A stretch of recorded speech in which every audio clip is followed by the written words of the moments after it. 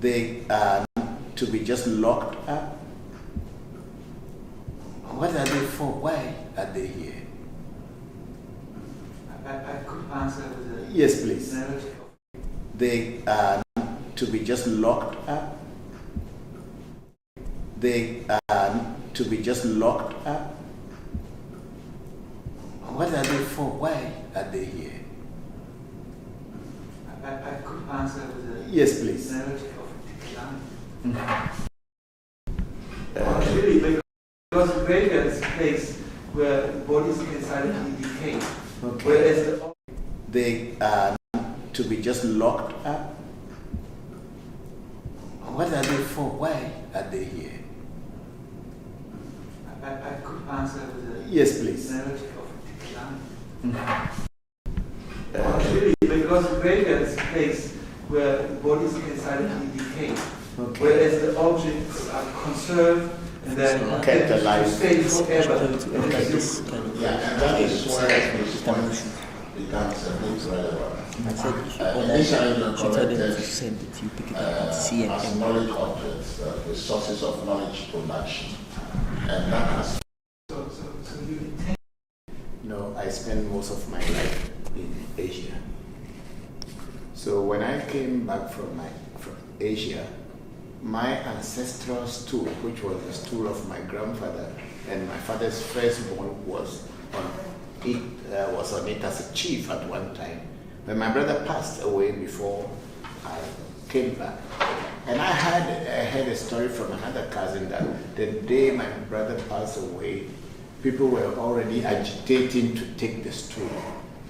So during his funeral, even before the funeral was finished, another clan or another part of the faction of the family took the stool and installed a chief on it. So I went to the mirror after that's where my introduction to the mirror came. And the mirror told me that the stool said I shouldn't fight them, because if I should fight them, they can harm me.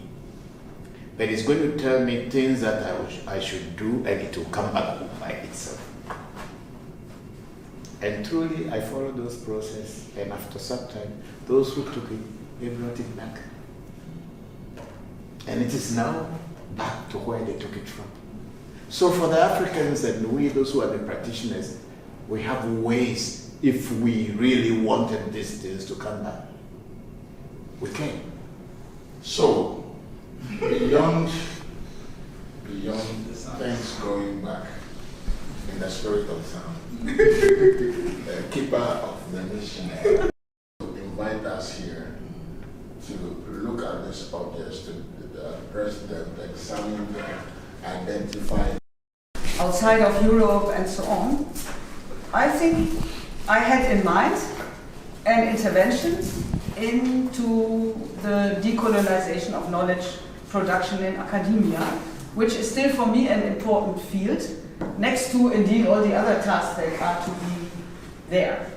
So that is what I would be interested in, and yeah, I thought that we are a very intriguing, clashing ontologies within power structures, of course. So for the missions, these objects stand for something. We can sit on the mat and find what is in and how to reconstruct them. I'm telling you, we will get information of every item that has been used, and it will be reconstructed and it will do the same work. And then you will scan on your own. Yes, of course. And even go in further to find the names of them and how their incantations come about. Yes, I aspect of whatever they have said many times. So, me personally, I don't doubt many things, because once they say it will happen, it is only a matter of time. Yes. That the whole world has got access to the objects and the main informations of the objects. So this question is still open from the first day. It's kind of opening the connection. It would be you're the lucky one, because you already have a list from the museum's object. I gave that to all of you before. But so the idea is that we put the object on an open public database, so that it's on the internet, and everybody can have an impression what kind of objects we have at the collection. In which form? Like pictures, picture visual? And the main information. So it's up to us to define. Ancestral artifacts are in this museum, and they can access, because like me, every Sunday I have a live streaming program to the world where many people ask questions. And I get people from Germany, from everywhere. So even there will be some African or Avi people who are living here who may not even know that their ancestral things are in this museum, and they did not even know that they can come and go to the museum and see these things. But once I start talking and referring to Ubasi Museum, somebody will want to have the link, which I don't have, to say this is it. So if you can, the museum can work on this and create a link, then of course we will talk about it, and then people will know about it. Then I think if I understand well, it's also important to answer the question if we want them to be publicly accessible for everyone. Is that also that? If you put it in the internet, it's internet. They should put it on the internet, because that, yeah. It was really, but maybe this is a word you. Today I feel a bit locked. I don't know what happened, but somehow the 4 days before we had a really good level of discussion and level of listening to each other, and I really felt the perspectives of the different perspectives. That's what we want to go for. And today it was a little bit fighting, so it was a different. So I really would like to going back to this dialogue, to this understanding each other, just listening, and so finding a new way. And by the way, I really like this idea of going for the people and develop something that's for them and not only for the academic side, because at least, you know, this is why I am at the museum as well, because it's a go for this the next days again. Thank you.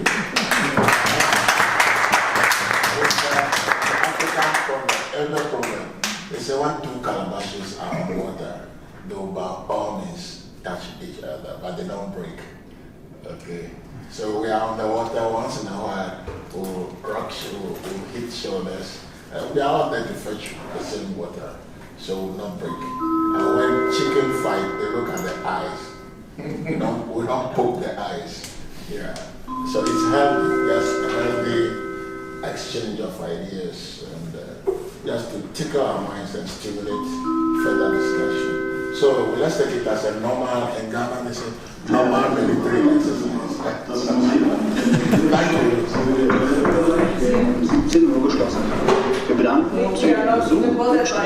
So let's just wait until this voice is down. Yeah. No, I want to know if we would, then we will prepare. We have to go early and have enough time to check out. If we would, and if we are not even asking about the grave, nobody is interested in it. where is your family? No, we are sitting here because of the we are the family. So it is good to see who that man's grave, who he was, and what the grave. You will find out more. I organized how to get there and where it should be. So at least you have to go for a little walk and to find the number. But I also have the number of the train. So if it's organized, if it's German organized, you will find. If it's chaotic, you won't find. I don't know if it's graveyard. It's good to make an attempt.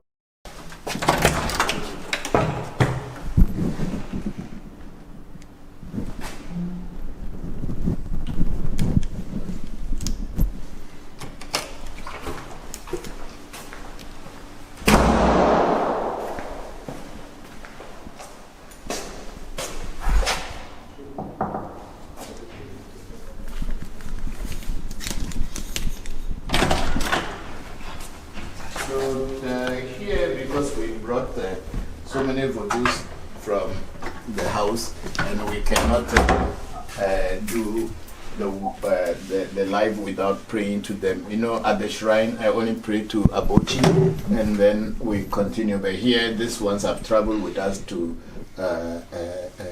Europe, and they have been feeling cold, so I need to give them some warm alcohol and then see how they will be doing. Oh, me do ago zieton. Me yo mauga soboli sa mauga kiti kata mauga ese joton ame joton se na no amelo se te no ame o me no fe vi doko no fe vi o me no fe vi me bi na no doko no fe vi ogbe na doko no fe vi me bi na no o me no fe vi ogbe na o se popolipo se da tafia ese gla ame gla ese Georgie ame Georgie ese nyo ame nyo e me do ago me yo sheme ham fura sho pose mi fura sho beti me do ago e me yo abraxas me yo zi andre po do ago yo ta andre to be vi me ku wo verso aton ka me yo me do ago e me yo me no zo je anyiru zo kaka chikazi boji andre me na fa banya gba mi la pe pipi we nya gba mi lo joro hon lo ni me yo ra kakakelo we nya anyigba manjo flo lo fa ko anyigba me do adika lo we nya bli me mateku etega na keke umbuga ke na me yo mi komi atona me yo sasalo be nu peta me nu abo adruku to ko lido nko e wa kunu maku agbere nu gbere to bo no lecho o frantamani o fifini nkura bisinkra o kofi to jabaku o cho to akofi o cho hen kofi atra kable me yo mi o peti me yo to gba hungba to me gba vodu be to lo vodu to tura ko ibo mai azakpa sagidi kulu nyo khoto ko shi nyo khoto o kere ku me yo mi akeke dagbe ji me lo mi ayororo nya tepe me yo to bia pa pe me ka jefo no bia ta na cho ene no bia do me na ko ene no bia fo na ko ne me yo mi apete ke do ago me yo akan bejo be kan ngoni makan jefo wakan busu wakan trovo wakan me wakan du fia wakan me mi atala ka ge wakan peli pa vi me ba haja do lo akofre ba do je fito la so me do ju me yo mi nu da o me yo mi khogba be wo ka ku pe me zango yo mi play vi ora ke mi akwa ha nya tepe vi ko banyo la tata la chagulo nye gbe yo me tenu vi le to me na mi lo ke me yo mi dagbe me yo togbe geje me papa sese eto ago me yo brahini me yo gbogbochi me yo ngbe foli koko mo re ke gomlengo do kluche kuma komlanga togbe nyo mi ba kwa me yo tonya kosipe ku akubia yo no nya koso go ku foni ko geje tasi nya mo si fusi ju jam koso bra ko bra mama nya gbadu emba togbe nya go ku kofi togbe nya kubia mensa me yo mi akeke kuto me fana mi gbogbogbore mi na gbogbo na fana mlo we yo po nya Celestine ya wakubia Catherine akubia fonya sense ko jo fonya ya oben na akubia kuto me fana mi gbogbogbore mi na gbogbo na fana nya kule vinyo mi no sia me yo mi asro e wo mfo achucha achufu akubia Cecilia akpene eka tepe mensa me do ako na mi dagbe akweda gbe vida gba si dagbe jimele mi ayo umbuga ke nya tepe me yo awu no tuji boko tuji togbe tuji me yo kinikini hasese kponji dagbe barasu barago nana me yo ra kekesia paprazo me yo lo ya me yo boko adafri so sofa hu agbovi boko afacha wa joge ekuto me ne fana mi lo me yo hu no honu le va po hu no honu le gbin avega togbe amaze me yo mi da ekuto me ne fana mi gbogbo ya tepe mi mele apo ta mi awe le ko mi aho enam be le ko yo woni le gbeji ko gbeji nu wo nenu apeche o apebe nu wo ta mele mi ayo kafra da mi asi never do never na sister gbedi ngogbo yi never ya mele jimele mi ayo do me yo togbe anani tretu le jita togbe Abraham jivenu le chame me yo mi apete ke mele agodo na mi me kuto me ne fana mi na gbogbo ne fana mlo ye me yo nima vie pamare le Daniel vie pamare le agbaro me na aha godo afenefa gbenefa nyatepe ameyo mo no aha ore jime na ha oro dagbe jime yo mi ro o me yo ojo pata jo maku afoka me vole me chime vole fudo me gbere kokulu ku atole fofo me jogbenye o hebe jogbenye me to ayo mo moji oto anu kware pe venyi le pe me gbeto ba jo tu so pe bi wo me no tepere ka jo pata be ye le happy jo vo ba jo yin jo pata o fe fia jo pata metro magbeda molo afi fagbeli di na jo pata na no anyi afi mia ajolo jo pata yana tafe me yo amesi me gbo jiri to togbe de mta pa pelu ti zubulu ajima ogboju pe odo jalo pe nko me valentine fa famelo valo jona pefu ago sapate me yo atigeri me yo gorovo du me yo ra alafia atafe ahana ni ya me yo afana go no afagbo majeso ko pe to me so le me da pa video me yo pali gbe meji eku meji wole meji di meji lo so meji ngoni meji abla meji akala meji guda meji sa meji ka meji trupe meji tula meji lete meji che meji fu meji pali che tula me yo kole bo vile ko po to wa ro bo am to wa de ade na me yo mi ne mi atona godo me yo alajadu afenyaga benyanga ri kujo ya sigbe jeple nka de viola du to sine ku alo no sine ku ala visa mature de ka pe vile jagbo ne ba mla banyeji de vile jagbo ne ba mla banyeji jadu kotoko jetugbe oba jetugbe no no be ngogba si yo na haro godo asinedi to never la masese never do yi mi va lo wole Europe le fi le Bremen pa pe yi mi aba wole Utrecht re to gbo mi na ne je fiato ne je gato godo asi medi egbejuro bolo asi gbasi die egbe nya si egbelo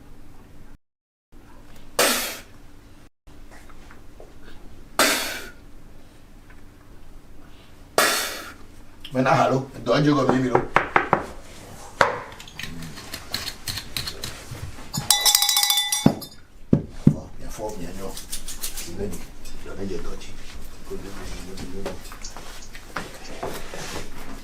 Okay, now I am done with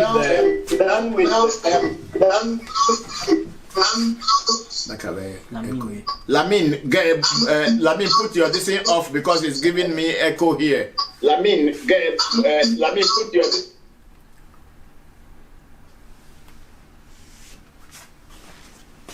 Are we okay now?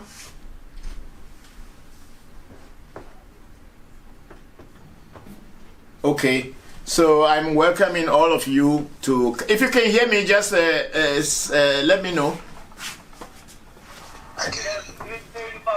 Okay, Shamba. Okay, thank you all. Thank you all.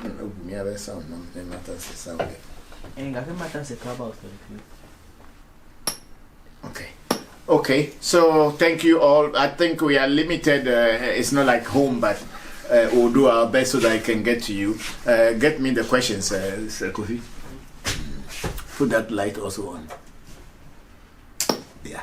Okay. We'll be taking the question, but then people on Clubhouse, you can talk to me directly because we are not going to be going through the JBL because we are using the JBL to transmit through Zoom and other platforms.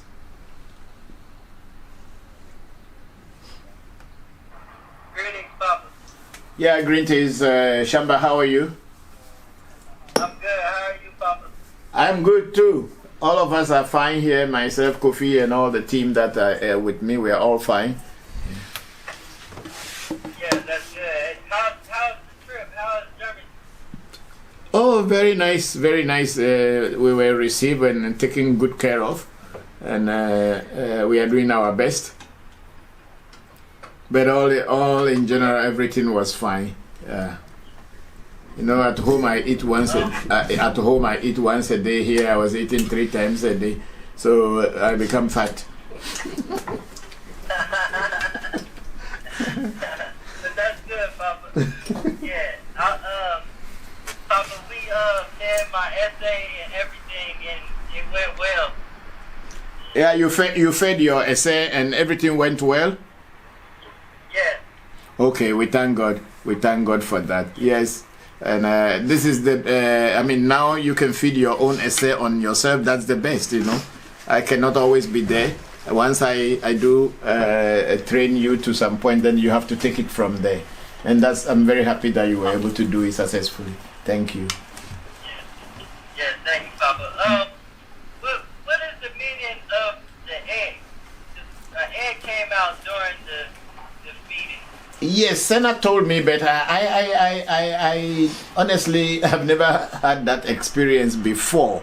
But you know, when you are feeding a voodoo and it laid egg, or that means something is still in front of you, something good, because egg is a new generation, new things coming up. So that's what I was telling Senna, that you should keep the egg. With the sebet, he said, Afa said you should cook it and eat, so that's fine. Yeah, I ate it. I ate already. Okay, that's fine. That's fine. Yes. So anybody on Clubhouse again wanted to ask me any question, please? Or if Shamba, you have any more question, please, let's go ahead because we are really tight here. I have a question. Yes, who am I speaking with? This is Ra. Ra, yes, how are you? I'm good, how are you? I'm good, and welcome to question and answer section on revolution. Thank you. So I a lot of Ewe Vodou I'm learning more and more about. I was initiated in the Isheshe tradition in Abeokuta, Nigeria. So to all of the owls in the room, if anyone's present. I wanted to ask a question about specifically the types of divination within Ewe Vodou. I know there's the use of the Gumaga, which we call the Opele, but I was wondering if there is use of the palm kernels, the palm nuts, to do divination, and if Obi is used as a form of divination as well. Yes, all the other forms are used with the palm kernels, which is the Afa, as we call it, the Ifa Hunku, as it is called in Ewe. Hunku means the seed of God. Hunku is used most of the time when you are being initiated. During the time you are being initiated, then the Opele, as in Yoruba they call it Opele, we call it Pele, or Gumaga, as it is called in Ewe. So that also is used. But when you are getting initiated into Afa, the initial divination tool will be the kernels. And then also when you are feeding your Fa, the time you feed your Fa, because the Fa and the Benle or the Gumaga will all be fed together. But when we are going to find out what Odu on which we are after feeding Afa, because Afa has to tell you that, okay, now that I have eaten, these are the things that are going to be in the year for you, what you should be careful about and what you should go for. That time we use the kernels or the hunku for the divination. Apart from the hunku and or gumaga, as it is mostly called, or pele, as it is called originally, we have the divination of the what do you call it, the kola nut, but not the normal kola nut. There is one kola nut that we call a V in Ewe, and that kola nut is splitted into 4, into 3, into 5, into 7, and sometimes even you can even get 8.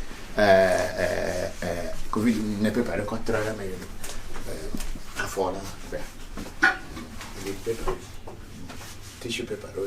So you will use that one, but they use the 4 phase to do divination, and then when they open it, they will say certain words like I'm removing the eye of anybody who will put their eyes on me, and then after that all the not 4 pieces, one piece, but it's broken into 4. Then the words are said on it, and then it is thrown, and when it is thrown, how it falls, that will show what is going on and the meaning. So that is used in every voodoo divination or in every Afa divination. We also use the cowries. We have the 4 cowries, and we have the 7 cowries that are also used in every divination. And apart from that, we also have the mirror. The mirror, the magic mirror, which is used in divination, and also we have something called Agbale, which is a book. It's just an empty book, and maybe something is written. And this also, there's a divination on that. I have them all. So when you open the book, it's just a book from the store, but then you can look inside and start telling or divining. And then, of course, the last but not the least is the water divination, where water or drink, when a person fetches water in the calabash and they throw it on the ground, they can divine and tell what is going to happen and what has happened in the calabash, and will be able to divine. So there are so many other forms of divination in Ewe voodoo, but I am not privy to all of them, but this what I know is what I'm talking about. Yes, so please go ahead if you have any following up question on that, if that makes sense to you. That makes a lot of sense. Thank you so much. You're welcome. The follow-up question that I have is, I noticed that there's a use of two gumaga for divination, and I was wondering how it's read. No, usually, even with that, we have even 3 gumaga for divination. You know, when you throw the gumaga, the first odu or a fadu that falls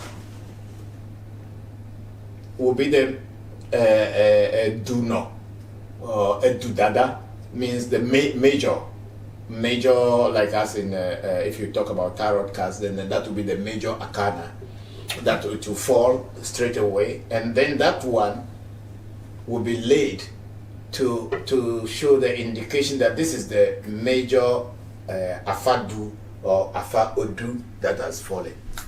The other gumaga or the other pele is to be checking whether the oracle that has fallen, the odu that has fallen, is for or against. whether it is in the future or it is in the past and what is happening currently. That's why the first one will just be left, usually on the left side of the diviner, and then the other chain goes to find out whether it is for or against, whether it is in the future or it is in the past. So some people use 3. So when they throw the first Odu, they put it in the middle, then they throw the right side to see whether it is 4, and then they throw the left side to balance the right. So this is how, so some people even use 3 gumaga in their decision. So every afar the first Odu falls and nobody touches it again, and we don't use that gumaga again to do reading. We use the other one to be finding out which one, whether we are in the future, the matter or the case that the Afa is talking about, is it in the future or it is in the past.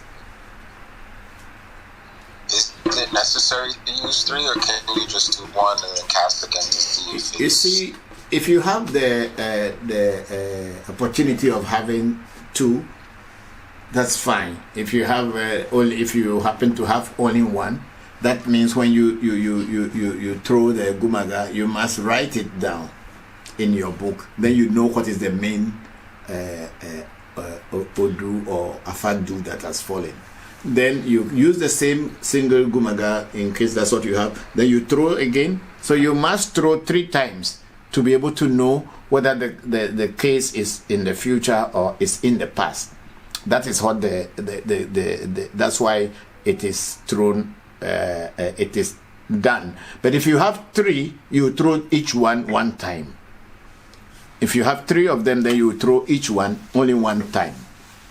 Then if you have 2, you throw the first Odu and then you use 1 to throw 2 other times to balance what you are seeing in the first oracle.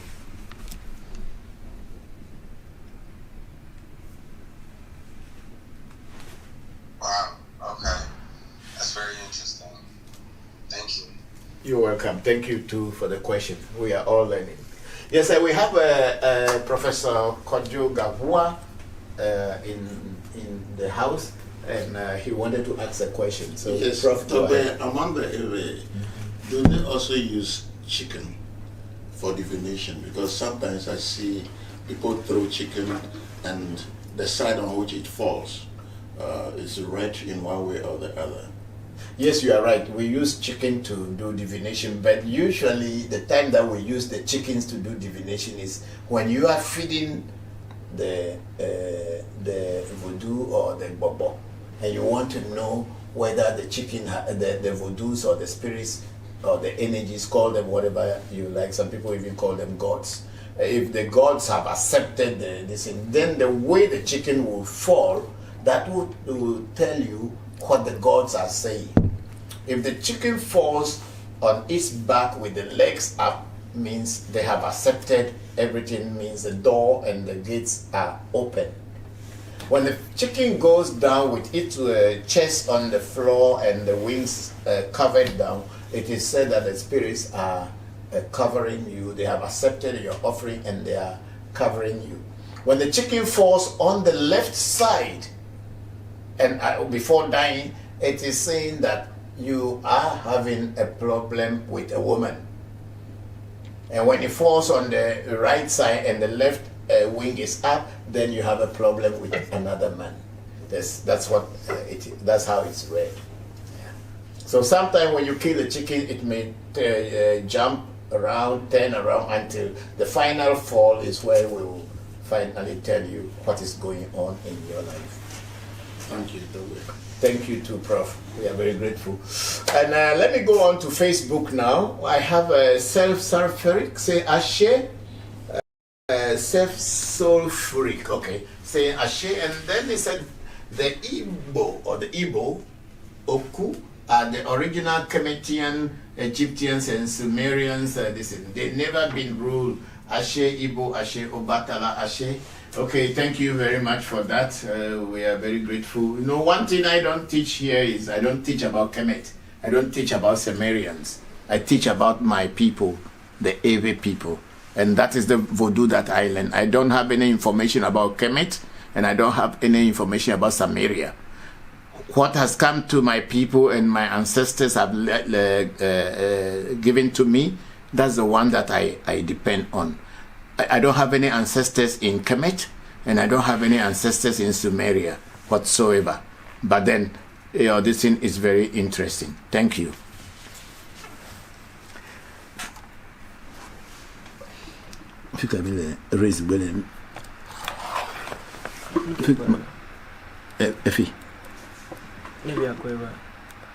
Okay.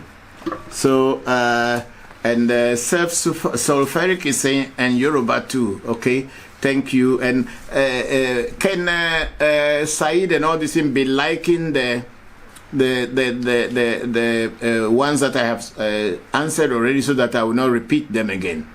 And then self-sulfuric is saying Ashe, and again he says Dua. Okay, thank you very much. And I think self-sulfuric is the first time we are seeing you on our question and answer section, and you have so many things here to say. Okay, let me go up and see. Yeah, I said, notice the bottom gap dress that is Kemetic Nigerian land of the original kings and queens. Thank you very much. That's very great, and thank you for the contribution. We are talking about practical things at African Magic Temple. Whatever is not practical to us, we don't touch. That's how we teach here. We believe in practicality. We don't just believe in things that people say and it cannot practicalize it. For us at African Magic Temple, we believe in practicals. When you talk about anything, poor connection. So if you are discussing anything about African traditional spirituality, it must be very practical. I am a person who doesn't really rely on theory, because I want to see and I want to experience. Then I believe, or then I know. I don't need to believe. Then I know that this is what I'm seeing and this is what is happening. So most of the time people come with a whole lot of stories and all this. But for me, if it is not practical, I don't teach. I teach practicality. And I think most of my students around the world who attest to that when you learn from me, you don't go back to Kemetic and this, that, because it's not necessary. We want to solve problems now. And Big Sister Oluchi is a great evening, Papa, with peace and love. Thank you very much, Big Sister. How have you been? Yes, I'm in Europe, but unfortunately I can't come to Paris. But then we'll be in touch. Thank you very much. And then Sulfuric is Ashe, and then peace to your sister Oluchi. Thank you. And then Sulfuric is saluting. I think the whole of the first questions are all from self-sulfuric. Say Ashe again here, self-sulfuric. Say Nigeria is the original land of the first kings and queens. That's okay. It does not matter whether it's original land, it's not original land. I am not Nigerian. I am an Ewe person, and my Ewe people also will say that they are the original. So, I mean, that is not the point I'm coming to discuss here, whether they are original or they are not original. Whoever is original does not mean anything to me, honestly. It can mean so much to whoever, but for me, I'm teaching practicality here. My people also had kings all along. And how can you say Nigeria is the original land of kings? Then that means Nigeria was the only country that ever existed. No other country had existed. And how can you say that? It's a little history lesson. I don't need history here. I'm sorry. Please. I don't need these things. I want to spend time to teach people. I'm sorry. I'm not going to read any of your questions for now. I want to get people who want to say something that will be very useful to them. I think all the whole of these first things are all you. So, I mean, you take other people's time. People would want to ask very relevant questions that... I was greeting you. Okay. And I wanted to say hello and ask how you are doing in Trent. We are fine, Senna. We are doing well. Hello, Sana. Hello, Sana. Fosela is here, Antonio is here, Silka is here, Professor Gavois is here, we are all here. Oh, wow. My greetings to everybody. Thank you. Thank you. Thank you. Thank you. And stay well. Mm-hmm. So, do you have any question to ask Stella? So it would be better to turn the video on. How is it? I don't have any direct question right now per se, but I just wanted to hear your opinion or your reflection on just seeing of your trip so far. Just your reflection, what you can share, of course. Okay, anyway, we came on the 11th of this month and we came all through Amsterdam to Bremen, and then the following day, which was the 12th, we went to the museum to look at some of the voodoo and the legba that were put there. And most of the things that I saw there are just things that we have already, and this has shown us that this voodoo work had not been from today. And most of the things like ejidwe, jiklo, and all kind of things, we saw them all in there, but then they are frozen in time in the sense that they are being kept in the museum. But then when we did a reading to find out whether these voodoos that have been kept here for 120 years plus are still alive, they said yes, they were alive. So we pour libation for them.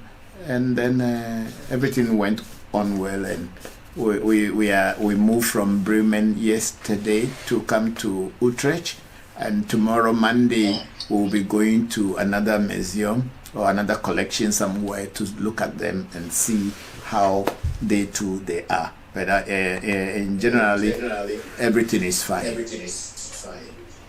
Oh wow, that's very interesting. So there's another museum in Utrecht that has some of the voodoo collections there. Yeah, there was we went to Hamburg. They also have a voodoo collections in the Hamburg too. They have a museum there too. And I believe that actually we will go to Limburg. And another city close to Limburg to see these two museums. So that's Antonio saying we'll be going to two more. But on Wednesday. On Wednesday, two more places to see other voodoos that have been kept there. So yeah, there are a lot of African voodoos that has been here in Europe for some time now. Yeah. Wow. So tomorrow we have a workshop to discuss our observations, what we have observed so far, what we think about them, and the future of this project that brought us here. So that was Professor Gavois talking. So we'll be going to. Yes, I can hear his voice. Please. Okay, good. Good afternoon. Good afternoon, Sana. How are you doing? Good. Oh, I'm fine, thank you. I'm just a little cold. The place I've come to is very cold, so I'm wearing my sweaters and my jumpers, but I'm okay. Yes. Thank you very much. It's been a while. I see you these days on Facebook, but I'm very glad you're moving on smoothly, and thank God for that. Thank you very much. All right. Thank you very much. Okay, anybody else on Clubhouse that wanted to say anything? Creator. Zeal is raising a hand, so let me bring it up. Okay, Zeal, okay.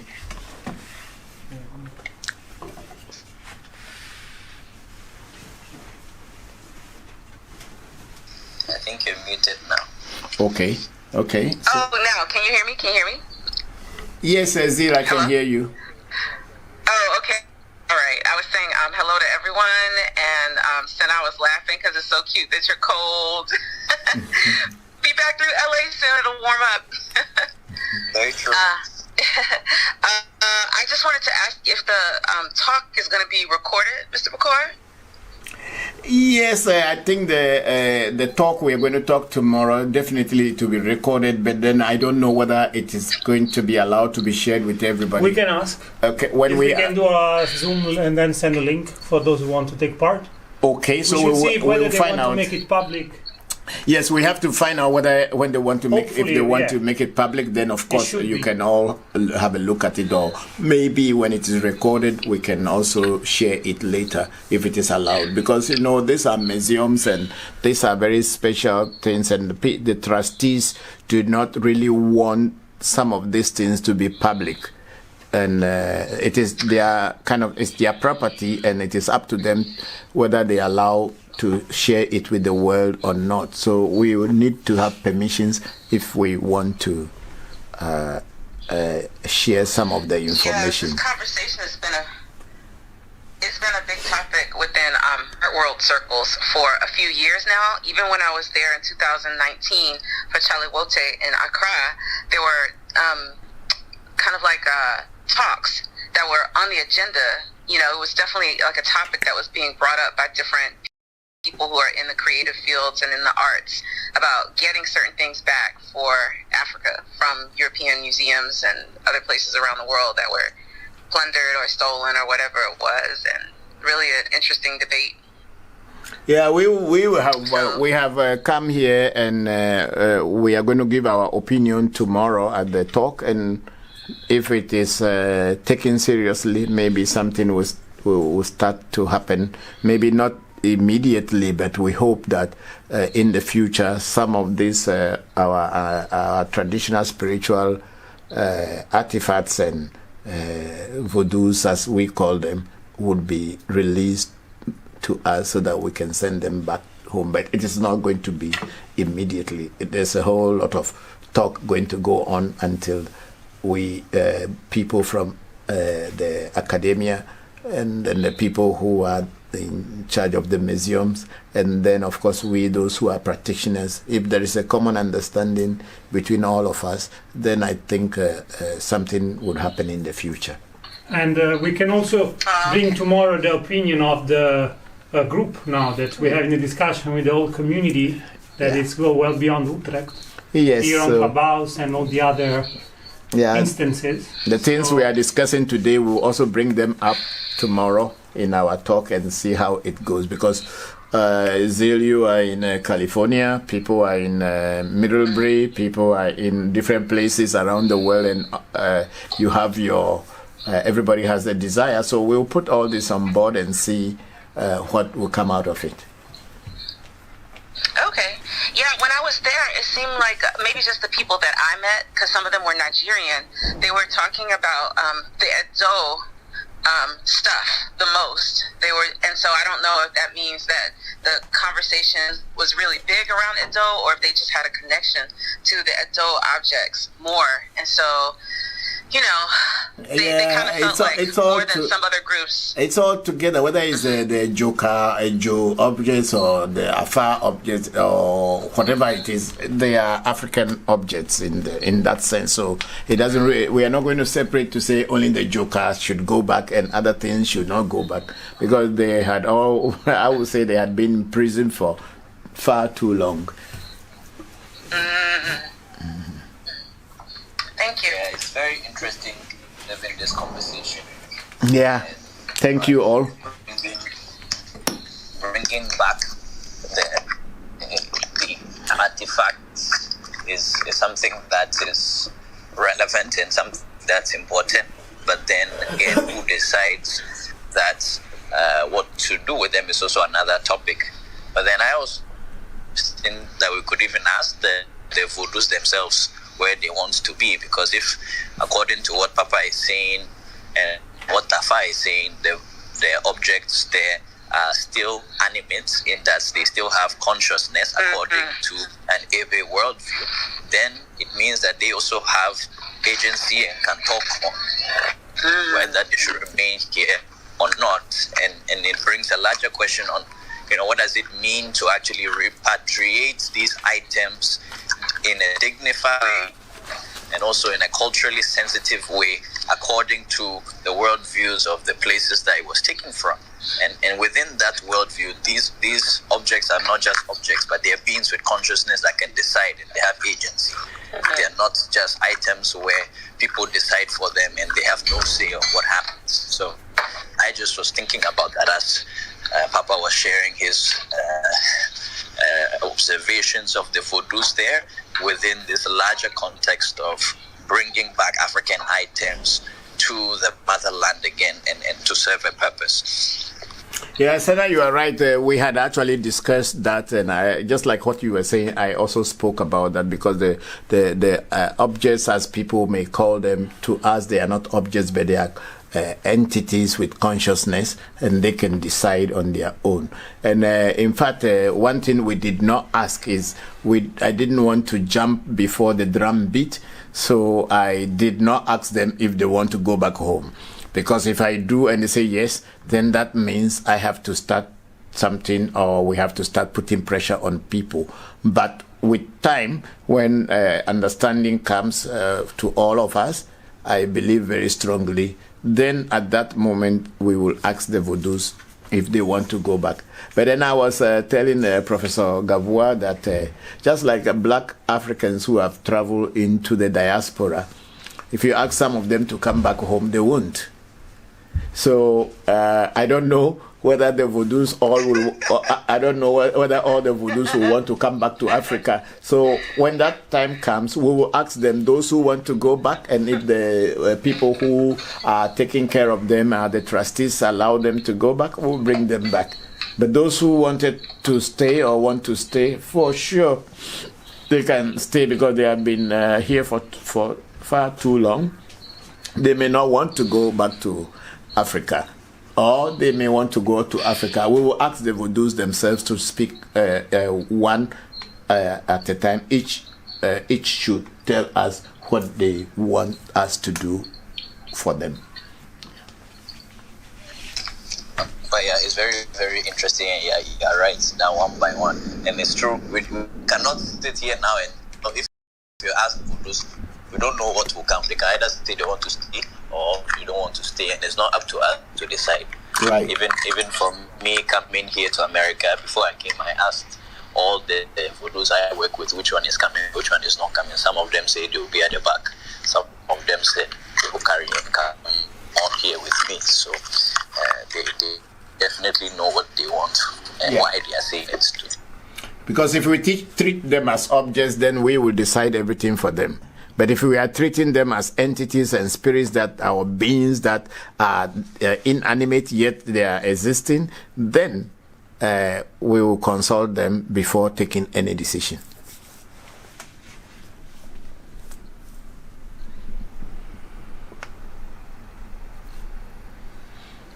I think we are still having the challenges with the internet, but can we show the video we arranged? Yes, if they have it. If they already.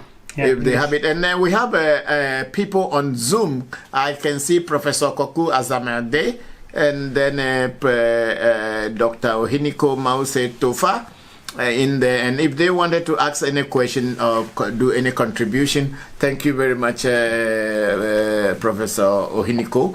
And then also Koku Azamade. Yes, if you have any contribution, these are the people of the team, Koku Azamade and Dr. Ohiniko Mause Tofa. They are all part of the team that we are working on this Legba and Joka project. And Koku Azamade speaks German, French, Ewe, and other languages. And then also is Professor Ohiniko Mause Tofa, who is translating the German into English or into Ewe, into French. German. And into French. So into many different things. So we have a very, very strong team here. People who can really read the German and understands it very well, like the Germans themselves, and be able to know what the Germans have written about the Ewe people. And they are the team who are doing that. And of course, we have Silka here. Where's the phone? Okay, let me take my phone. Can you see? Okay, they put the video is off because of the video is off because of the network. Okay, so we have Silka here, who is actually the person who is in charge of the day-to-day upkeep of the voodoos. And she has done a very great job. And sometimes I look at some of the voodoos, and they had been here for 120 years plus, yet and more, and they are still very fresh, and they don't look like they just came. They look like they just came yesterday, and very, very interesting. They had been, and the Vodus themselves, when we were doing a reading, they told me that I should thank her. And I didn't know that she was a Monday born, but they said I should thank Ajo on their behalf. And then I was thinking somebody else was the Ajo before I got to know that she was the Ajo they were talking about. So the Vodus are very active, and she has really taken a very, very good care of them. I have the question. Yes, Nuku, go ahead.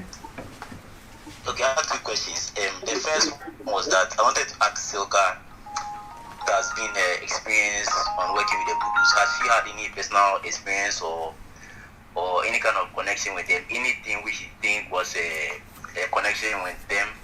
And then second question was that on this topic of keeping Vodus, what are the negative consequences of taking a Voodoo without the permission of the owner from the place where it was to a new place? Are there any possible negative consequences of things like that, generally speaking?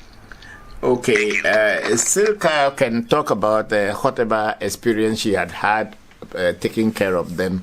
She is actually an employee of the museum, and she's been given the task to look after the Vodus. So, curator, yeah, I think that's the word, curator of the museum of the. So she probably may be able to tell if she had any personal experience with them. Then she can talk about that. Then we can go on to your second question, Nuku. So I'm a German curator, and I'm not involved to this kind of spirituality, but somehow I really feel connected to the objects that we've got at the museum, because I know how many stories they are telling, and I think that what unites us, that we are going for the, you call it entity, we call it object, but somehow it's there's one where we are just talking about, and we try to find different perspectives on this, and so I never had fear or something like this. I really was interested in the objects, and since many years they are with me, and I try to work and to show them for the public and to try to explain about them. But now I learn much more I ever learned before by reading books or something like this. So this few days were really strong, and I really gave me a lot. Thank you, Silka. So Nuku, that's what Silka was saying, that she's having a very good connection with them, and since this past few days that we came and we were all working together, that has given her confidence, and also she has really understood more about them. But she had this feeling of taking good care of them, being the curator of the assets in the museum. So your second question of asking whether there are any consequences to those Vodus. Some of the Vodus were not taken by force. From our research, some of them were given to the missionaries voluntarily. Those who converted themselves into Christianity had given their some of the jokers or the leg bars or whatever they were having to the missionaries on their own free will. Some also were bought from some spiritual people. And then, of course, some may probably be taken by force, but we haven't really seen the ones that were taken by force. With the history of how they came to be in the museum, it seems like people had given them out. You know, even today at home, somebody who is having some spiritual item, if things are not going on well for them, they will go and throw it away or give it to some pastor who says they have power. I think there was this person. I'm not talking. Okay, look at the Sofo actually Abosom. A lot of people are giving their ancestral spirits and vodus to him to burn. So it was in this same case as far as our research and knowledge about our, since we came, this is what we are gathering. But we being Africans and seeing that these things are here, we have this feeling that it is good for them to come to be at home.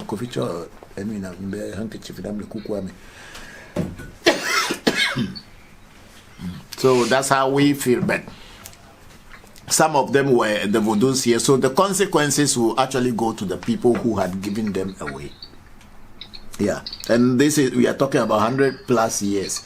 So those people's generation, we don't know whether they are suffering or they are enjoying. Of course, people who became Christian, and if you are a Christian and they send you to school and you come to Germany and become a citizen in Germany, will you be saying that you are suffering? Those are the things we have to look at in the days ahead of us to find out. And also, Togbe, according to what we found out from the divination, yes, some of the objects or some of the assets, the spirits expected the person who brought them to take care of them in a particular way, true. Yes. Which they haven't done. But the person is passed on.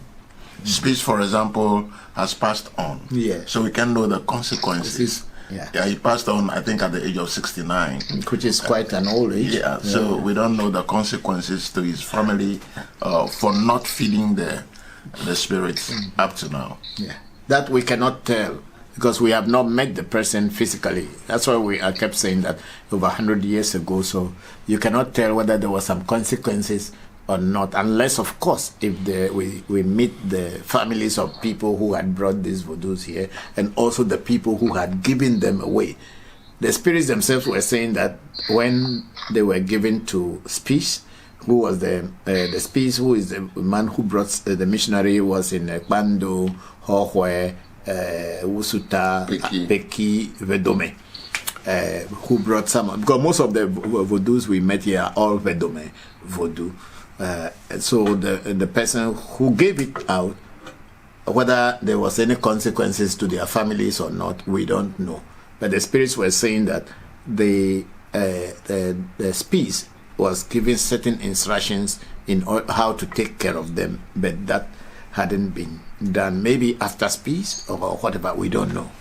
So all these things, we are working on it, and with time we'll be able to know exactly what is going on or what had gone on. Thank you, Papa. Thank you, Nuku. I think that's an amazing amount of information that you just shared, because I mean, all of it is everything. It's a perspective that I hadn't considered the details. I just looked at the stereotype and the like trajectory of the history, and never thought about a lot of those things, like people giving away things. And all of this sounds so very, very real and true, and it just further complicates the conversation, I think. Yeah, you are very right, Zil. Yes, because initially a lot of people thought that every voodoo that has come to Europe or taken by the missionaries were snatched from the missionaries.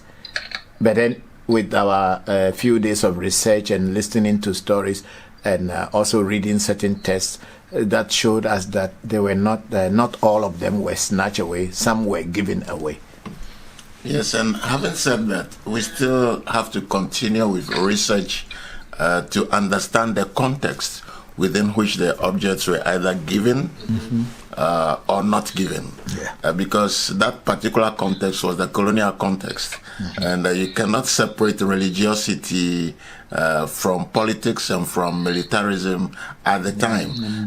We also had trade going on, commercial activities. So within which particular context were people giving away their things? Is it to seek better refuge, welfare, to seek refuge, or survival? And were they coerced?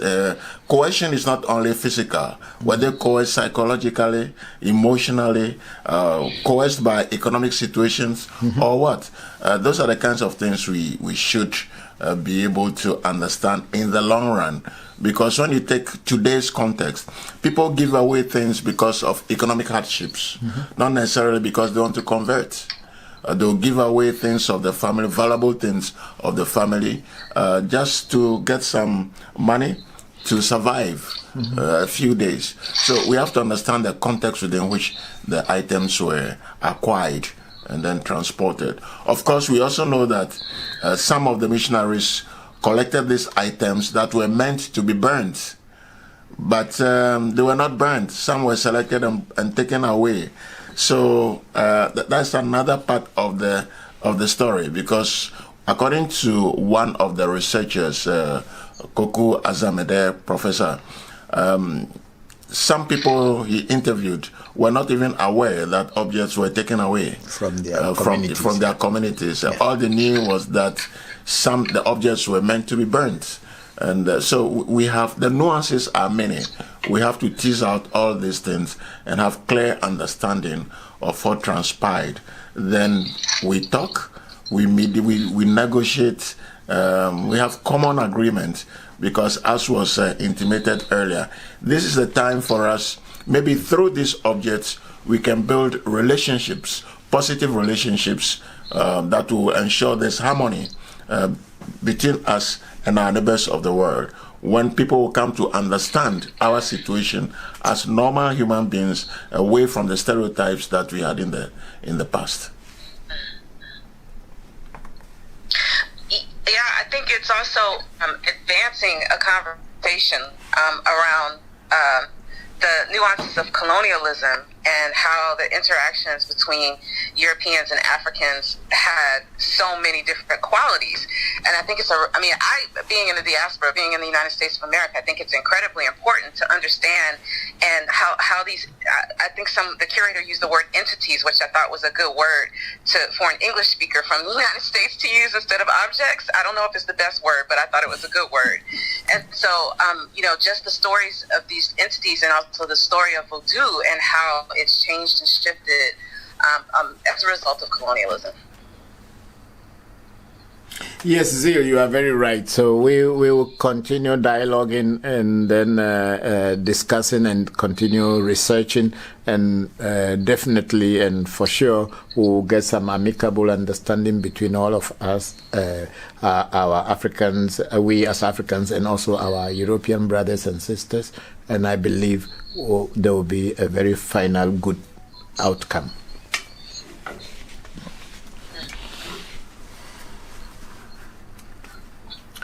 Okay, Sana, you can be moderating from there. If there's any question from the clubhouse, let me know, because we want to go on to Zoom and see if we can interact with people on Zoom and also on YouTube and Facebook. Okay, well, thank you. If there's anybody who has any questions about Papa's experience and the team's experience right now in Utrecht and in Germany, working with some of the voodoo artifacts that were taken by German missionaries over a century ago, please feel free to ask your questions before Papa moves on to the crowd on Zoom.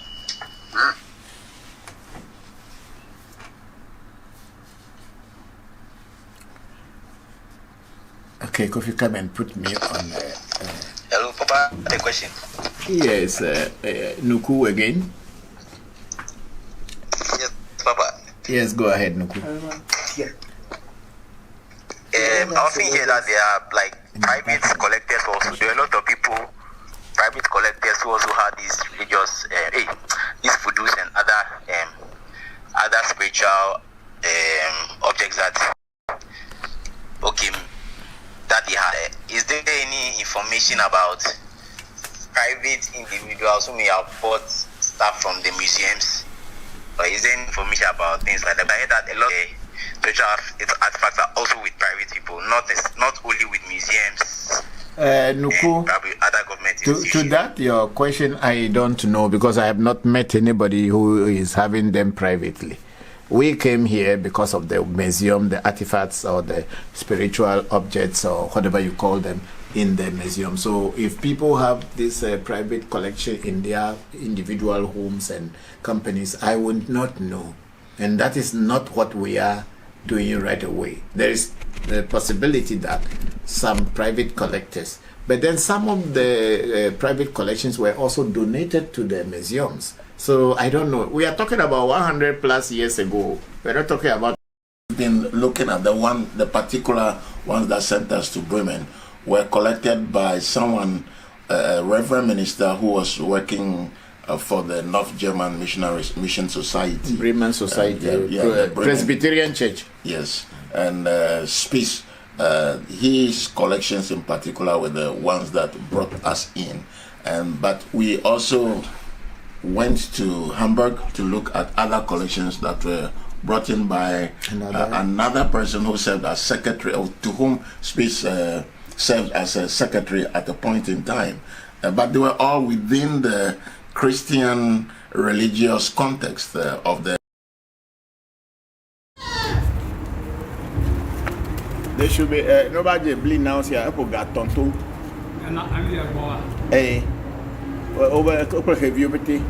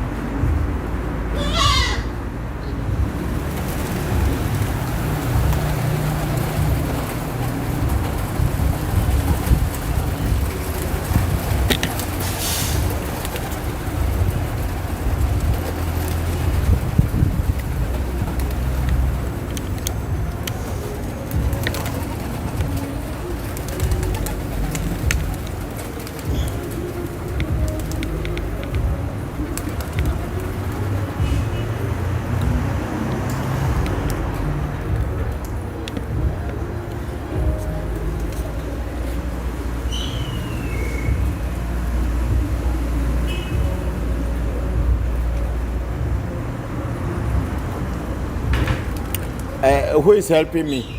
Sorry? Is somebody coming? Are you coming to help me? Yes. But also I need they have to have a video that I will post on a record that I'll post on later on TikTok. Okay, this one. So bring my own phone.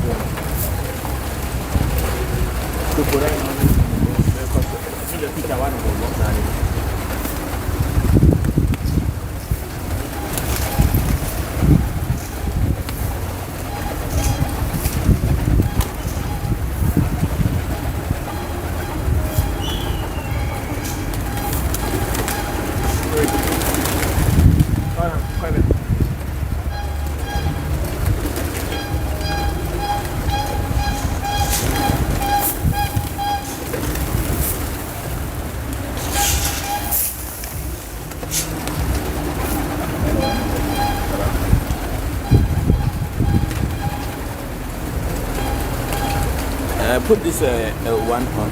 Is it on live already? Yes. So we can start. Yes, please. Yes. Show it please around.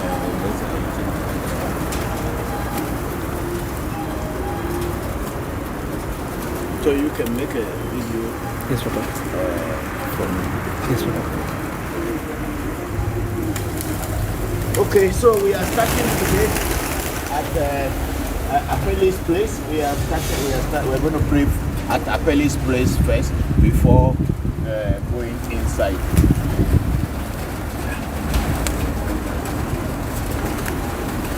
Oh, ago. Apeli to Azagbaja for people no. Apeli to Egblenu, Apeli to Asinu, Apeli to Bokor no. Onyu no. For no. As you see, Kugamayo. Amaya, as Yago, Apeli to Ayagbe. Agba Apeli to Apeli no amesi the one. Apeli no amesi the one of God. You are going to judge Fafana. You all said a gadget for a cat of a one for the toe. Actually, what on over to you are judge Fafana. You are flag that is a baby, no Afang blow. I would have a Mechiapa, Afang Blay. I would declare the old Tafu judge now. Is this is working? Yes, please. At the clubhouse. Yes. Okay.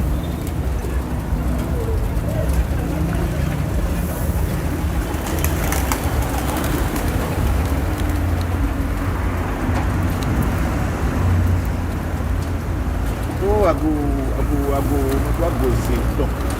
Yo mauga so bolisa mauga kitikata mauga se joto amejoto se na no me se pie no wo no pe to ko pe bi o me no bi bia no ko no pe bi to ko no pe bia no wo no bi o se no me yo me do ago.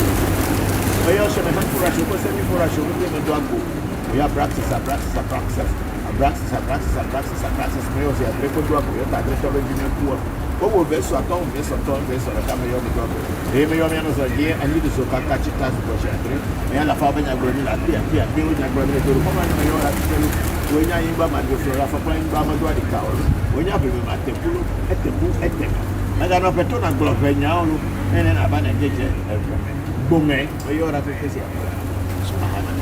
O me yo akai me to be kai me yo akai je. O akai su go akai tro go akai ni o akai o akai ni la ta ba ke o akai. Ele pa me ba ha do la ko pla ba mo je fe to ba so ko ba ju. O ya mi nu da o ya mi kon ba o ko mi o zango ya mi ku le ra ko na ba ko se. Se me aha na ni me yo ra ke wo jo pata jo ma. Afo ke me bo le mo chi me bo le ku do me de ku kwa ko le fo fo me. Ko bo ni o ke be jo bo ni me to ya mo ju to. Ani kwa ko be ni mo le be me to ba jo ju ko le bi mo no pe ka to pa na ile ha ki do mo ba jo. Ni jo pa na be ki. Ẹtọ́ mi gbé dá mi olú àbí fagbẹ́ eyín jọpàtà nínú àfihàn àjọlò jọpàtà yẹn tó fẹ́ mi yọ ọ̀mí sí mi gbọ́ ọ̀dùnú tó tọ́gbẹ́ dẹ̀ àpapẹ́ ìlú ìṣùgbọ́n olú àjẹ ògbójúkúrò dọ̀jà ìpẹ́ ńkọ́ mi valentine fáfá mi ló fà lóde tó fún àgọ́sápá tẹ mi yọ ọ̀rọ̀ akéèké mi yọ ọ̀rọ̀ yóò wò ní mi yọra mi tó kọjá ní àfíà àyàn kékeré yẹ mi yọ àmì pàṣẹṣẹ tọ́gbẹ́ gẹ̀jẹ̀ Oyo Brahini me yo Bokor chi me yo ndo foli ko mo ko je kuma ko na ko no je je. Yo to ni ko si ko kwa ti ye no ko ko ko foli ko mo je. Kasi na mo si fu si da ko sa bro ko mo na ko je na ko be na ko fi ko na ko ya mensa. Do ye pe mama. Ko ku no yo ra ko ko si. Ya ko ni Celestine wa ko ka ya wa ko ya fu se se ko ko ni ya o pe. Aba ha ni no ko ne fa na ni ko ko ko ni na ko ko fa na ni.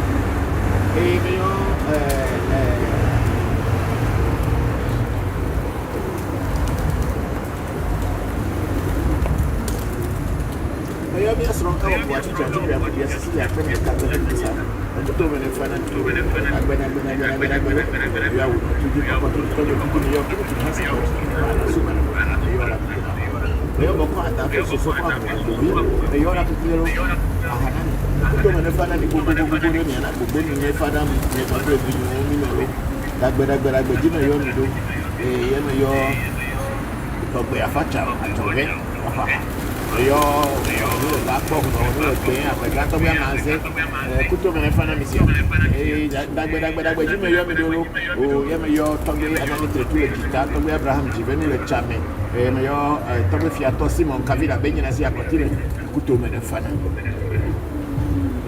dagbe yo kono ni bebe Daniel Evie pamare agbaro de Nigeria na te kuto me fa na mi do dagbe ji me yo mi do me yo mi do kudu me yo mi do tonjo ko ira gbe vire gbe si dagbe ji me yo mi do na te dagbe me yo kre video me yo Brahim video be je bi ya be ko eview ko ji me le batunya nungwa te shinu ge bi ko te ba ko ha to me fa na ni gbogbo do me na gbogbo me fa na mi dagbe ji me yo mi do sia de na te me yo sele gaji ba for ke to be wonu wa for me to o atire ko ko na o tu me yo aflanga ti se be no apa do au di da ba ti apa gbe au di club yo na ni ke o dagbe ji me yo mi do lo te fe o bo ke asine di to ne ba na ma se ne ba gbe na gbe te na ni ago ne di le ni ebe po me yo abo ti sakra ka no tu aba be adogo ko to ko li don ko ku ma ku abo to no le jo fra ko no le fi ni ku ma tin tra o ko fito ja ba ku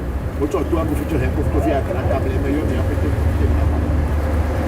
e a parte ako pa to ba ko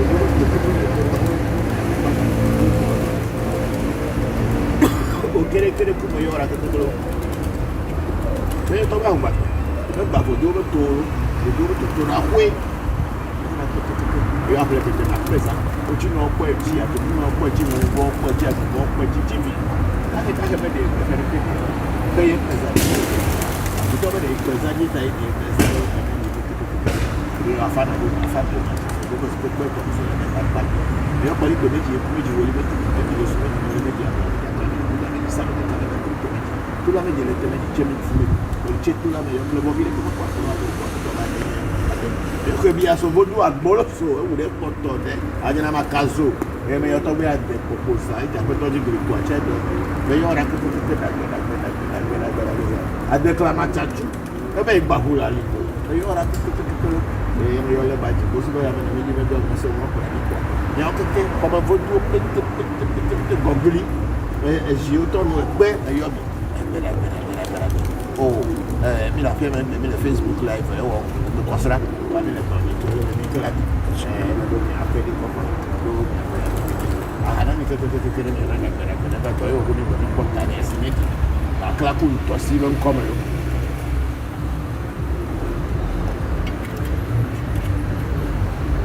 ikwa aha me ko ado e kere un ko ni ko do akele na ni ya do agbo na mi mi atonye ejachi fafa mi ejobe bi ere Ghana obedu Ghana obedu tere batu me fafa mi atonye jachi no be fa ni fi do no mi no se ne fa ni mi no le da ji ti ogbe wa mi jere me je gajire gamgasen apeli ye ba mi je yin yo o je jina ore ko le bobo na ni ko ni ato ko e kula me yo be tele ni jina mo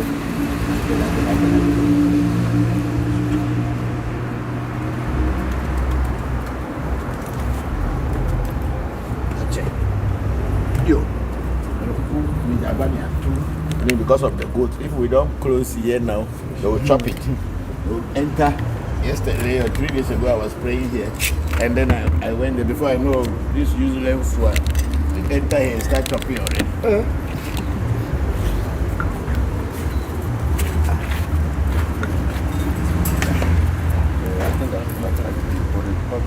It should be cutting in short because I will put it on there. I think we are done with this place, so we can go inside now. Can I take this one? No, wait, let the Lamin come and take the camera. So you, Maui, will not here today because it is still connected here.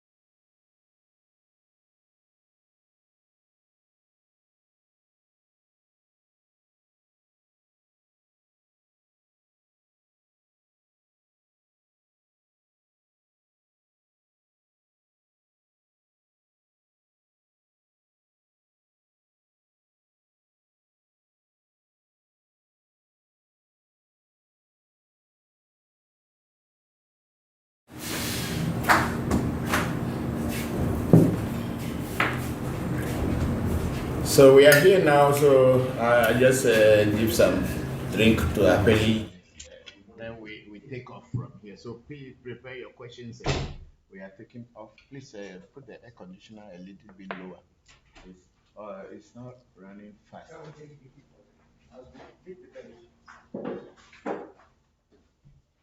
Let it go down to about 16 for now.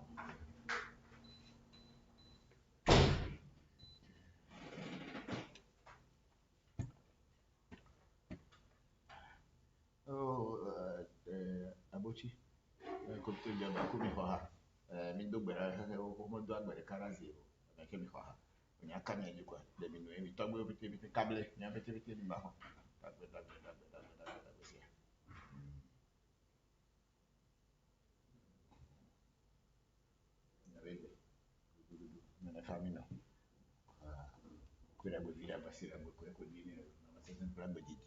Yo, Okay, so we are on now. Let's start with the Facebook first, and then we go on to YouTube, and then to Clubhouse, and then also to uh, Zoom. Did we start the Zoom too? Yes.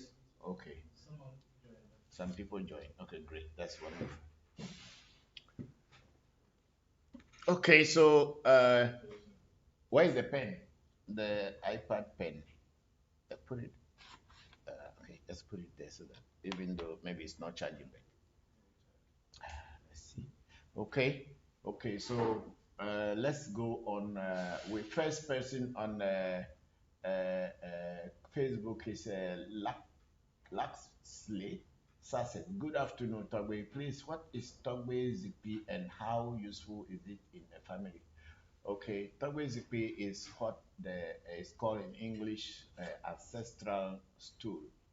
And Togbe means the seat where your ancestors, people who had lived before you, will gather to communicate with the family. Or when the family is in any distress, they can invoke the presence of these ancestors who are gone at the Togbe. And at the same time, the Togbe is the one that represents the chief, because the Togbe is the chief. So if they put somebody on the Togbe, it is only representing the stool outside. That's all that it is. The Togbe is the chief. So the chief that we will install usually is just representing the Togbe. That's why when that person is no more, somebody else will be placed on it and will be given the same name, either the first or the second or the third, just to show that it is the stool that is the one who is ruling and reigning. Yeah. So Laxley, that's what it means. And then we have what you call Kwame Jones is a greetings, Papa. What will you do with them when what will you do? What will you do with them when the Vodus go back to Africa? Because they are seeing videos, right? Yes. Just like whatever we do with Vodus, that's what we'll do with them. Whatever we do with Vodus in Africa, because they are African Vodus, they are not for Europeans. So whatever we do with Voodoo, that's exactly what we will be doing with them when they come back to Africa. Yeah, then we have Jifa Ekluse being trying to join on Zoom.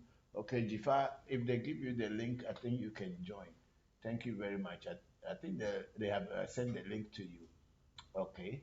Then we have Jifa Ekluse. Can't hear on Zoom. Okay. They will work on it. We will work on it. So I'm back on here instead. Or they will connect you to the Zoom and you can be on Zoom if you want. Because the link has been placed. So we are now in the studio. So you can now go back on Zoom and try to see if you can connect. And then we have Big Sister Oluchi, also okay. Say peace and love, Papa, and to the family. Thank you very much, Big Sister, and peace and love to you too. We have Kwame Jones say greetings, Papa. Hello, Kwame. Thank you for joining the section. We are very grateful to you for joining us. Yeah. Do you people have any hand tissues in the house? Said, Yes. I don't know why I'm feeling so hot. Listen, the fan. No, just add it. So maybe because this thing is blocking the air condition from coming to me. Yeah. Television. Yeah. Well, I don't know why I'm feeling that hot. Yeah. Thank you.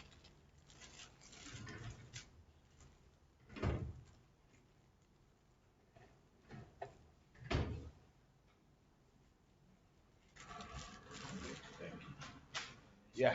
So there we are.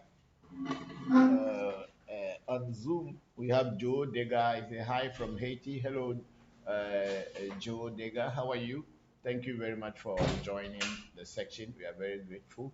And then we have Vikram Kaleka. Greetings to Papa and the AMT family. Hello, Vikram. How are you?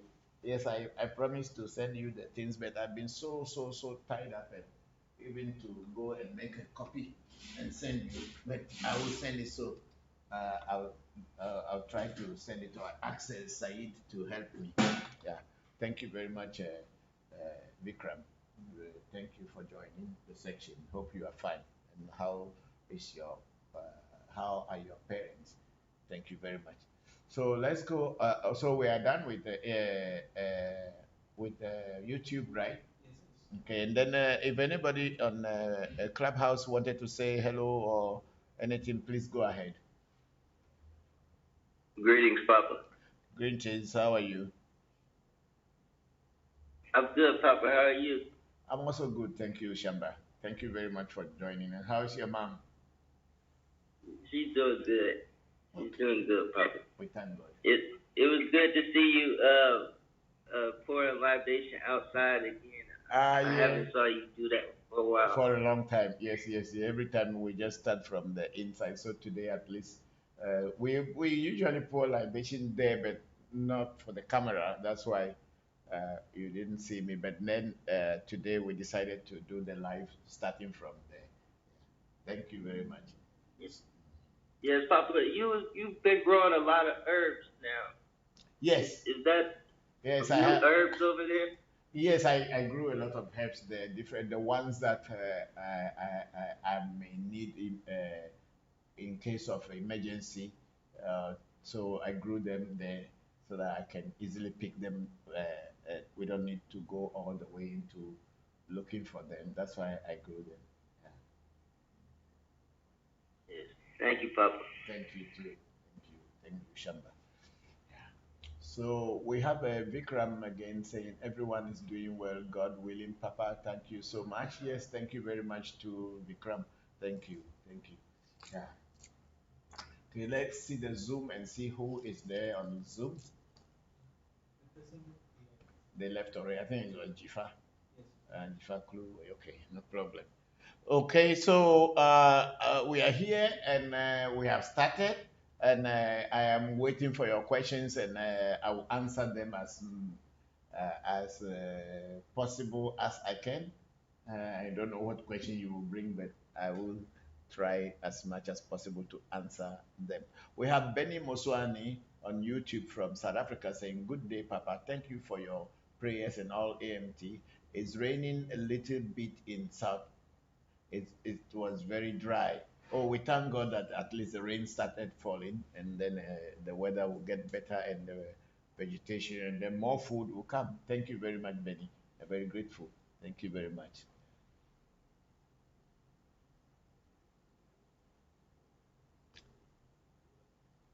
Okay, we have Mike Thomas say, "Hello, Papa. What can you tell us about the Gu or Ogu deity from Voodoo perspective? And is he also inside your Jopata?" Thank you. Okay, Mike, Egu is Voodoo on its own. But inside Jopata, it is not directly in Jopata, but I have a Gu made for me a long time ago. They have so many people make different types of gu, but it's all called gu, so long as it's metals and all this thing. But unfortunately, my gu is only knives. It's all knives. That's it. So a gu is not in Jopata directly. Otherwise, we would have been mentioning it. But it is possible because since the planet Mars is also representing metal in some way, it is possible that a gu can be inside Jopata. Jopata is an all-in-one spirit that does so many things many other spirits do separately, but he is a total spirit on his own. Yeah. So I wasn't taught that it was inside, but since it asks us to use metals to represent him, then there is highly possible that he is also connected with metals. Yeah. So Egu is, I have Egu separately. Yeah. And, but it's not in Jopata as I am aware of. Yeah. Thank you. And then Mike Thomas says, sorry, did you say that your Ogu is not nice or is nice? No, I'm talking about a knife that you use in cutting. What another name for a knife? Kakra. We will call it kakra. Kakra is knife. Or ehe. It's also called knife. It's all everywhere. Kakra. So it's knives. The knives that they use in cutting bread and all this. So my ego is knife. Knife. That's what I'm saying. It's all knives. But then some people's ego they mounted it in a different way. But the way mine is mounted, it's all knives.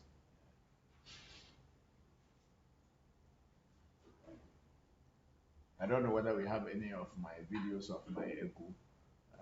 Maybe somewhere in the video. So next time they'll check it and then put it all out there. When we were praying at the ego some time back.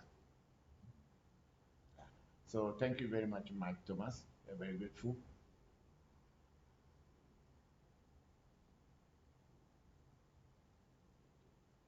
Barbara Paddy say good afternoon, Papa. Hello, Dede, how are you? Thank you very much. How is life?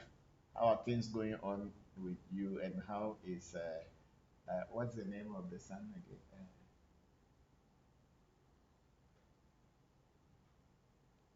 Okay, Seriam is not here. How is your son? Yes, sorry.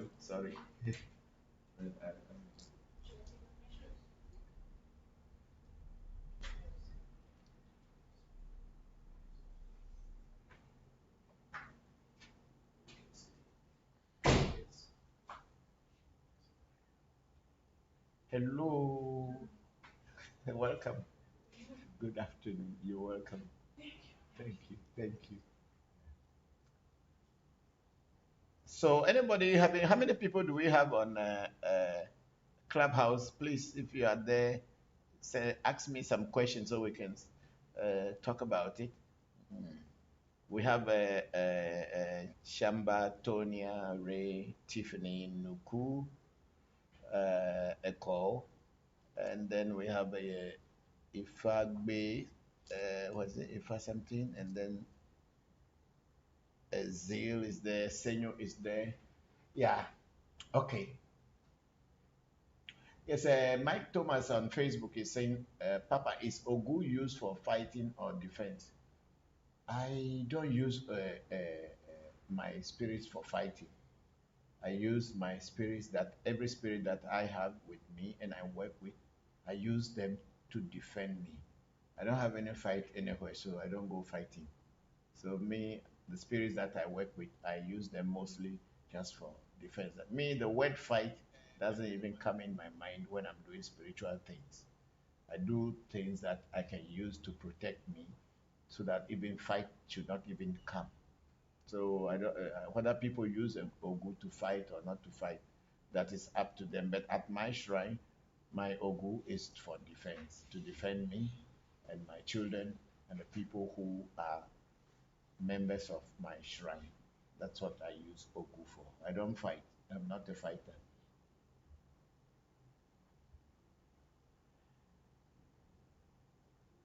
Okay, we have RRR on YouTube saying, hello, Togbe. I heard someone mention Gu.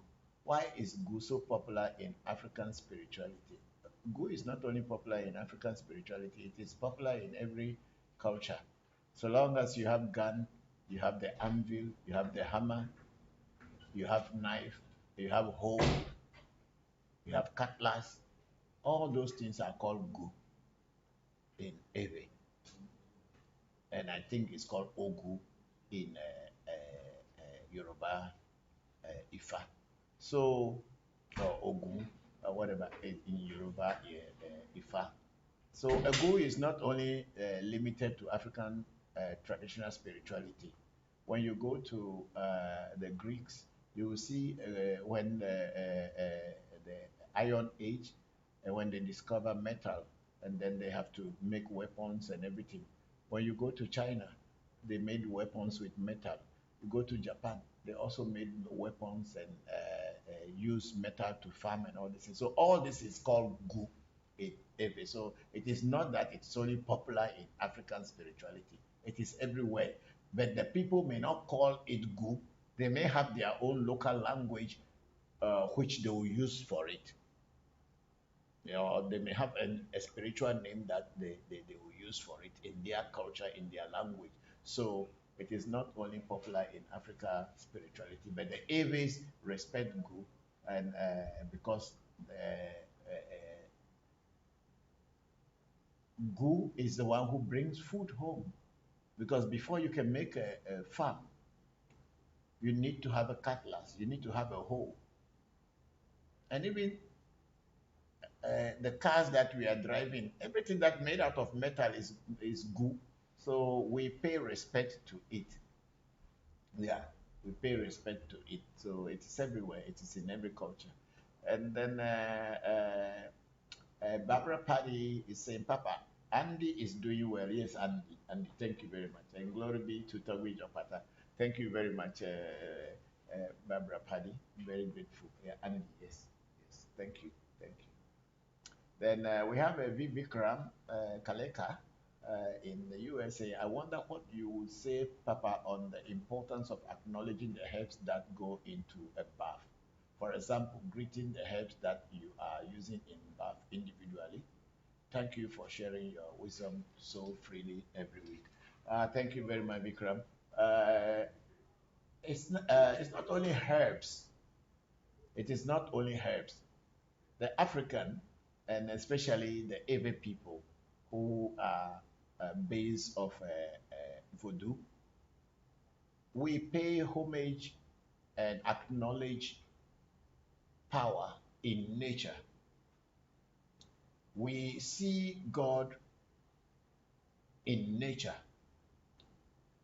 So the herbs, the plants, the trees, the stones, the metals, the rivers, the mountains, all, to us, they are the expression of God. So instead of looking for God in the sky, God is always around you. So you pay homage and respect them. So this is why we pay respect and homage to herbs, because without them, there will be no life on earth. Without the rivers, without the trees, without the mountains, the plants, the trees, there will be no life on earth. So why look into the sky and be looking for God while God is around you all the time? If you can, you can only look and you will see God in everything. That's why we respect herbs, plants, and nature in general. That's why I always say that God is nature and nature is God. There is no other God in the sky that you are looking for. God is always around you. If only you can acknowledge Him, you can see the wonders in His wonders, in he or she's wonders in your life. Yeah. So God is not far away from you. It's like your shadow. It's around you all the time. Because when you look around, and I even in the Bible, I think Jesus Christ said something that if you say you love God, but you don't love your neighbor, people you see around you, you are just deceiving yourself. Because the God that you don't see, you say you love Him. How can you love what you don't see? And the things that you see every day, you don't love them. You want to destroy them. Then you don't know what you are doing. What you are seeing, you say you don't love, and something that you have never seen before, and there's a high possibility that you will never see, and you say you love that thing. It is a self-deceit and hypocrisy. And the things that are around you, you hate them and you want to destroy them, and you are looking for God in the sky. My brother, my sister, you are deceiving yourself. It is not true. This is God. All the things around you is what God is. That's why you need to respect them. And if we had not been behaving like stupid people, this global warming and all these climate changes and all this wouldn't have been happening because we were always thinking that there's a place somewhere, there's a river of milk, there's a river of honey. Then you'll be drinking milk free every day, you'll be drinking honey every day. So whatever was around us, we were destroying it. Now it's catching up with us, and they're asking the world to grow trees. People should plant 1 million trees, 6 million trees, 2 million trees. Who cut them down? Who destroyed them? It's ourselves, because we didn't see God in them. So we in Ebe Voodoo and in Voodoo in general, or African traditional spirituality, we pay homage to nature because we see God in nature. Thank you very much, Vikram. And then we have Mike Thomas. Is it? Mike Thomas said, thank you for the brilliant but simple explanation of how Gu is represented in the lives of all humanity. Thank you very much, Mike Thomas. Thank you. Thank you.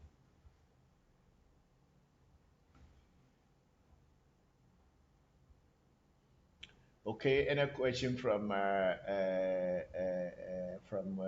YouTube? Oh no, from at the Clubhouse.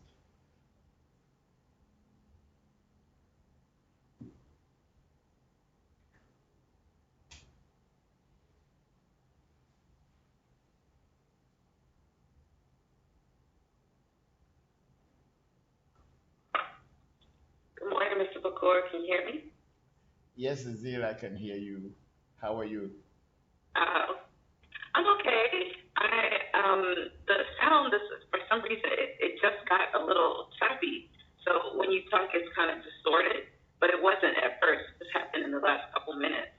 Okay, so the same way you talking with me now, your voice is a little bit shaky. The sound is not very straight. So I don't know whether it's the internet or whatever, but they'll check it and see what is happening. Yeah, you know what? I think I'm gonna log off and then try logging back on. Like I'm gonna log out of Clubhouse and see if it's just my connection. Okay. I'll come back. Thank you. Okay. Thank you, Zil. Thank you.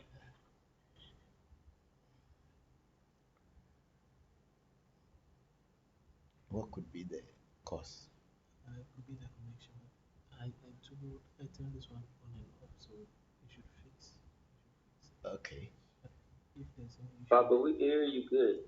Yeah, so it's probably Zill's connection that is not good. Yeah, probably. Because if you can hear me good, then if someone can hear us good, there is some problem with their connection. Yes. Okay, I'm back. Okay, Zill. Thank you. Yeah. Yeah, it worked. It was me. It's my end. Okay. I hope you're well today. Yes, I am.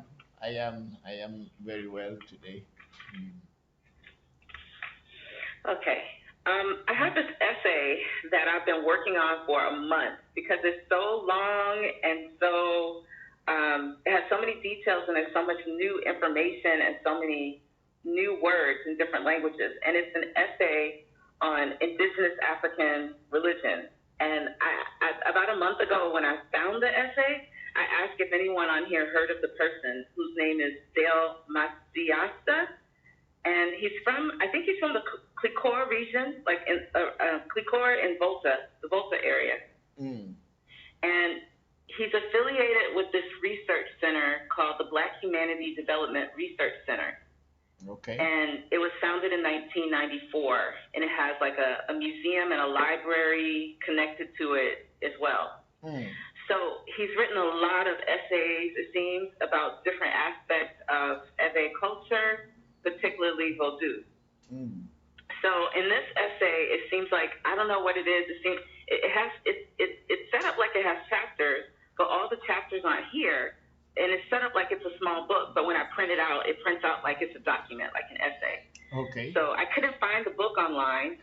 And anyways, he writes it to someone who's a high priest in Clicor and the person who's an educator in Clicor. and they both appear to have, one of them has Bokor in their name.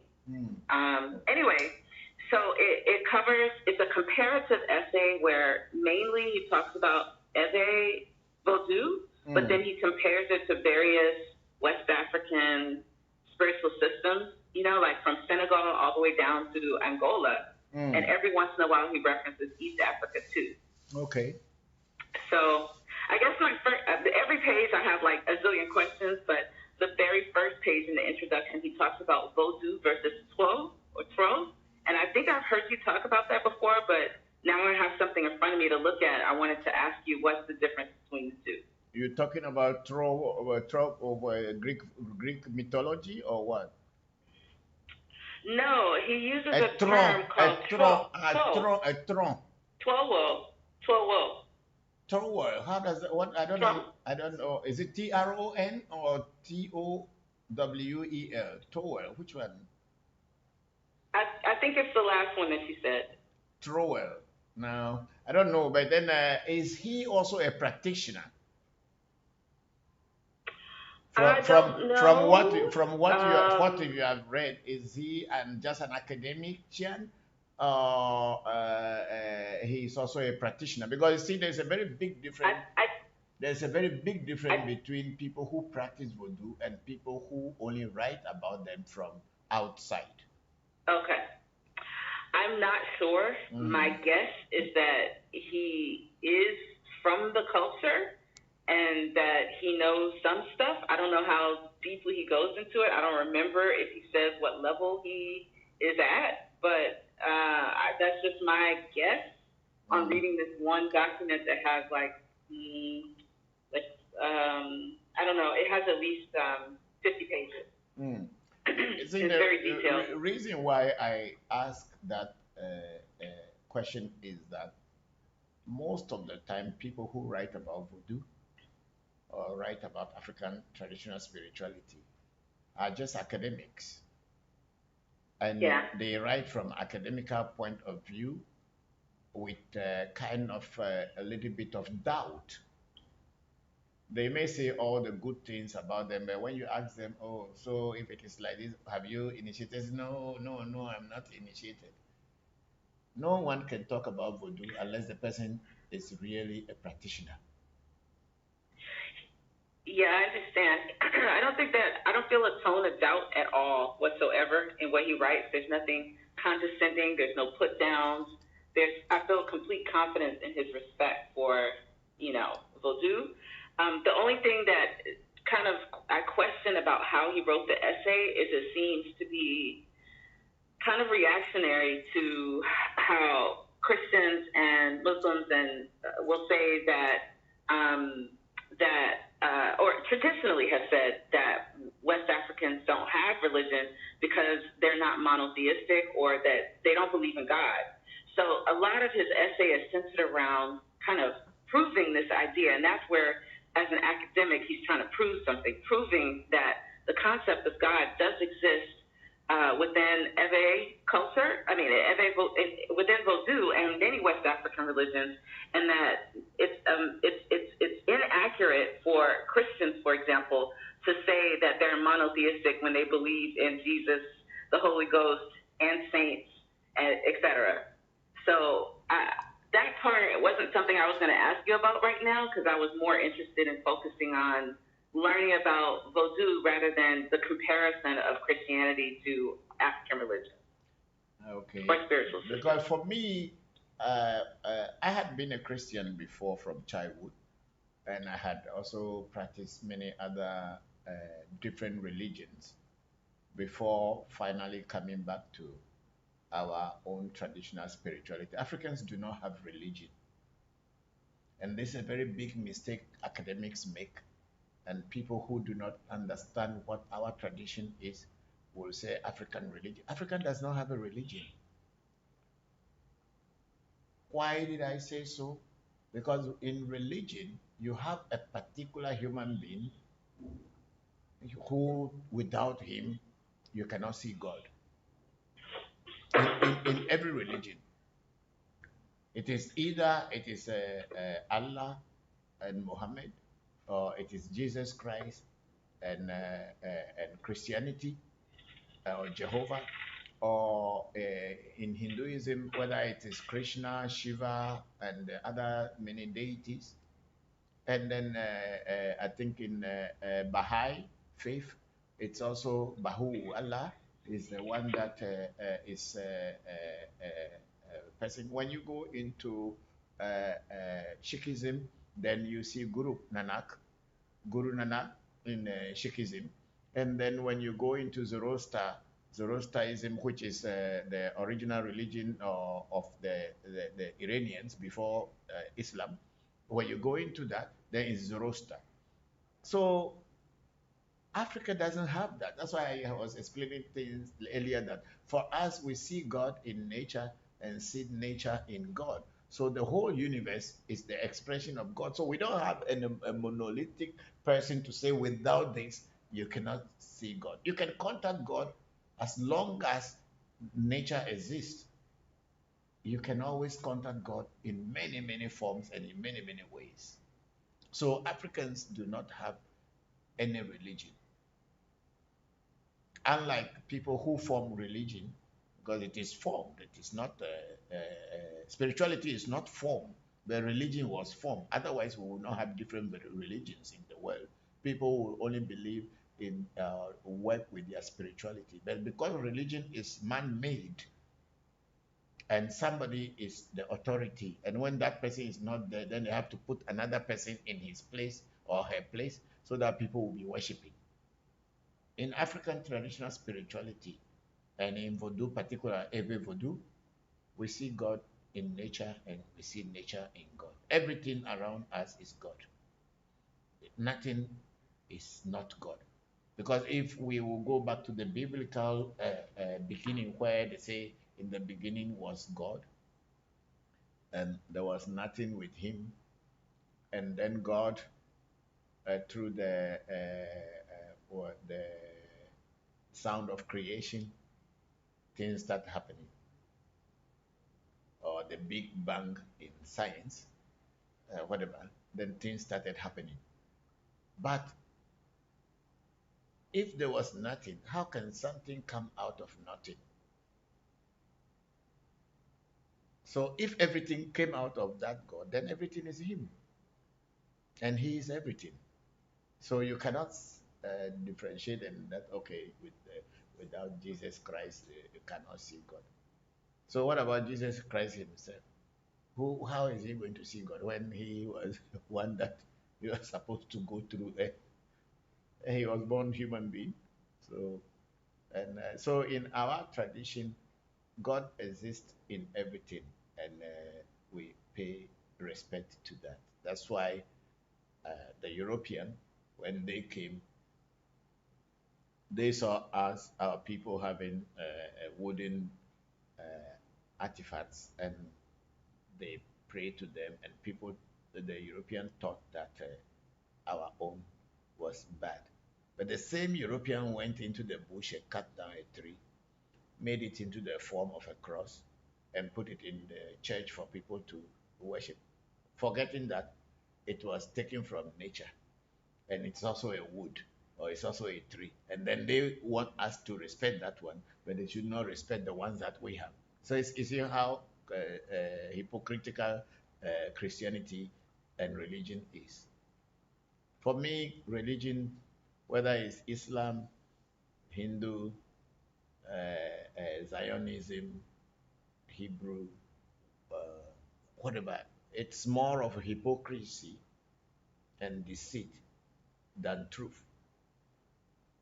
I believe very strongly that in all these cultures, they have spirituality, but that is not what they have brought, they have given to us. They give us just the surface and use it to manipulate us. Because I believe in the Kabbalah, which is a spiritual decision. It has nothing to do with religion. And Kabbalah is very practical if you know how to work it. So it's voodoo. Well, you can have voodoo and you have some idol or some statue in your house and you'll be praying to it every day. If you don't know how to work it practically, nothing is going to happen for you. You have become a religious person. You will not gain anything. It is until you know how practically to work them, that is when you know how voodoo works, like any other spirituality around the world from all cultures. So Africans do not have religion. So people should stop saying that African traditional religion. We don't have a religion.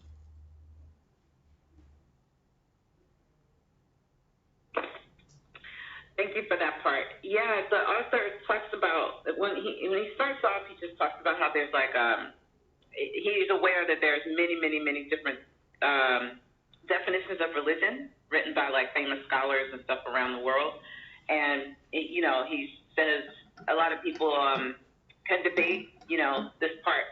I don't know that he does use the word spiritual a lot, spirituality, but he doesn't really replace religion with the word spirituality. And the essay was written in 1994, and I mean, maybe it's possible that when we replace the word religion with spirituality, it might be more contemporary than the essay is.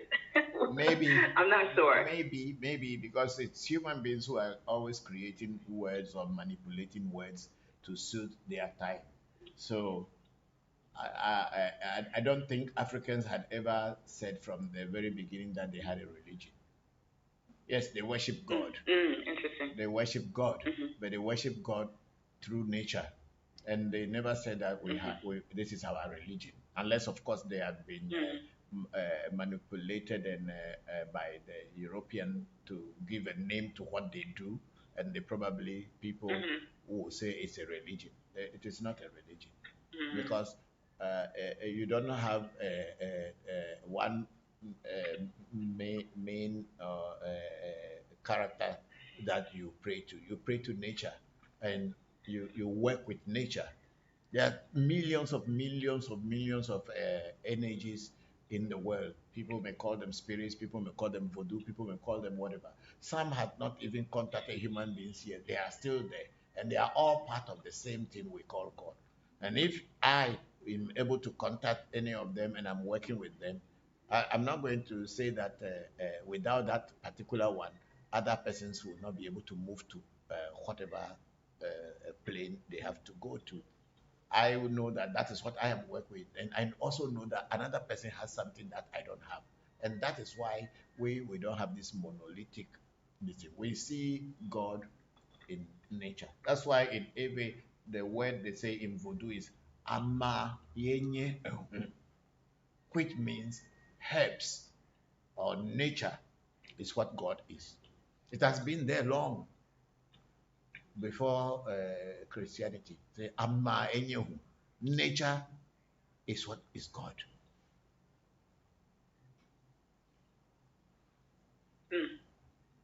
Okay, thank you. You are so I found a piece where there's more words connected to the two or tro. It says twowo, it says twoam meawo, swomawo, twosusu, twoame,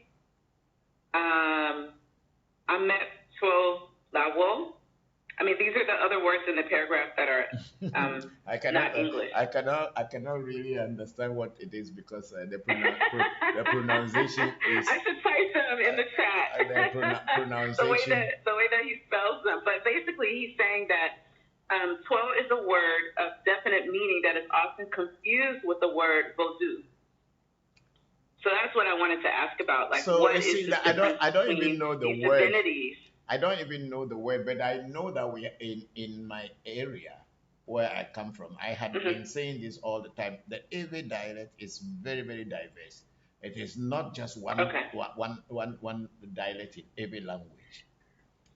Depending on the area you come from, the dialect changes, but it's also Ewe. So when you say voodoo, like the area I come from, there's no word called voodoo in our language. Oh. Where I come from, there's no word called voodoo. Voodoo became a standard word because of the Christianity and the Europeans. Then the word voodoo became a standard word.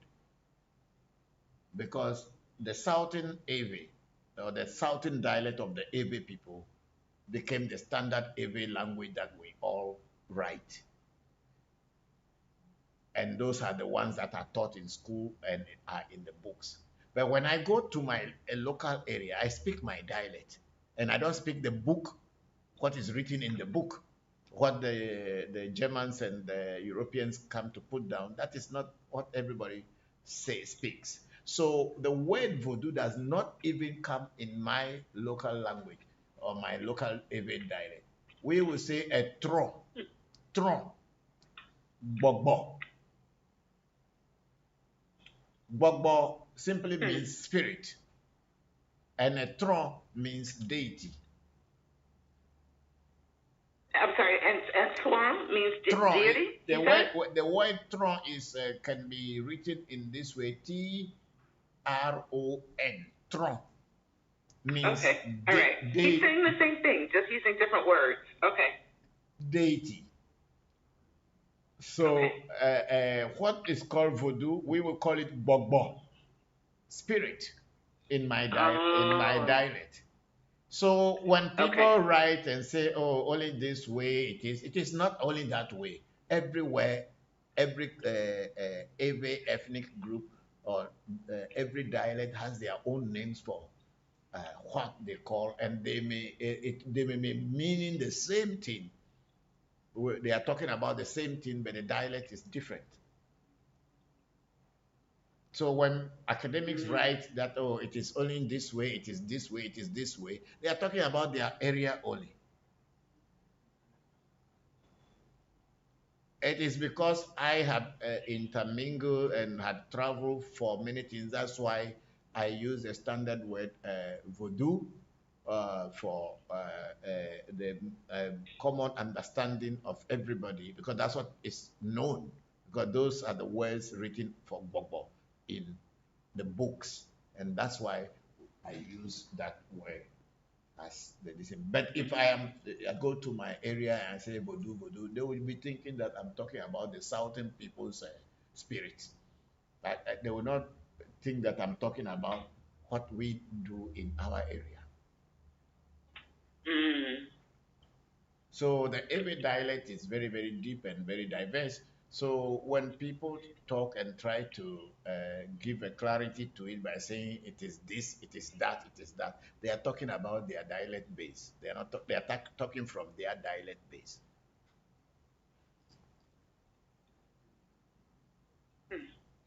So those of you who are learning, this thing, you have to learn it, take it with that pinch of salt. That is what that academic is writing. That's why I wanted to know if the person is a practitioner.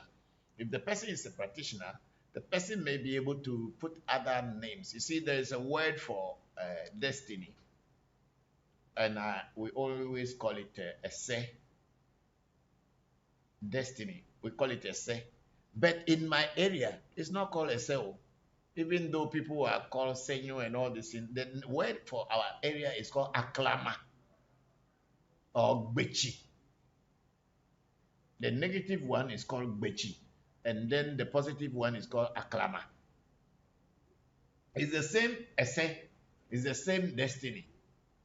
So when people are talking, they may be talking from their local dialect, but I am cutting across because the general understanding is the southern dialect. That's why I teach it that way. So when the person is saying trowel, I don't know what trowel is, but I know what a tron is.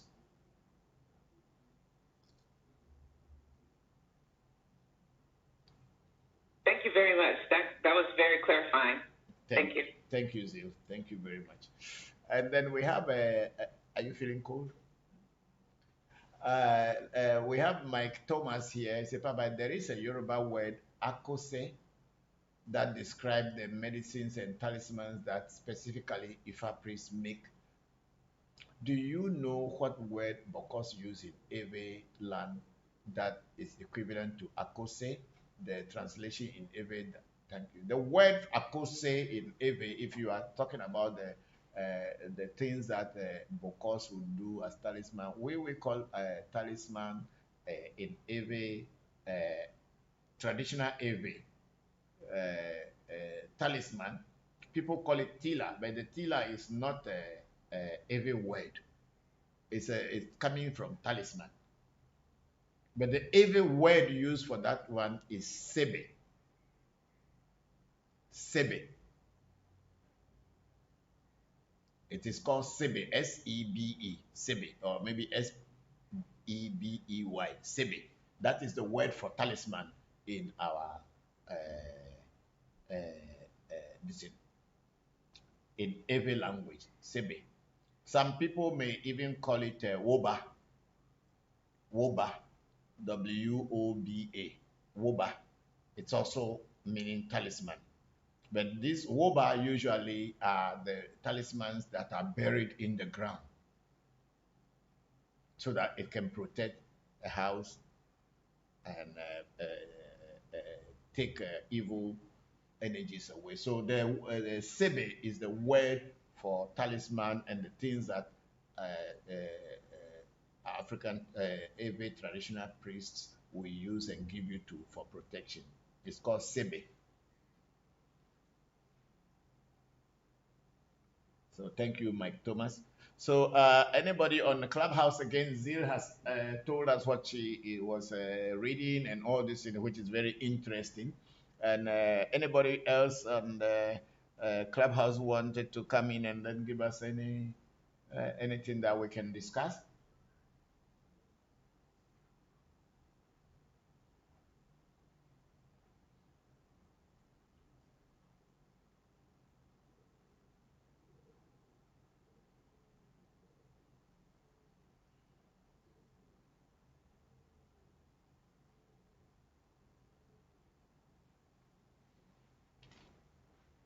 Okay, since no one else is saying anything, I'll just jump in again. And the author makes a reference to rain-making rituals. And I think that's fascinating, and I just would love to hear you talk about that. Okay, the rain-making ritual, there are rituals in Eveland for making rain to fall and also for making to stop raining. That's why I was saying that for the Ewe, God is nature and nature is God. We can talk to the sky through certain rituals and rain will start to fall. And the same way, when the rain is falling too much, we can also tell the sky that please, the rain is too much, so wait for us. Let us finish whatever we are doing before you come. And the sky will listen. And I don't know if there is in any religion, anywhere, where you can sit down to pray and rain will start to fall, or you go and pray and say rain stop falling and it will. Maybe there is in religions. But I have seen in Japanese Shinto spirituality, which is very similar to voodoo, because I have been in Japan and I know how they respect nature and also the ancestors, just like what the Ewe voodoo is all about. That there was one time, I think that was in 1994, 1995, that the rain wasn't falling and the crops were all dry and rice and all this thing became very difficult. And there is a voodoo that the Japanese have. I think it's the rain making voodoo. I call it voodoo because anything that is spiritual or spirit, we call it in our language voodoo. I don't know how Japanese will call it, but I think they'll call it kami. And kami means a spirit or God. So they took that kami to the river and they bath it. So with rituals and everything, they were bathing it, and before we know, because this was transmitted live on national television, and then before we know, the rain started falling. So I know that the Japanese also, in their own tradition, in their traditional spirituality, they have the key to nature, and they can call upon nature, and nature will respond to them. So there is a rain-making voodoo, and also there is a rain-stopping voodoo. But it is all how you can live in harmony with nature, and that's what I always say. Voodoo is like knowing how to live in harmony with nature, but not against nature. You live in harmony with nature. And then that is what voodoo is all about. Because there are spirits in nature, there are plants, there are stones, there are mountains, there are rivers. And for us, all these things are living things. Even a stone that is an inanimate object to a voodoo practitioner is a living thing, because people can communicate with it and use it for their benefit, and it will surely respond. So for us, everything is a living thing. Whether you can feel it, you cannot feel it, that doesn't mean that spirit doesn't exist there. When you know how to connect, spirit will work and you will understand.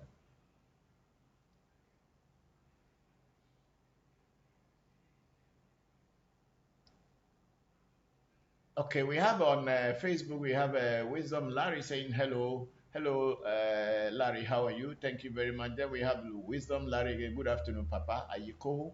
Thank you very much, Wisdom. And thank you for joining the section. We have Adra. Hello, Adra, how are you? I grew up into Ifa in Yoruba tribe in Nigeria, but would love to connect with those who worship through Afa in Ghana. We don't worship. This is what I'm trying to tell people. That worship thing is a Christian-based thing. We don't worship.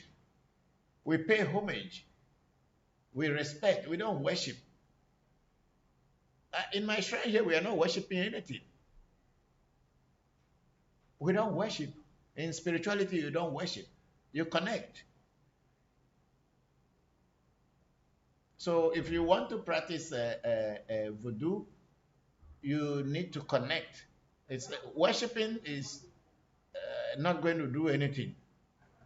It's practicality of how to connect is what matters most. Maybe I'm being too harsh. I don't know.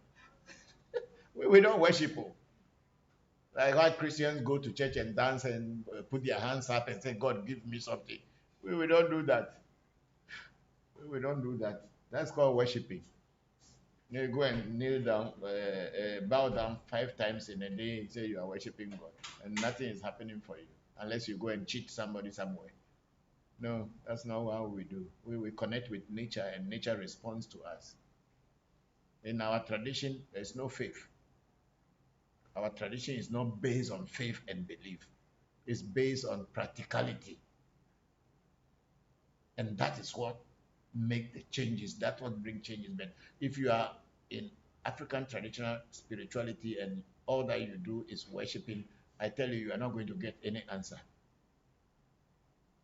You are just like you are nowhere. And then at the end of the day, you will be complaining that African spirituality is not good. It's because you don't know how to use it. It's not worship. It's not based on faith. It is based on practicality, experimentation, and experience. That's what it's based on.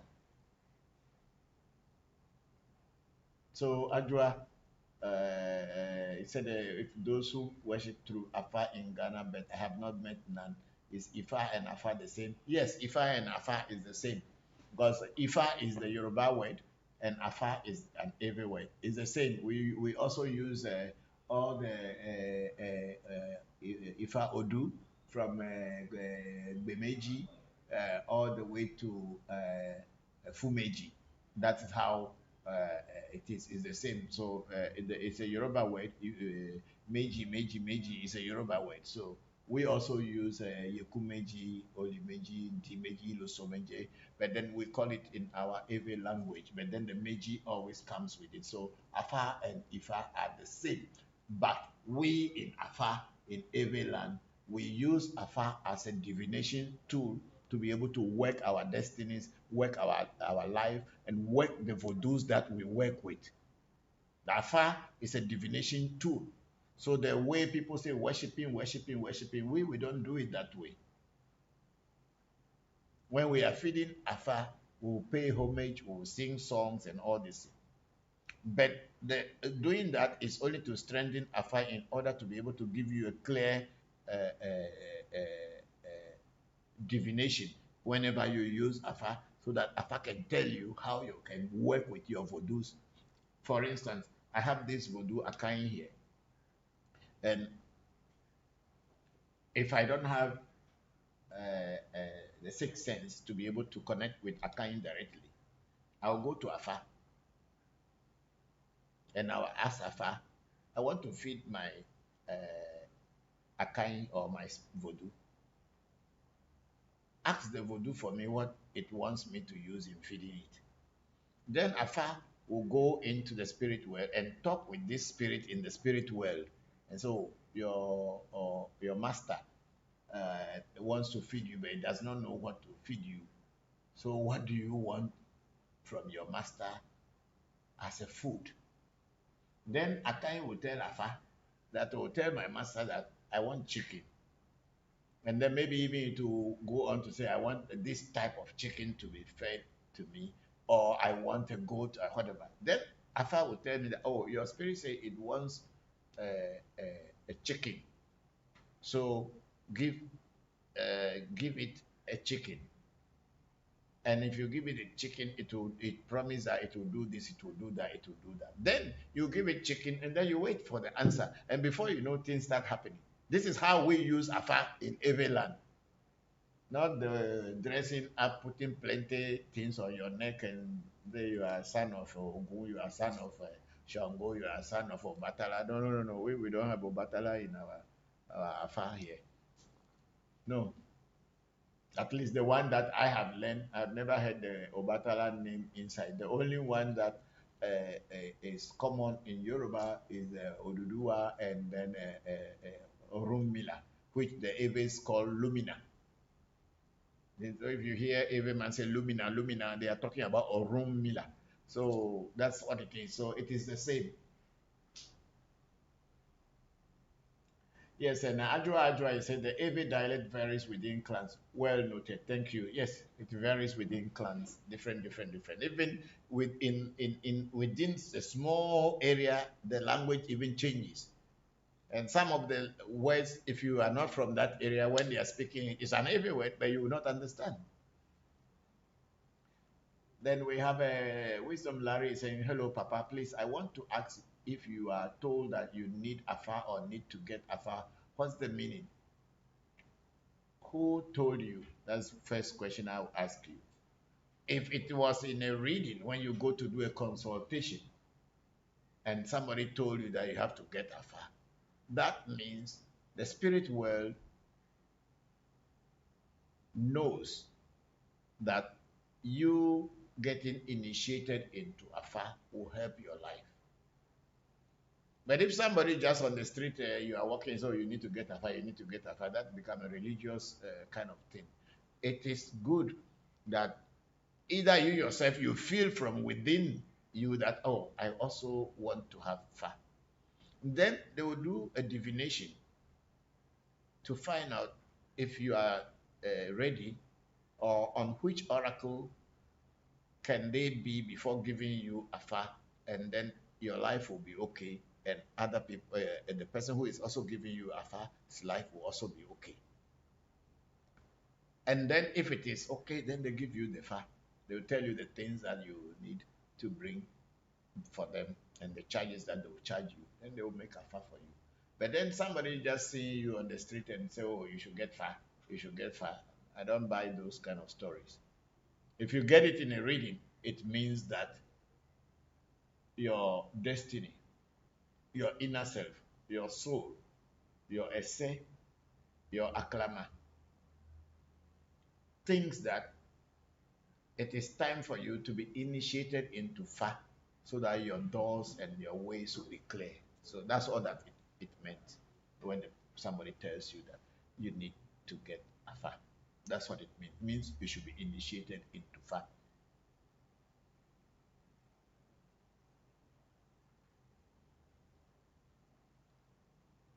I think we are done with, okay, there are some.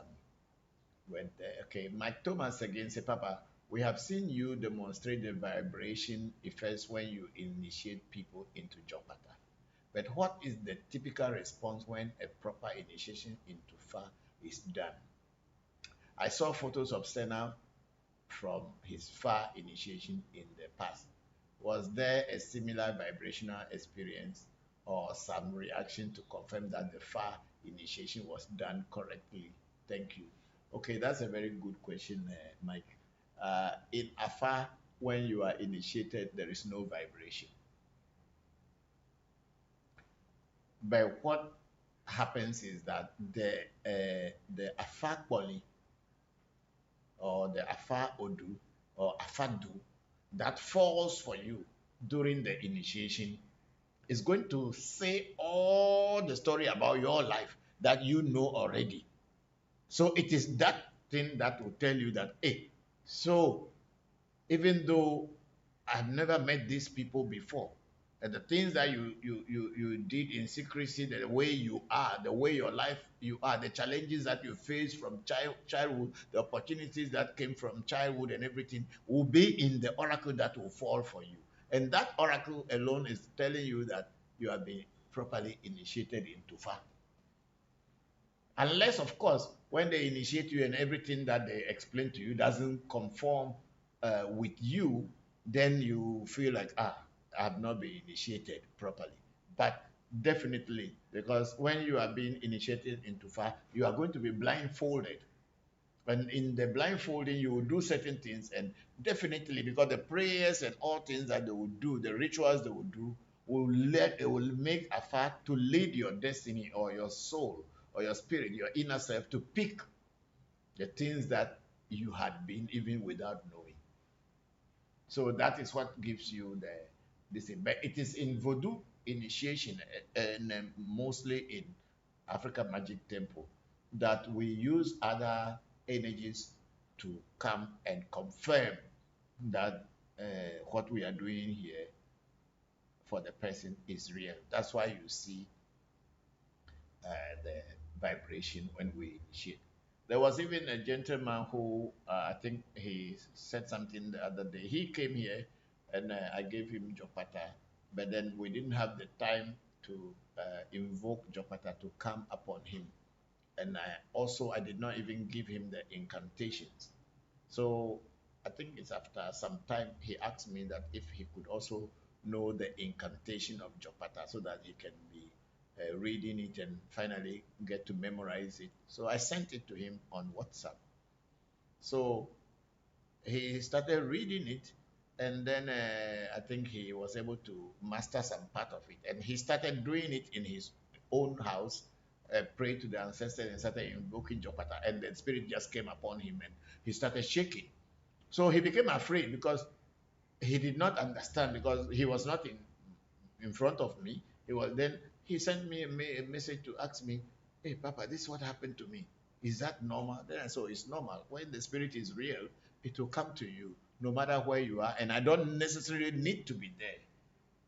It will come if it's a real spirit. So when you get spirit that is not real, that's when you begin to struggle to see whether it is working for you or it's not working for you. But when you get spirits that are real, moment you call and the spirit is real, the spirit will respond with something. There will be something that will happen.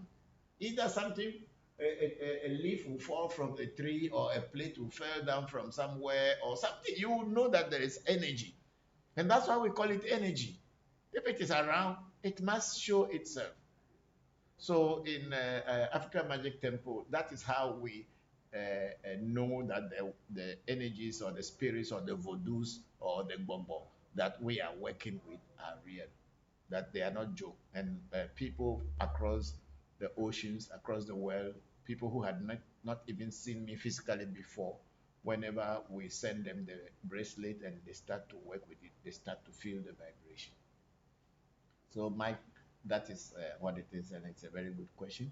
Is it Mike Thomas who asked the question? Yes. Yeah. Okay. Thank you very much, Mike Thomas. And then Ajwa, I say pay homage is the right word. Thank you very much, Ajwa. Thank you. And then Ajwa, paying homage is the right word. Yes. Then Larry, Wisdom Larry, say hello, Papa. Please kindly share the Zoom link on the page. I think they had shared it already, but okay, they will share it again. Maybe you haven't seen it, so they had shared it already.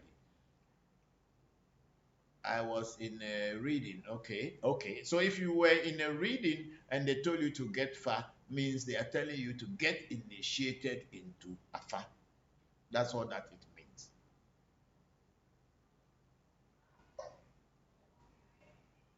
Yeah, Fatima Friday is here too. Greetings, Bokor. How are you? I'm fine, Fatima. How are you too? Thank you very much for I'm joining. doing good. I'm doing really, really good. Thank you for joining. How are your children? Thank you. How are, what's the question? Your children, how are they? Your kids? Oh, Bokor, I don't have children, but when I was teaching, I did claim they were my children. Okay. I saw the pictures. I thought those were your children. Oh, those are my nieces and nephews. Okay. Thank you. Yeah, they were with me yesterday. So okay. we had a lot of fun yesterday. They were very energetic. They want to play all the time. So I love spending time with them, but they're very messy. That's what They children. That's what destroy my children do. We all did that when we were young at one time. So we just have to manage it. I agree. I tried to not get too upset with them when they were destroying things that I like. Thank you very much for joining the section. Thank you, Boko. I do have a question for you that I'd like to ask. Go ahead, please. Maybe about half a year ago, I was studying under Ra'u Nefer Amen. I know some people may be aware of him. He is the Shechem, King of Kings of the Asar Set Society, so ancient Kemetic spirituality. He's King of Kings? Yeah, that's what his name, his title is, Shechem, King of Kings. So, no, people, before you go ahead, a lot of people just give titles to themselves and they don't even have any power. They just give titles to themselves and make themselves look bigger than you so that you're always afraid of them. Who is King of Kings? Which king is king of? It's King of Kings. Which kings? Well, listen, Anyway, go ahead with your question. Yes. But the thing about it is, maybe about 13 years ago, I'm from Brooklyn, so I was going to his shrine, and he's written several books, and the books were very scientific, and it was helping to give me an understanding of this whole world order, right? And so I got a reading, because they do readings, they call it the Metu readings. And in one of the readings I got, it was basically saying that something that I've been passionate about ever since I was little, which is music and writing, I should not pursue. It's not good for my destiny. Something that you had been passionate about from childhood?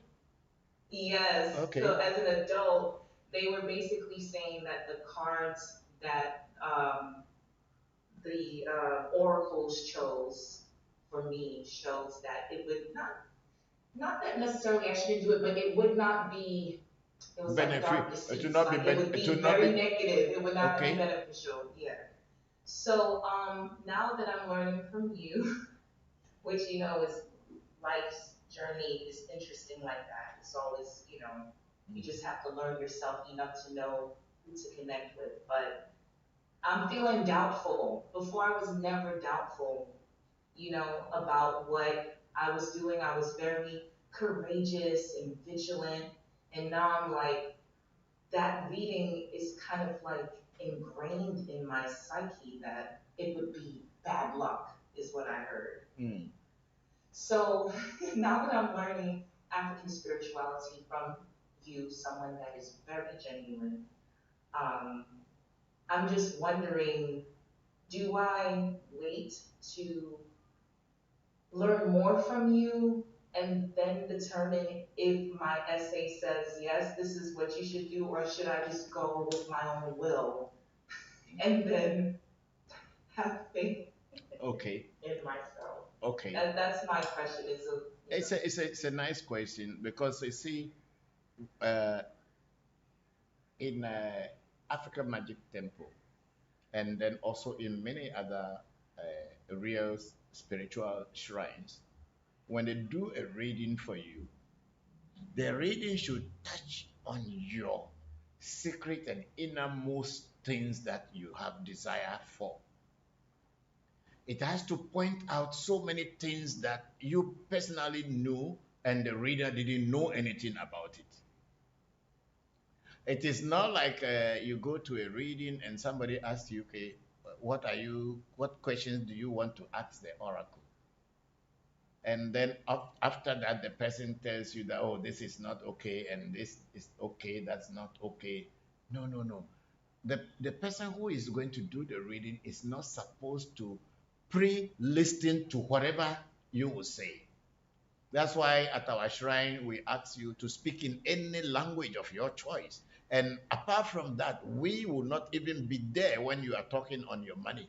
We don't want to listen, so that the oracle, if it is real and if it is working well, should be able to pick the information.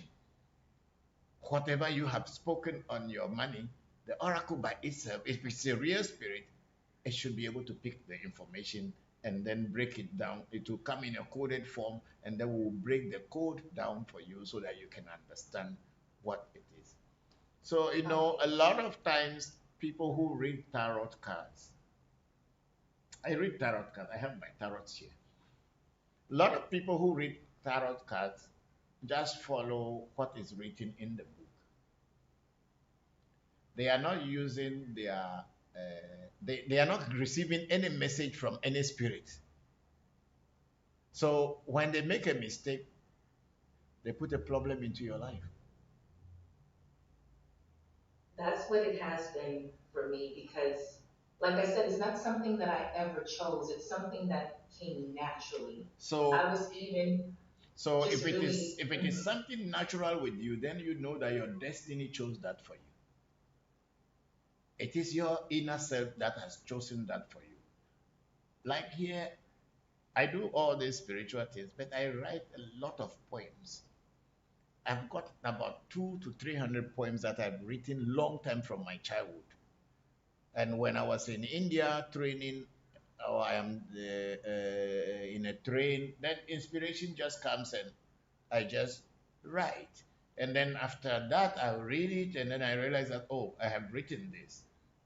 Who can tell me that this, I should stop it because it is not good for my soul? It is coming from my inner self. I think he was saying that it wasn't best for me to choose it as a profession. Yes, maybe if they said so that it's not best for you to choose it as a profession, they probably was looking at the economic benefits that you may get or you may not get. Maybe at that time of your life, maybe if you had chosen that one, it wouldn't have brought money or any economic benefits or gains to you, and you will still be struggling. Because there's so many people who are authors and they're writing books and everything, and nobody buys their book and they are still hungry. Probably it was based on that. That's what they were telling you, that okay, it is not good for you to choose it as a profession. But when you have reached now, you are old enough to know what is good for you and what is not good for you. And if that feeling is still deep in there, right, you may change a lot of people's life by the way your writing will inspire others. Yeah, I definitely haven't stopped because I just literally finished illustrating children's books and I've done that. It's just, like I said, in my psyche, just this feeling that that person has the knowledge or intuitive guidance to see and then kind of determine that it will not be successful. Oh, yeah, but then I think where you have reached now, the stage you have reached in your life, you can do things that come from your inner self. And I think other opportunities are also supporting you to make money to take care of yourself. So you can go back into writing as a casual writing, and as maybe one day that will become your main profession. Who knows? So just to conclude, Bokor, it would be best to also just do a reading and to specifically ask that question. Yes, of course. If you want to do a reading on that specific one, the oracle should be able to tell you very To specific. be very specific about what, Yeah. okay, all right. Thank you so much. You're welcome. Welcome. Thank you very much for the question. I think we are all learning from these things, so I'm very grateful for that.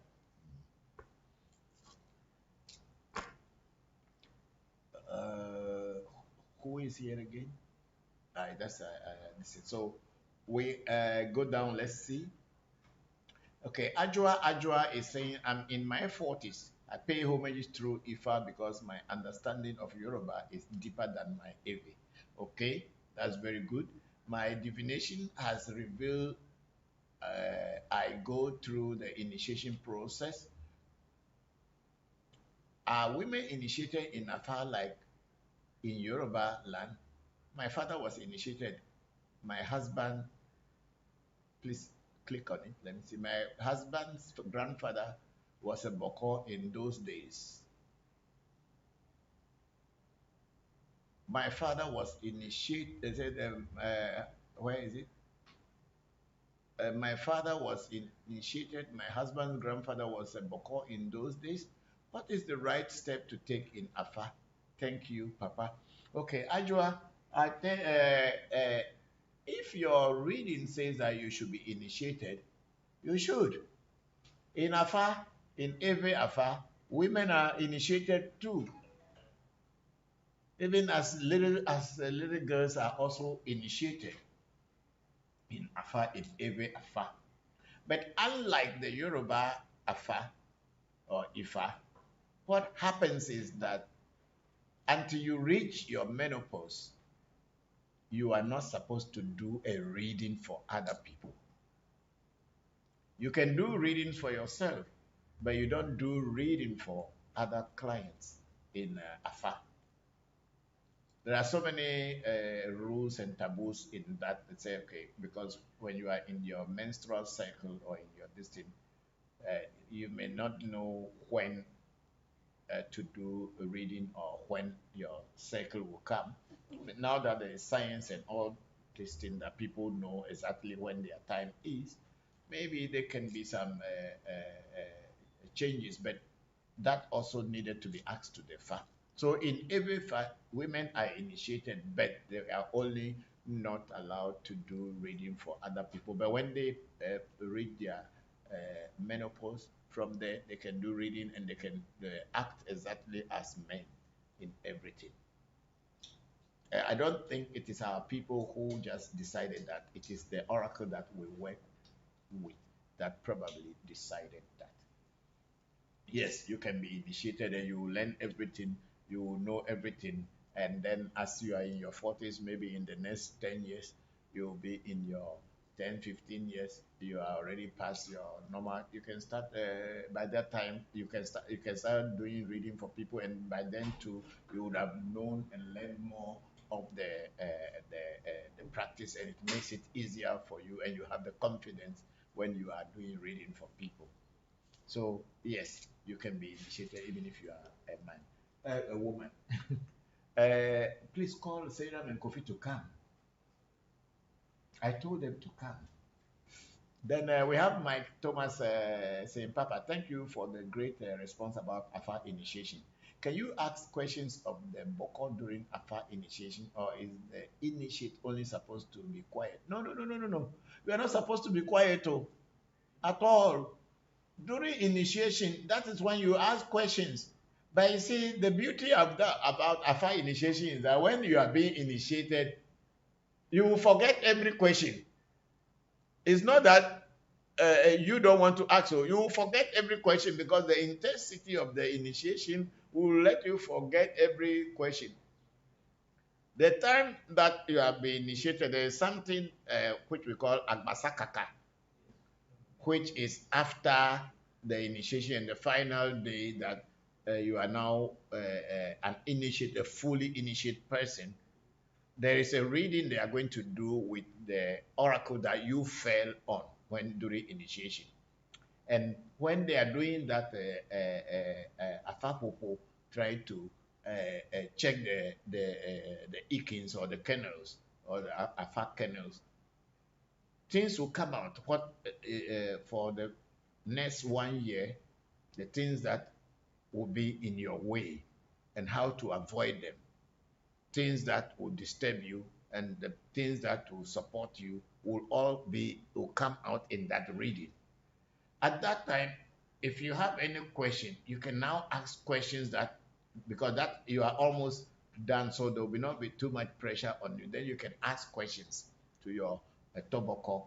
And I suggest that those of you who will get into AFA or any other initiation in the future, you can have an audio recorder that you keep with you, so that the audio recorder will you will be recording everything that your teacher will be teaching you, so that when you are in your quietness or in your privacy, when you are relaxed or you are lying on your bed, even during the time of initiation, because the initiation takes about 7 days, 3 days, 16 days. But then it is not all the time that things are happening. You have free time to relax and be resting. You can listen to all these things that had been taught you, and you can now pick your questions from there. When I was being initiated, I recorded everything on audio, and some part I recorded on video during my initiation so many years ago, but I still have them. So sometimes when I am still confused and don't know what to do, I go back to my lessons and I listen, and then I say, I have not been doing this, so I have forgotten this. Then I start adding to it. So yes, you can ask questions during your initiation. Thank you very much, Mike Thomas. And then Vikram Kaleka is saying, since getting initiated into AMT, I have felt vibrations from other spirits, not just voodoo spirits. Very grateful for what AMT has so generously given.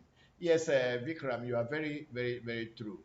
What we do at African Magic Temple is, it is not only the voodoos that we are initiating you into that are supposed to communicate with you. What we do is that we open your psychic door, the door to the psychic plane. That is what the initiation is all about. That's why whenever you go into any shrine anywhere in the world, if the voodoos there are real, they will have to start communicating with you, and they'll start vibrating you. It's not only the things you are initiated into, because they can see you that you are now part of them and you can feel them, so they will vibrate you. And sometimes they will even try to talk to you to tell the people who are with them or who are in charge of them that they are not doing something correct. Because most of the people who are staying with these voodoo, they don't even hear the voice of the voodoo. They don't even communicate with the voodoo. What they have been taught to pour libation or pour oil or do this, and that's all that they do. They are not hearing anything, so they don't even know what the voodoo is saying or whatever the spirit is saying or whatever the tron is saying. They don't know. So once you are initiated here, we break that eggshell that has been keeping you protected, at the same time not allowing you to explore. We will break that shell, and now you are into this. That's why we initiate you into some other spirits that will also protect you, so that if any negative things are coming from anywhere, you are protected. So Vikram, you are very right. You feel spirits from everywhere, that there is real spirit. And then Oluchi, big sister Oluchi also, okay, said, truth talk, Papa, we will always have the sign that shows that the spirit is around.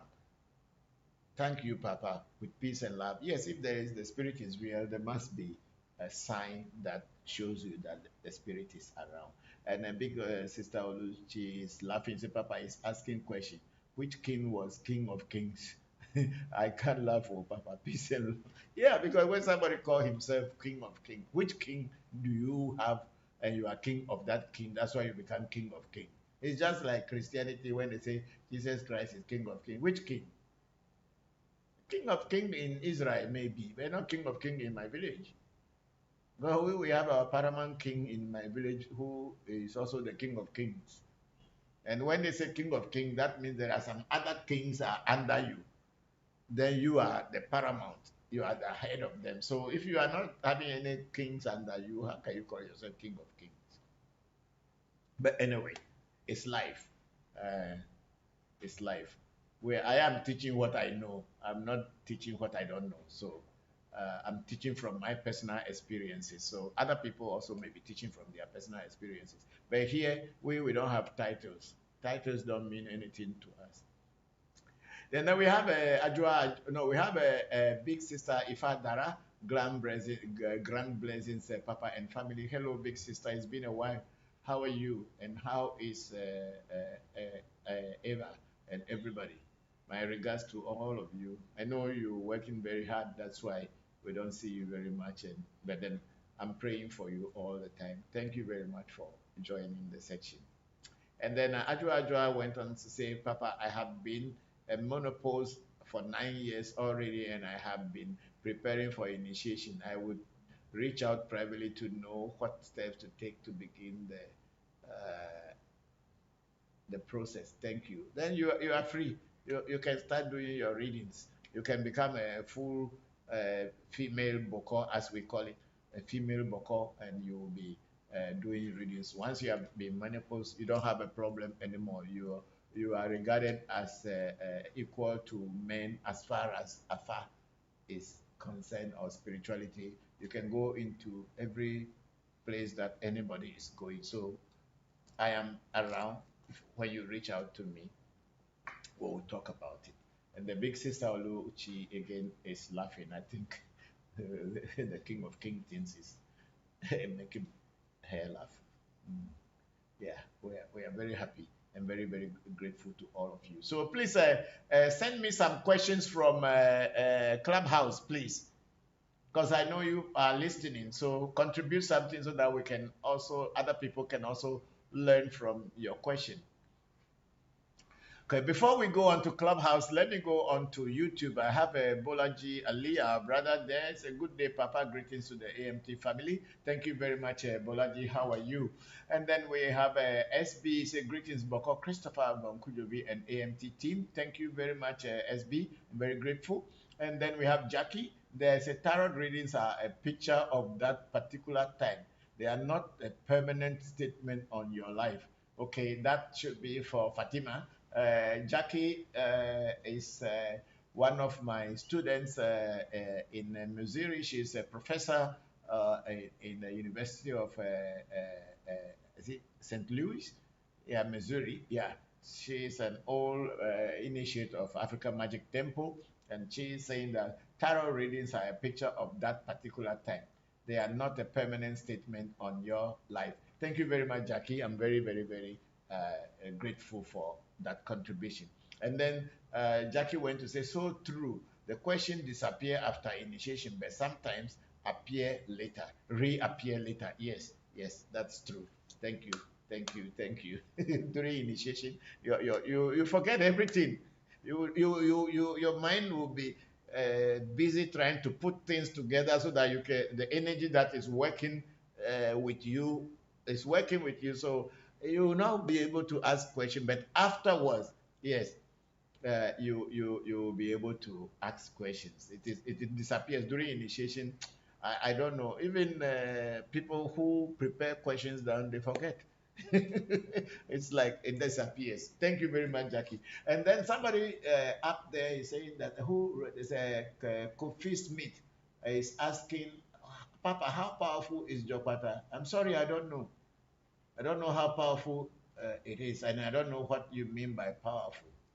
I'm not a roadside spiritualist who will tell you that my spirit is so powerful, is this, is this. No, no, no. That's not me.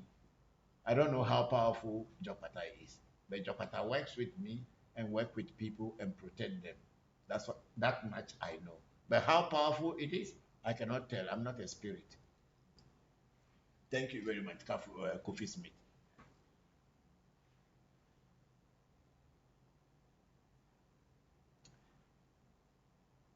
I think we are done with YouTube and this thing. And can we go on to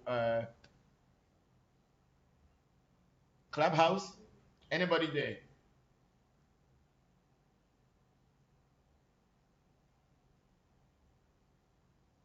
I think nobody has questions on Clubhouse. Okay, we have Fatima on Zoom saying, "Thank you for your wisdom, Bokor. A wonderful and empowering week to you, your family, and AMT." Thank you very much, Fatima. I'm very grateful for that. So we will see if we'll have to do a reading for you, or whenever you reach out, I am always here to do that reading for you.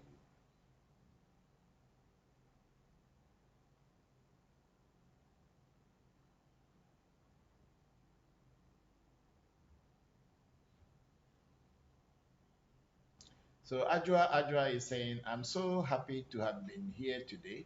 This made my day. Thanks so much, Papa. I'm ready to fulfill destiny ahead. You are welcome, Ajwa. Very, very welcome. Thank you.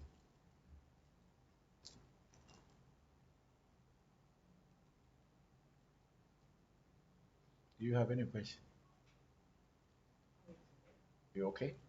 Okay. Okay. We have one of our friends here in the gallery or in the studio, so that's why I was asking if she has any. She's also an initiate of African Magic Temple.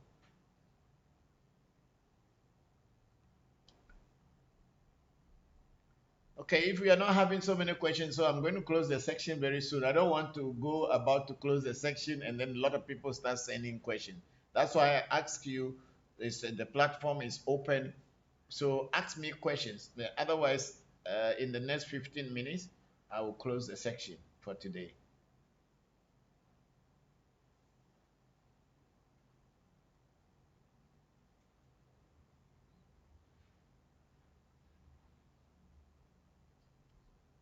Okay, play some video for a short time, and let's see.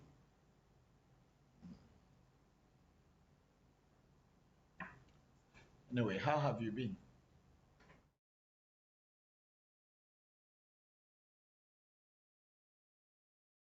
They are to be just locked up. An organic process. I have known Silke for a very Spiritual images that we have put are not important discussion. artists. They created some of. First speaker. Thank you, big brother Call. Thank you. Kofi Aisha said that they will share made out of the pocket of the soil in. I know you are in Kemet. This is what I had always been thinking. So when people use so many things to explain that voodoo is the who can hear you again. So when you strike it, you get a go. Liberty to a community. So when they say hoodoo, what does it mean? I asked these questions and nobody was able to really give me the serious answer yet, but I'm still waiting to hear. But I think people were just trying to liken some word to our AV voodoo and say, oh, we are practicing hoodoo and we are not practicing voodoo. Whatever it is, I mean, it's not my concern. I teach voodoo here. And in voodoo, yes, sometimes we leave offerings at crossroads, because when you leave an offering at a crossroad or sacrifice at a crossroad, you are actually involving legba. Means you don't have legba and you probably don't have anybody who has legba, so you do it there. That's how. He's saying, Papa, is there an order for initiation, like Fa always first? No, there is no order for any initiation.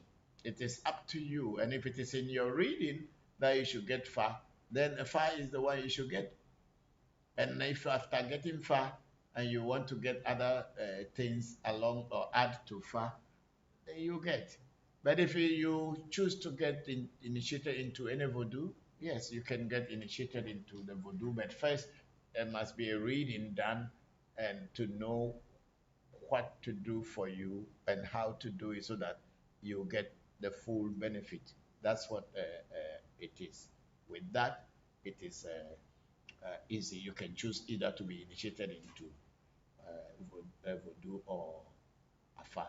But I normally advise my students, if not that they should be initiated into afa as a reading, it is good to be initiated into voodoo that is real, so that you can start working with the voodoo and begin to feel and understand what voodoo is and what spirit world is, so that when you add afa to it, it becomes very clear that, oh, this is why this is like this, this is why this is like this, this is why this is like this. No. Because like myself, I had been into many, many things before finally coming into Afa. Afa was like the last thing that I got initiated into. And I had all my spirits. I had my shrine. I got initiated into the mirror, and I was working with the mirror.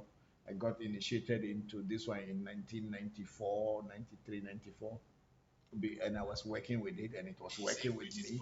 It was doing divination and everything for me before I again went into other ones, and finally I got the mirror, and then I was using the mirror. Now I got Fa, which is another one. So I'm having all this thing. I have my crystal ball already. I have my tarot cards there, and I have my palmistry books and information. So for me, it is one after the other in the sense that once I master at one, I go on to another so that I can be able to talk about them. Because if I don't master it and I'm talking about it, I cannot be able to teach about it. I need to master it, then I can teach about it. So that's why I always said that my teachings are from my personal experience and experiments that I have had, things that my teachers have taught me and I have experimented them. I don't talk from books to say this book said that, that book said that. No. The person who wrote the book, I don't know him. I've never met him. But the things that my teachers taught me and I practice and I see the benefit, I can talk about. That's why when Christians say according to the Bible, what is okay? If it's according to the Bible, what is according to you? You who is talking according to the Bible, what knowledge do you have yourself? Empty talk. So Vikram again is saying, Papa, I had a question regarding a bath you had shared using dandelion, siosio, and avena. This bath was to be done at night. Was it also needed to face east? Yes, you can. You can face the east if you want, because that's where the sun rises from. So you can face the east. It's supposed to be done at night because with that you go to bed without looking at the empty sky again until daybreak, because that particular bath is strongly against witches and negative energies. You know, when we say negative energies, I'm not saying they are bad energies. Because there is no energy that is bad or there is no energy that is good. There is no spirit that is bad and there is no spirit that is good. Good spirits can also attack people, and bad spirits also can help people. So when you call them bad spirit, means they are bad. And when you call them good spirit, that means they are good. But when we say negative spirit, means the spirits that are doing things that are opposite to what you are doing.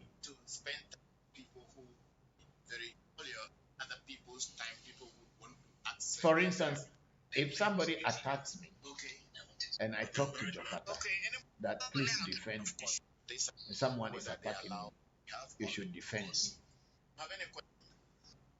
For me, Jopata is a good spirit. It's defending me. But to the person that Jopata is facing, Jopata becomes a negative spirit to that person.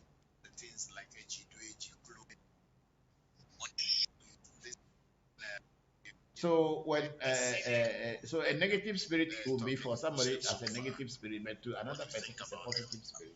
So the siosio and dandelion and avena leaves mixed with garlic in the bath is supposed to protect you from spirit that will be against you. But not also only the spirits that are against you. Sometimes even your own spirits that are with you. When you bath that bath, don't go near them, because they will see you as a person who is trying to fight them, and they will leave.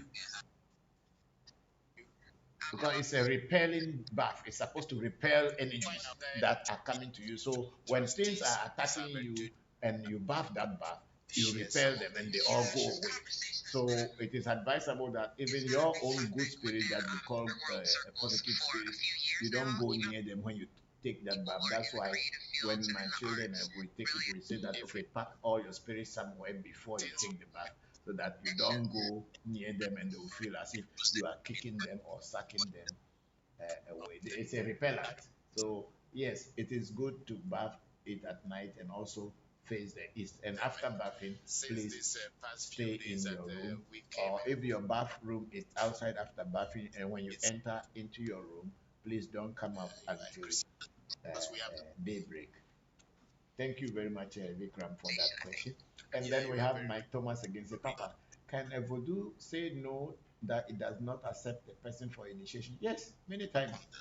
Many times we have seen it here. We ask if we should initiate somebody into some voodoo. The voodoo will say, no, I don't want you to initiate this person, or I don't want to work with this person. Yeah, of course, voodoo says that. And the voodoo has its reason. But if we want to go deeper, then we will ask Afa to tell us why this voodoo is saying that it does not want this person to be initiated. And Afa will go deeper into it, and Afa may come with its own story. Could be anything. Maybe the person, when the person has that spirit or get that initiation, he may use it for negativity, because it's not everybody that you initiate that have positive mind towards other people. I have people who came into my shrine in the early days when I was not doing this spirituality as my profession. I had other businesses that I was running, but I was doing it as a side thing. People come and I do consultation for them, and some people I initiate. I had a photographic laboratory, and I had a shipping company, and all many things that I was doing. So I didn't really have full time to concentrate on my spirituality, because my spirits were my personal things that I got to protect myself and protect my children and my family. That was the reason of my having my shrine. But then as time went by, people were coming and going, and slowly we became public because people were coming. And people came here and they will tell you that, okay, I want you to help me kill that person for me. No, they will tell you that, oh, this person is doing something bad in my life, so I want you to kill. And to such people, what do you think if you give them the power to do, to be able to use that word or use words to attack people? They will use it. So the voodoo already knows your heart when you before even you come, and he will say no, don't initiate this person. And sometimes the person feels disappointed that, oh, I'm ready, but then the voodoo say I should not be initiated. If the voodoo say I should not initiate you, me I will not initiate you, because I'm not a voodoo. I am only partnering with voodoo. They are in the spirit world, I'm in the physical world, and I listen to what they tell me if I want to work with them. And I don't go against their will, because I don't know why they say things the way they say those things. So for that reason, I respect their word. So if the voodoo say you should not be initiated, or sometimes some people want to get Afa, Afa will say no, they should not be initiated into Fa. It's not me. That's why we say usually we are doing reading to find out who to initiate and who not to initiate. But most people, it is okay. But then there are some few people we had experience that the voodoo will say no, and the Afa will say no. So he said, say no, and if the person does not listen and finds a priest willing to do it, what could be the consequences? I don't know. I cannot tell what will be somebody's consequences. Me, if I don't initiate you, whatever consequences you will meet, it's not my concern, because when you are with me, you become my responsibility. As my student, it is my responsibility to guide you and teach you how to master the path of spirituality. That is my duty to you when I initiate you. If somebody else initiated you or initiates you, it is not my responsibility or duty whatsoever. Whatever consequences may come, whatever consequences may not come, it's not at my door. Yeah, I'm very, very straightforward and very plain with my spiritual practices. I don't take chances, and I don't do things that will not benefit me and the people who are under my care. So that's how I am. And then we have Wisdom Larry saying, hello, Papa. I got to know that I need to be initiated by Alpha Afa, okay, Afa. I want to know how to go by it. I want to know more and prepare towards that. What is involved? Okay, wisdom. I think the person who did the reading for you, who told you that you have to be initiated into Fa, I think it is advisable to see that person and ask the person to continue the reading they did for you, to give you the background of how what you should be done before your initiation. I think that is the best way. Since somebody was able to find out for you that you should be initiated into Afa, then it is also good that you go back to that same person to tell you the process, and then you can get initiated by such a person. No, I'm not a desperate spiritually, that I'm desperate that people should come to me and come to me. No, no, no, no, no. Because when I am doing my things, I know what I am doing and I know how to guide. I don't want someone who I am guiding tomorrow will get some other influence or information from somewhere, and then it will come and clash with the way I want to teach, because I am a very experienced person on this path and I know myself. But then there may be some people who are more experienced than me, and they may know things that I do not know yet or have not come across yet. That's why I am always learning. So if you have gone to somewhere and the person says you should be initiated into fire, it is advisable to go to that same person, because there's a possibility that you may go somewhere else and get initiated and go back to this person who had already told you, and there will be conflict between you and the person. The person won't be very happy about you, that, oh, but I told you that I will initiate you, why didn't you come to me? So let us put spoons where they belong, and then we put spades also where they belong, please. And then somebody was replying to Vikram and saying, Vikram, what is siosio? Siosio is a herb that we Aves, some people call it a hagbe in Evedome. We call it a hagbe, and you know, a hagbe or dame dame. It has so many names. Dame dame, a hagbe, siosio. There's another name for it.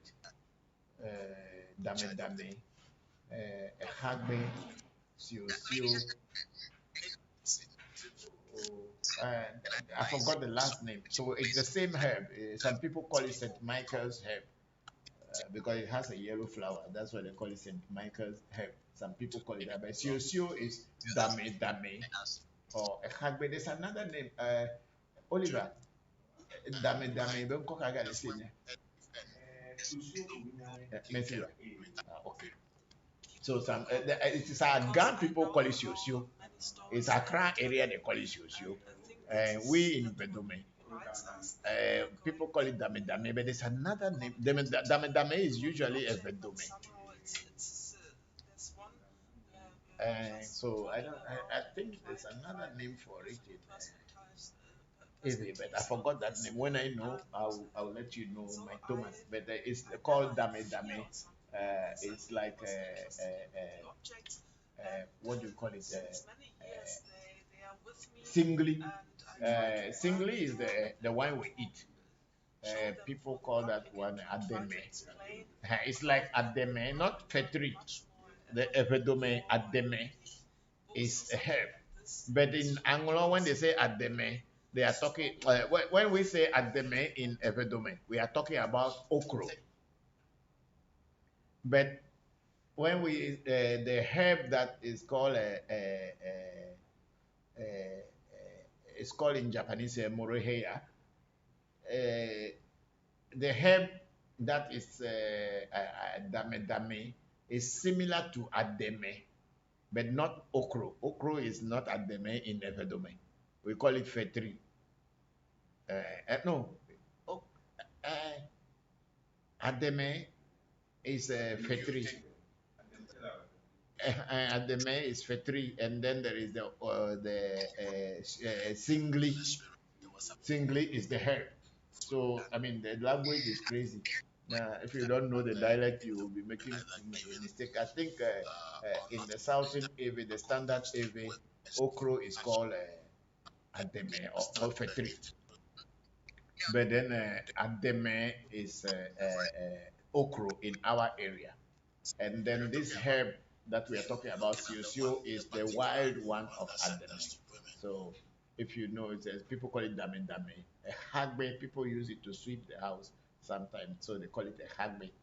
Yeah, so Mike Thomas, that is the siosio, or it's a common herb. So everywhere, on the roadside, everywhere. And do we have any picture of it in our pictures? No. I think it's called Cedar Akuta.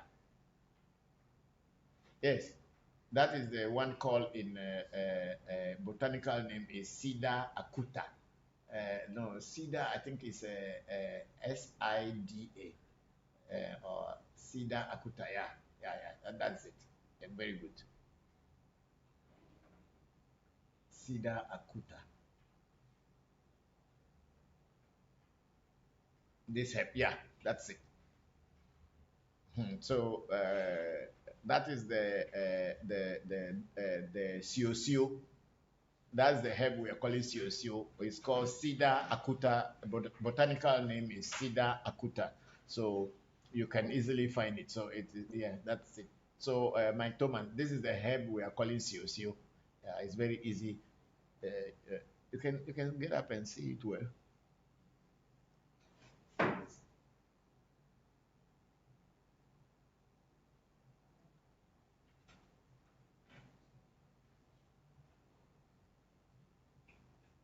They said the common wire weed. Some people are calling wire weed, and it's a species of flowering plant in the mallow family, Malvaceae.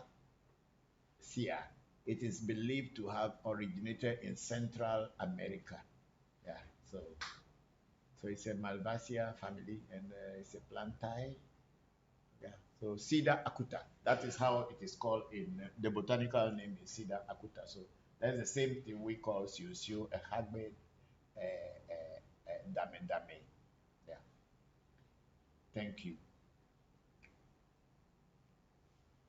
Then we again have Wisdom Larry say, okay, Papa, please, can you help me with that? I mean the initiation.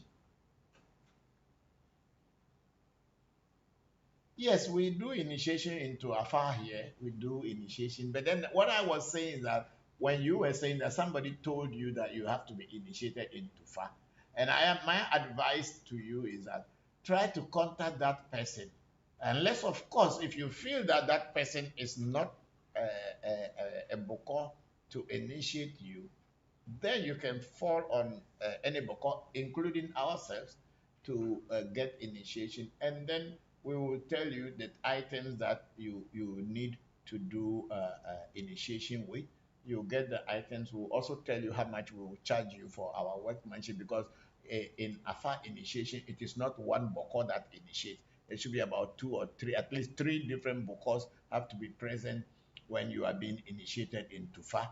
And if you yourself, you know any Bokor that you want to bring along, you can bring a Bokor along to come and kind of, what do you say, to oversee or to watch how your initiation is going. In case the people initiating you are not doing it properly, that Bokor will be able to tell you that this part is not proper. So ask them to do this part for you, do that part for you. But at our shrine, you are at freedom. We do things that we will help people to progress. There are certain shrines when you go to take initiation and people see the oracle that you fall on and they know you are going to be a successful person, the person initiating you become jealous and envious and begin to do things not to clear, not to make the doors open for you. So you take the initiation finish, things will start going bad for you. We have seen it in many distance, and I think a lot of people can bear witness to this. It does happen in our Eveland, and and maybe also in the diaspora. There are so many people who do not really know how to do the initiation, but they will initiate you. And when they initiate you, you are just sitting there. You don't even know what to do. They only tell you to be worshiping your thing. That is not what we do here. So you can bring your Bokor or somebody you know has been initiated into Fa, who knows Afa, to be a witness at your initiation. The doors are open. We don't have problem with that, so that you can know what they are doing for you is real or is not real. So Afa initiation is not done by one single Bokor. Wherever you have gone and one single Bokor has said, oh, is the only one going to initiate you, then you should be afraid. It is not complete. It is not correct. There's something that is hidden. Okay, put the air conditioner off now. Now I am cold.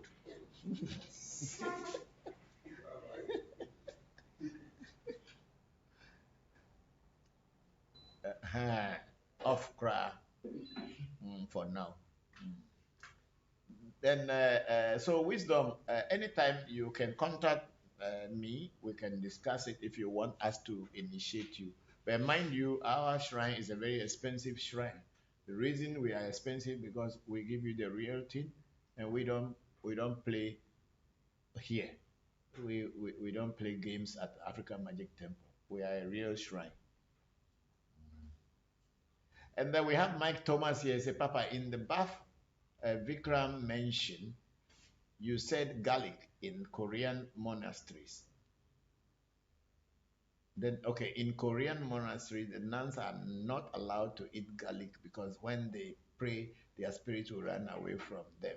It sounds similar to what you said. Yes, I agree with you because garlic is a very, very powerful spirit on its own, or plant, which drives away many things, even sicknesses. You know, when you add garlic and certain things together, you hang at your door. Like you go to Indian shops, you will see them, they put pepper together and then garlic, and they pinch them, they hang them. It is to drive away negative energies who will come and disturb them. So garlic has that power. That's why when you buff it with these herbs, you are advised not to go near your own spirits.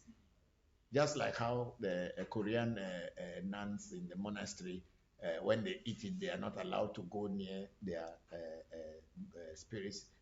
Yeah, it is similar because it is very, very powerful. And the Christianity also teaches about garlic, but they don't know. They correct it. They think that if you are a spiritualist and you eat garlic, then your spirits all will run away. No, we will know when to eat it and when not to eat it. I remember some people were coming into my house, and I heard at night they making garlic and throwing everywhere in my house, in my shrine, thinking my spirit will run away. They won't run away. They will stay.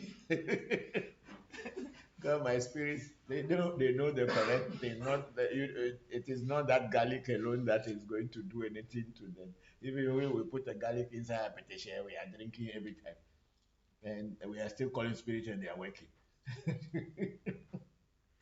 Very interesting. I know people go only one way. They don't understand deep spirituality. You cannot tell chicken they sweet and then chicken will die. No. Can't say, hey, chicken go away and then chicken will just die. Chicken will not die. It's not true. But there are things you can tell chicken and chicken will die. Okay, so Mike Thomas, thank you very much. And I think we have Vikram at the bottom saying, hi, Mike Thomas, thanks for your question. Siosio is Sida Akuta. Yes, thank you, Vikram. Thank you very much. Okay, those of you who doesn't know Vikram, Vikram is one of my students that I regard as my son. He's from India.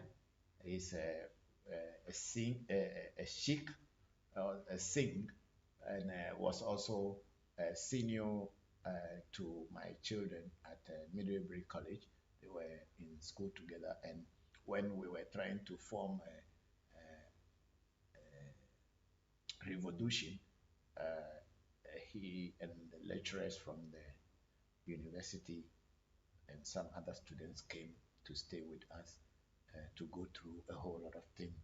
So he's one of the oldest students of the Revolution and Africa Magic Temple.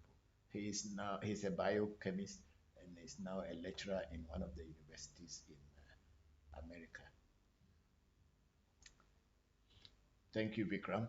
And then we have Mike Thomas. Papa, a couple of weeks ago, you mentioned a second initiation that is done so that the rituals and sacrifices as a new Bokor mix will actually work to be accepted. Please repeat this for us here again today. I have a new person listening. Okay, Mike Thomas, you see, when you are initiated in Tufa, the day you are initiated. So people will call you Bokor, Bokovi, or as a new initiate. But there are more initiations into Afa if you really want to be as a Bokor and be able to do divination for people and be able to get the correct spirit speaking to you so that you can teach people, and even for the Afa, the divination chain, to be able to talk properly for you. There are things you do. They are all initiations. So that when you throw the divination chain, the divination chain cannot deceive you. Afa will tell you correct thing. It's not like because you are initiated and they just give you a divination chain and there you throw and you get information. It will fall, but the information you get sometimes it will be wrong.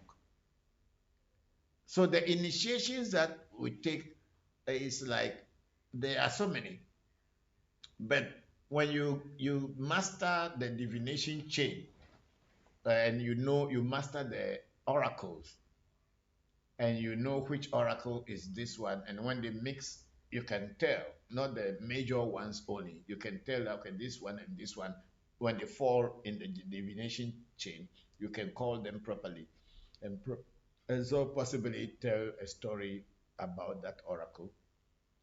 There is the one we call Volu. When you are a priest, when you don't have Volu, when you do rituals for people, sometimes it will work, sometimes it will not work. But when you get a Volu, no matter what, even if you make a mistake in the rituals, it has to work.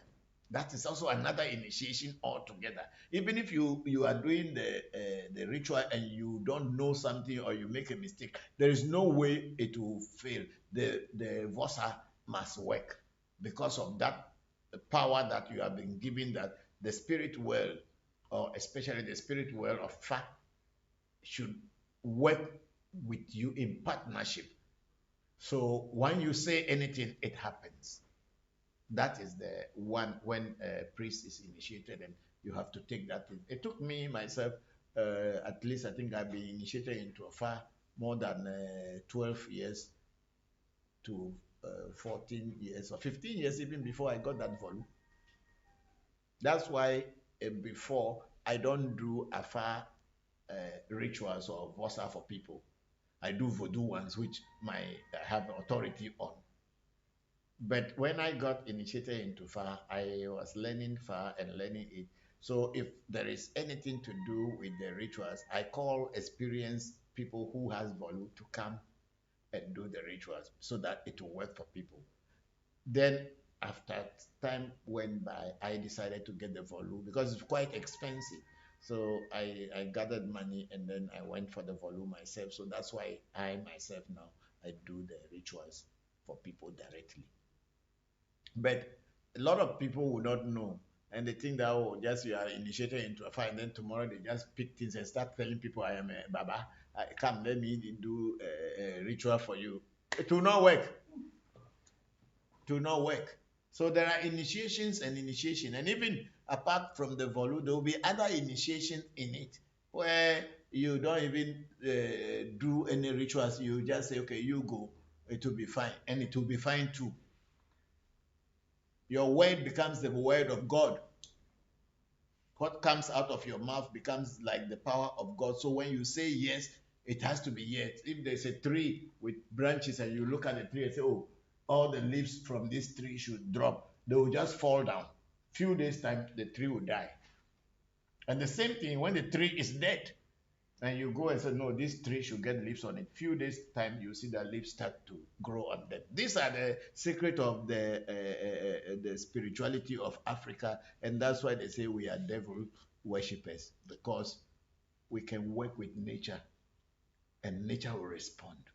We can work with God and God will listen to us. We don't have to have faith. It is the words that you have is where the power is.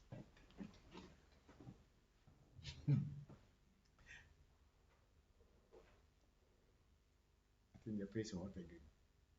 Oh, it's me. Give me the. Yes. Thank you. So me and myself, I'll be in charge. So we have somebody up there. Bring it. Somebody is asking about Siosio again. Cedar Akuta is a botanical name for Siosio. Okay, that's from Revolution. Yes. So we have Doris Amwa in Saudi Arabia. Say, Holy Togbe, it's been a while since I watched you. I'm happy to catch up with you today. Thank you, Doris. How are you? Since the last time you said your mother said she was coming here, she never came. So anyway, hope you are doing well. I wish you well in everything you are doing. Thank you. And then we have big sister Oluchi Osu, okay, is laughing again. Today is just laughing and the bells ringing. Okay, we have Vivian Baka in the US saying, greetings, Papa and AMT family. I am late. No, you are not late because this is a modern time. Everything that I had said today is there on the net. You can always get back to it and listen. And then if you have any question, you can send question to me on WhatsApp and I'll answer you. Thank you very much, Vivian. Hope you are doing well. How is work? Hope everything is going on well with you and your mother. My regards to everybody. Then we have Mike Thomas again. Say, Papa, can this additional initiation you mentioned done during the time of Afa initiation? It's not done during the time of initiation. It's only done when you master certain things. You don't have to be in a hurry when you are doing spirituality. If you are in a hurry, you will miss up everything and you will not know the real thing. It's not done during Afa initiation at all. It's a separate initiation. That's why I was saying that you have to master knowing all the Afa odus and also knowing how to throw the divination chain. And some few things you have to know those first before you take that initiation. And then you know you are complete. So you probably would have been watching how Vosa is done, how our Vosas are done, and know all the things that goes into certain Vosas, the common Vosas, before when you take that initiation. Before you can be given that initiation, they cannot give it to you the day you take Afa initiation because you have not known anything yet. So why should they teach you? You will just go and mess up everything of your own life and the life of other people. You don't have to be in a hurry. Spirituality is patience. You have to have patience, and it is with time that things come to you. That's why I was saying even I was initiated maybe 14 plus years before I even took that Volu initiation. So don't be in a hurry. One step at a time, you will get there.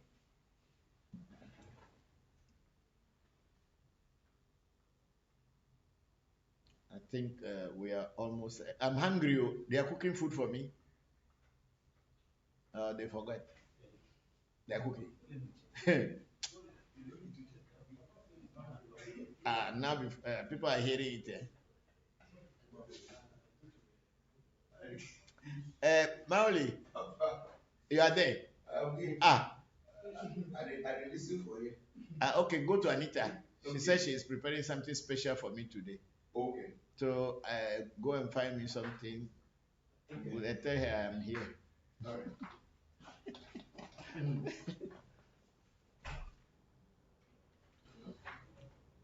Okay, so now when I say I'm leaving now, then plenty of questions come. Okay, so we are taking it from Stephanie there. It said, "Good evening, Papa and AMT family. Really interesting, and I have been listening to last week also, and there was so much to be taken from what you have shared. Thank you, Stephanie. And then Stephanie went on to say, I understand the need of practicality as in other spirituality, but how does one proceed? By choosing a teacher? How does that work? Do you need to go and spend time with the teacher, stay with him or her? Not necessarily, Stephanie. We are in the modern world, and we are in the age of technology. You can, like, as I sit here and I am teaching you and you are listening or people are listening, if you learn from any teacher anywhere, your teacher should be able to teach you when you request to learn or to know something.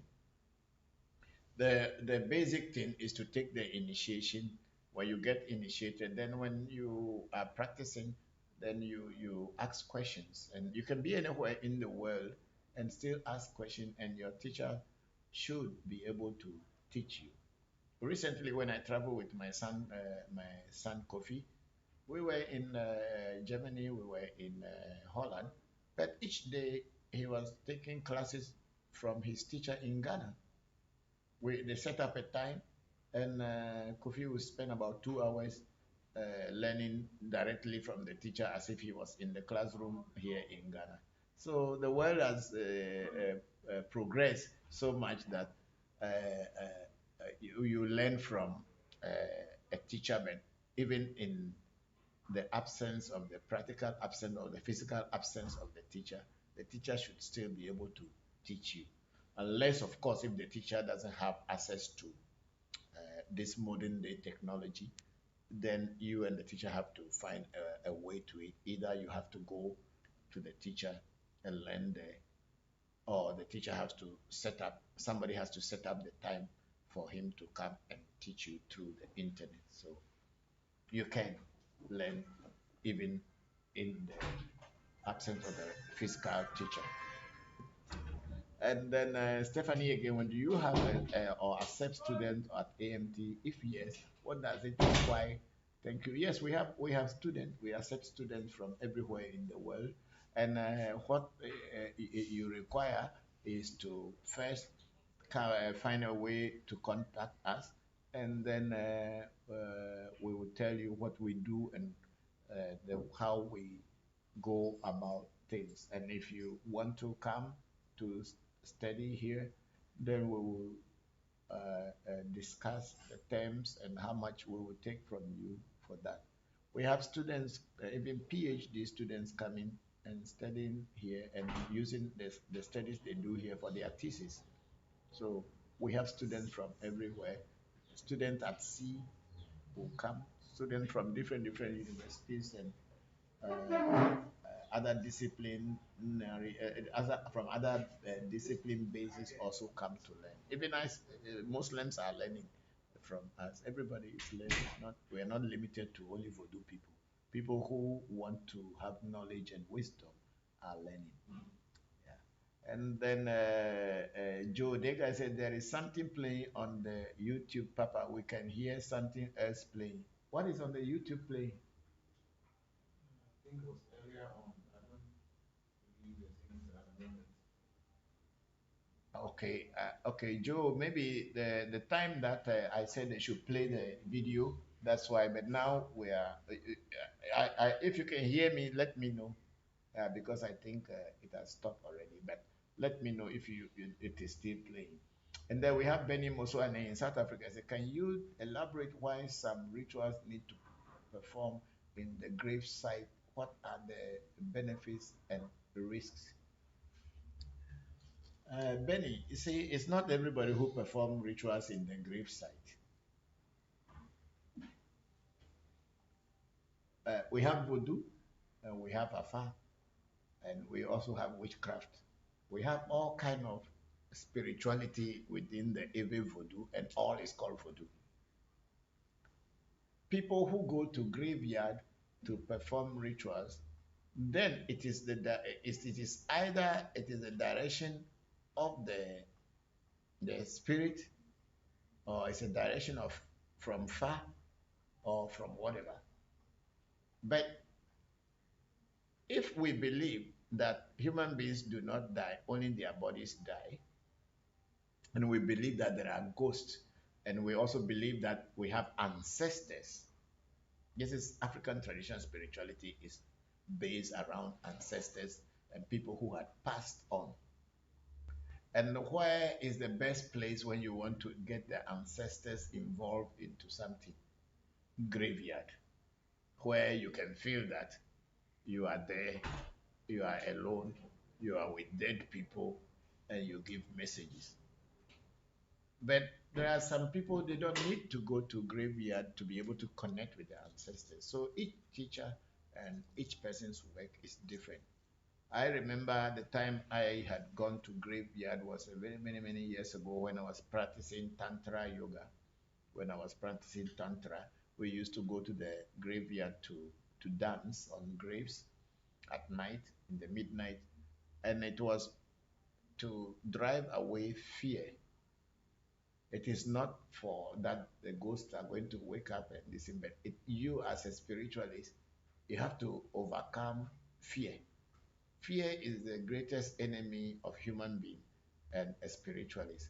So you need to transcend yourself above fear. So we human beings fear graveyards by nature. And even if in the daytime you alone you are walking through the cemetery self, you are afraid. You think that somebody is watching you or something is coming to catch you. Nobody is coming to catch you. So they train us as tantric yogis to go to the graveyard so that we can overcome the spirit of fear. So that's what we did in the past. So, and it has helped my life a lot that I don't fear anything. I can do anything. I can be anywhere. I even remembered I walk about 10 kilometers or 15 kilometers at midnight through bush alone. Nobody was with me. And those places was in our area, they said there were killers and murderers and all this, but I walk alone more than 15 kilometers at night and I did not die. Nobody attacked me. But it is the fear. But if you have that fear, even if the grass, the wind blows it, you will just be jumping around. So, as a spiritual person, it is good to overcome fear if you can. And the greatest place to fear is the cemetery at night. Because if they tell you there is gold in the cemetery at night, and they say you should go alone to go and pick it, I tell you, sometimes you think twice before going because you don't know whether the ghost is going to wake up and chase you or if there's even gold there. So some people still do graveyard rituals, and they all have their meaning and they know. But for me, for some time, long time, I have not done anything concerning graveyard. But people who know how to use the dead may use the graveyard as a place to set up their spiritual rituals. So I think that is it. Whatever benefit it is, and the risk in it is that you are alone in the graveyard. If you get a very bad person, they can destroy you. No, I'm not talking about the spirits because the ghost is not coming to do you anything. It's human being. Your fellow human being is the one who will attack you. Ghost is not going to attack you at all. They are sleeping there quietly. They are thinking about how they will make come back into life or how they will make their journey forward. So they are not coming to attack you, unless of course somebody told them to attack you. But it is a human being who tells ghosts that go and attack this person for me, and then the ghost will wake up and go and attack you. So the risk is another human being will disturb you, and then the benefits are you can overcome fear if you can. Because I used to go there to do meditation, sit there for 2 3 hours doing my meditation on a grave alone, and come back home. No ghost wake up to catch me. So it does happen, but everybody has their own practice. I don't know for other people. Some people have reason why they do that, but I cannot talk about their reason because I'm not them. And I don't know why. Whatever benefits or risks are in it, I can't tell. And then Benny went on. He said, background sounds are a bit disturbing here on YouTube. Okay. What is the background sound? Okay. So there must be some a check, yeah. Because if somebody complain and another person complain, that means there is something.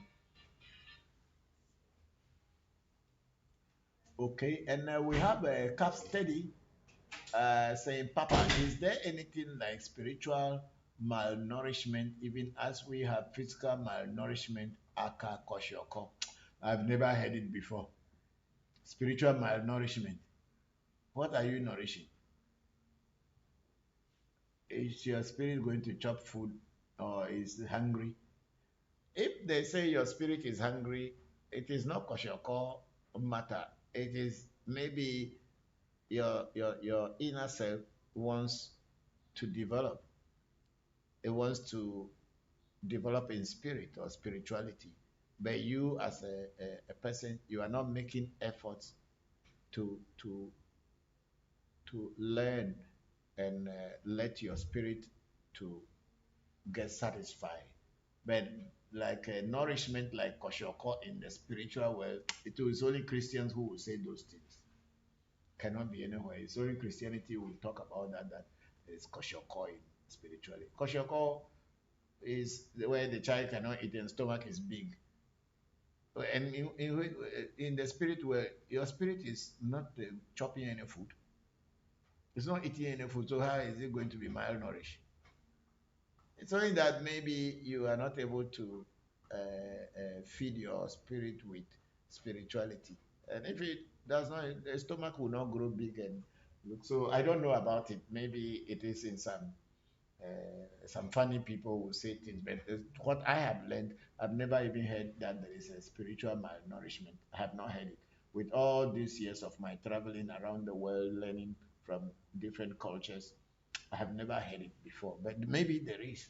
I can't say, but I have never heard it before. And Junichi was trying to send a question, but Junichi Jews, Junichi Fukuoka in Japan, he was trying to send some question, but he has retracted them.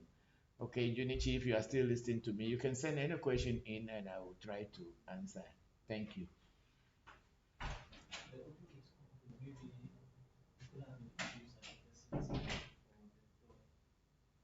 Okay, okay. Benny, I think we were checking the audio, but we don't have any sound from anywhere. Maybe only when people open the door. Maybe that's why. Because here with me there is no nothing. I can't hear anything. But we are sorry that you've been disturbed. Yes, I think we are almost at the end of our today. We don't have questions on. Okay, Junichi is here. Okay, go up. Let's start. Okay, he came on instead of YouTube. He came on Facebook. Big sister Oluchi is saying, "Go cook for Papa to eat, oh, please, oh, with peace and love." I'm okay. Okay, they will find something for me. Very sure. Thank you. And then Oluchi also okay again. Went on. Big sister said, "No, it is not playing a game, Papa. We can hear you quite well. Peace and love." Thank you, big sister. I'm very grateful. Thank you. Thank you. I saw you on TikTok. You were dancing. And then I have Ajwa saying, Papa, how do we book appointment in Accra? Ajwa, there's a number that they will type on your listing for you. You call the number and then they will book an appointment for you. And then when it is okay with you, I will see you. Because I'm not always at the shrine. I'm very busy here and there, so doing things somewhere. So if you don't book appointment, you may come and you will not see me. So, but if you book appointment and I confirm that I will be around, they will ask me if I will be around, and I say I'll be around. Then I will be around to see you. Thank you very much. And then we have a big sister Oluchi also. Okay, again laughing, laughing, laughing. Thank you. I saw you dancing. Yeah. And then we have a Junichi Fukuoka say, Kombawa, Kombawa, Genki desu ka?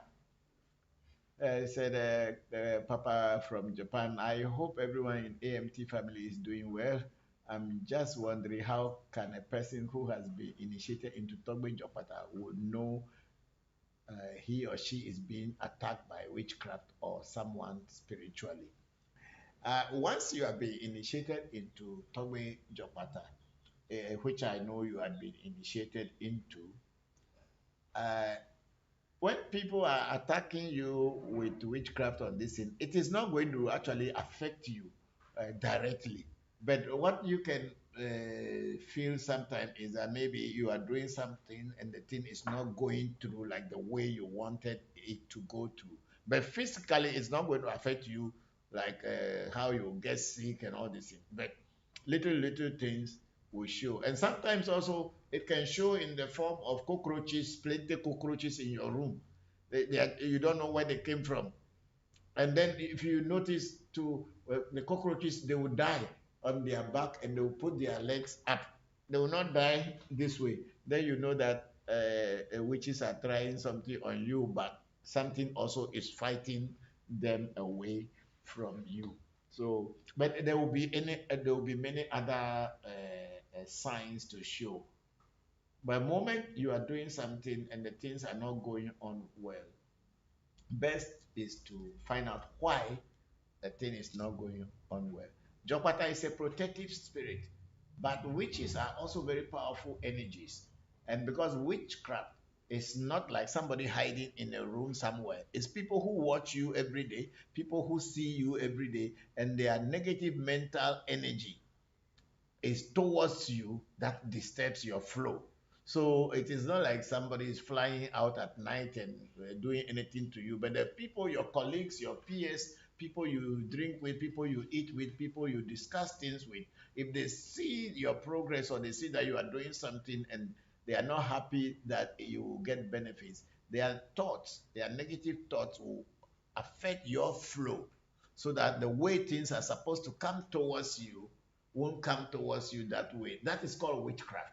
And when you do a reading and it appears in it that, oh, it is because witches are disturbing you, that's why this thing is not happening, or whatever you spoke on your money, then when you do the rituals, it kicks them out. So that's what it is.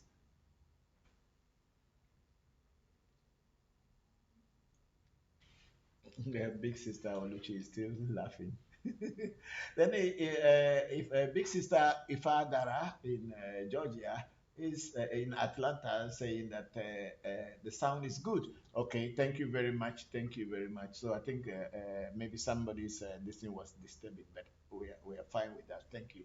And Oluchi also okay. Say yes, Papa. Thank you for the love on TikTok with peace and love. Thank you, thank you, thank you very much. I'm very grateful. I think we are almost at the bottom of today's question and answers. And the face, uh, okay, Benny Moswani said, thank you, Papa. The sound was sorted 10 to 15 minutes ago. Okay, thank you very much.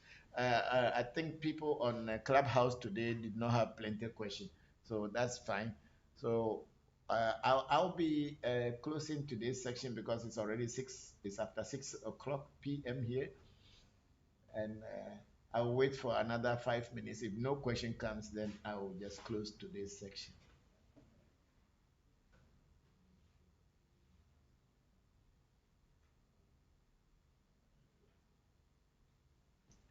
The people here in the studio, you want to say any, you want to ask any question, you can. Gabriel, you have any question to ask? Not today. Okay. Very good. And somebody, Kwesi was on Zoom. Get Kwesi on Zoom. I think Kwesi is on Zoom, and let's get him to see if he's still there. Hi, Papa, I'm still here. Okay, Kwesi, how are you?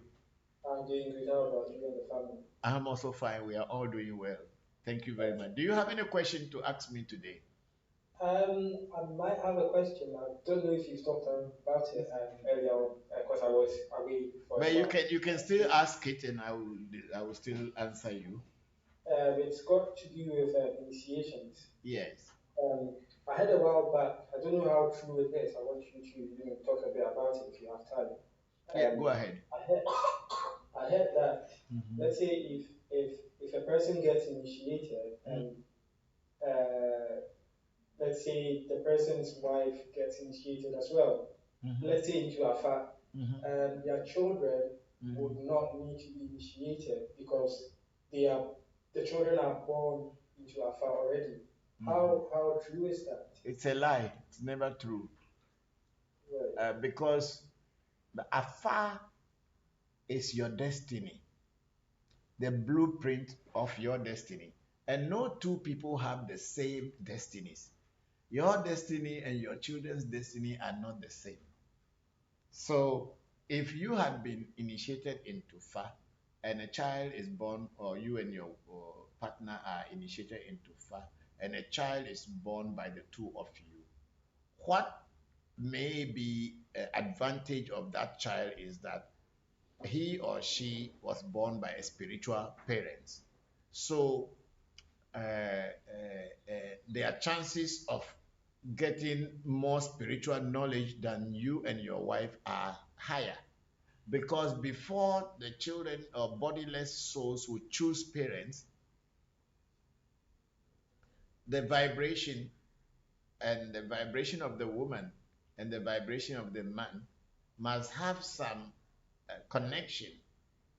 And this, when the vibration of yourself and your wife are in a kind of same wavelength, and if the wavelength that you people are vibrating on is equivalent to the bodiless soul, which is dead and waiting to be born, has the same vibration, then that child or that bodiless soul travels into the futures and later born as a child. Take for instance that if I am a thief and my wife too is a thief, okay, if I were a thief and my wife too is a thief, definitely we will give birth to some super thief who will come and graduate from where we left off. Yes. So your destiny and your child's destiny is not the same. So when you are initiated and your wife is initiated, then when the child is born, the child also have to take initiation in order to fulfill its own destiny. I see. Thank you so much for this. Thanks for clarifying this one. You're welcome. Thank you. You're welcome. Thank you very much. Yeah, that will be all for now. If I have any, would communicate on. Okay, thank you, Kwesi. I'm very grateful. Yeah. Thank you. Yeah. I've still not forgotten, Papa. You definitely hear from me. Yo, Kwesi. Thank you. You just take your time. The right time. God's time is always the right time. Thank you, Papa. You're welcome. You're welcome. So let me touch on this last thing before in more clarification to the question Kwesi had asked. You see, human beings do not die, or the spirit do not die. It's only the body that dies. That's why in Hinduism they say reincarnation. In our culture too, in African culture, we have people who call Ababio, which means the person has come back again. And then when you go to Yoruba, they say Tunde. Tunde means it has come back again. And then when you come back to Eve, we say Tepe, or Ametepe, or Tepe, which means our people believe that people do come back. When they die, they still sometimes come back to the same family. So sometimes the people they call Jikwi, which means I think that is Obanje or this thing in Yoruba, where a child, you give birth to the child dies. And then before you know, the mother gets pregnant and then give birth to another child. Then that child also dies. So the mother or the parents are now like always mourning. What do our people do? They mark that child. Before they bury the child, they mark the child and give it a mark and do some rituals before burying the child. And when they bury that child, when the child comes back, supposing it's the same child that comes back, that mark will be on the child. Then they know how to tie it down that it cannot live.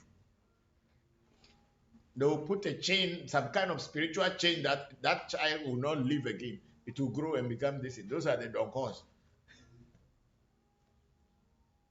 They will mark them. And that mark will surely be on the newborn baby. Then they know who is coming again to worry them. Then they will change you. And sometimes also, some people die and they die normal death. They are grown up, and before they give birth in the family, this same person comes through another family member, and then the behavior and the way the child start doing things from childhood when it start growing will begin to tell you, is it not this is what the grandpa used to do, or this is what grandma used to do? Then our people notice that people can come back. But it is not always a guarantee that your destiny will send you back to where you left from. You can go into any other culture, into any other race, and be born. But wherever you are born, that's where your ancestral line will be. Because once the body disintegrates or die off, you have no more any connection with here. It's only you will be in the memory of people who will continue remembering your memory. But when you are born somewhere else, you will not know where you had been before. Yeah, you want to ask a question? Yes. Go ahead. Yes. So what is the purpose of reincarnation, of coming back? Is it to fulfill a particular mission, destiny, or is it like what is the purpose? Okay, the purpose of reincarnation is to attain your destiny. Means okay, I don't want to take you people far back, but let me take you people back. You know the Darwin's theory of evolution is very true, but it is more of our spirits, inner spirits, than the physical body. The human mind, it started from the unicellular amoeba, right? You know the amoeba, the unicellular this thing. And the more it interacts with the environment, more cells grow, and then it becomes more experienced. So it is human being, our minds. So when the mind gets to a stage, it has to take a higher animal form to continue developing. So dogs, animals, and all these things will also one day their mind will jump to be born into a human body. But when they are born in the human body, coming from animal nature for the first time, their behavior and everything is more like animal. And I'm sorry to say, most of the people locked up in jails, it's their first experience in the human body. And they will only fight for food, sex, shelter, and protection. This is all that they know. But then with the experience that they will have, they will come back again, back into the physical body until they become human beings. And then slowly, slowly they get perfect, and then their desire to go back to God or become perfect beings will start. Then spiritual desire start coming, which is like absolute happiness. So that is how it is. So when you are giving birth to children, there are all these bodiless souls, whether the soul of a dog or a chicken or soul of a cat or another human being, they are all there. So the way you live your life this time is what will determine which parents, the location, the environment, and all the things you'll be born in your next life. So when you live a very useless and wicked life in this time and take advantage of people thinking that nature doesn't forgive. I said it before. It will still surely punish you.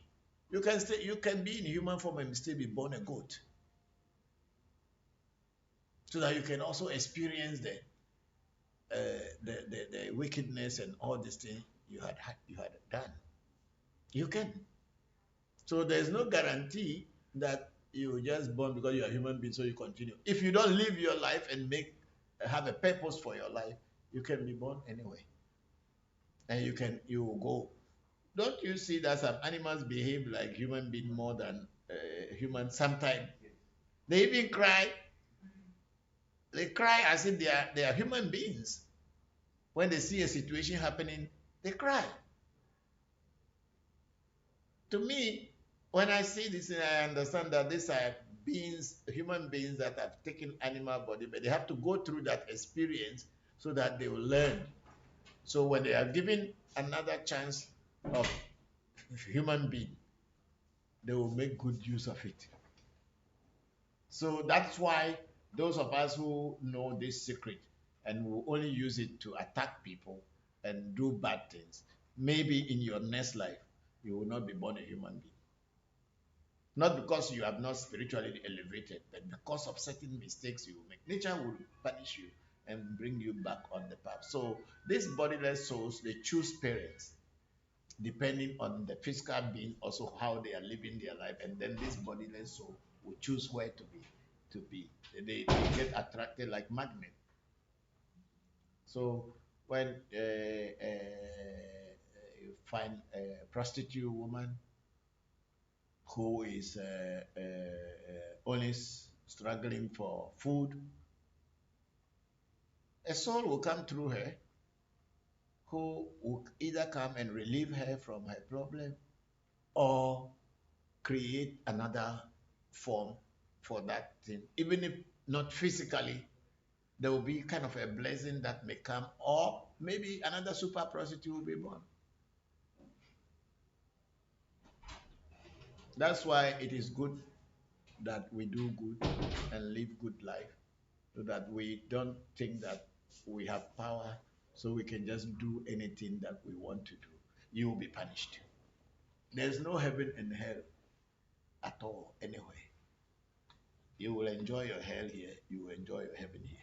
Why are some people born in royal palaces that they don't even use their hand to eat? Somebody will feed them.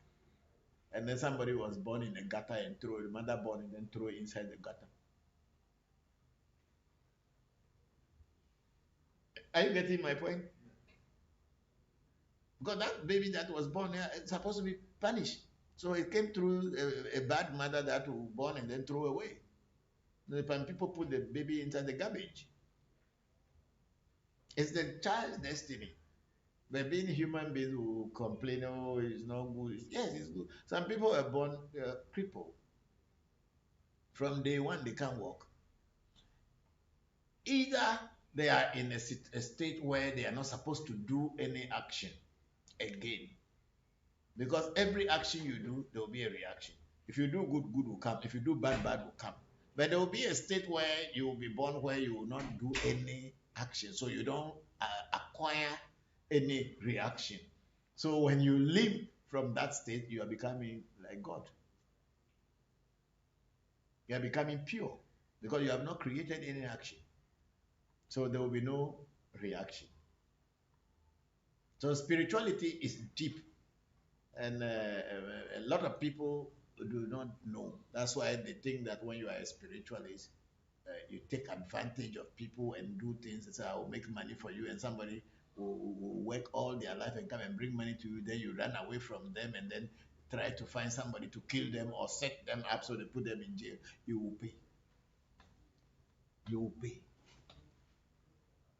That's why when you learn spirituality from different cultures, you will know how to walk on your path properly. That you don't create any thing that will be negative for you in the future. And I will advise all of you, when you want to have children, ask the gods to send you angels. They should send you angels, not impish children who will come and be worrying your life. Let them send you angels so that your life will be peaceful. So, Kwesi, thank you for that question. And I think we are almost done. And then we have Big Sister Father, I say many blessings, Papa. Thank you. Yeah, thank you to Big Sister. I'm very grateful. And then we have Desmond Energy. Thanks so much, Papa. You are welcome. You are welcome, and you are welcome. And then we have somebody was Ajua Revolution Voodoo Education. Thank you. Okay, thank you, Ajua. I think you sent her the visit. So, and then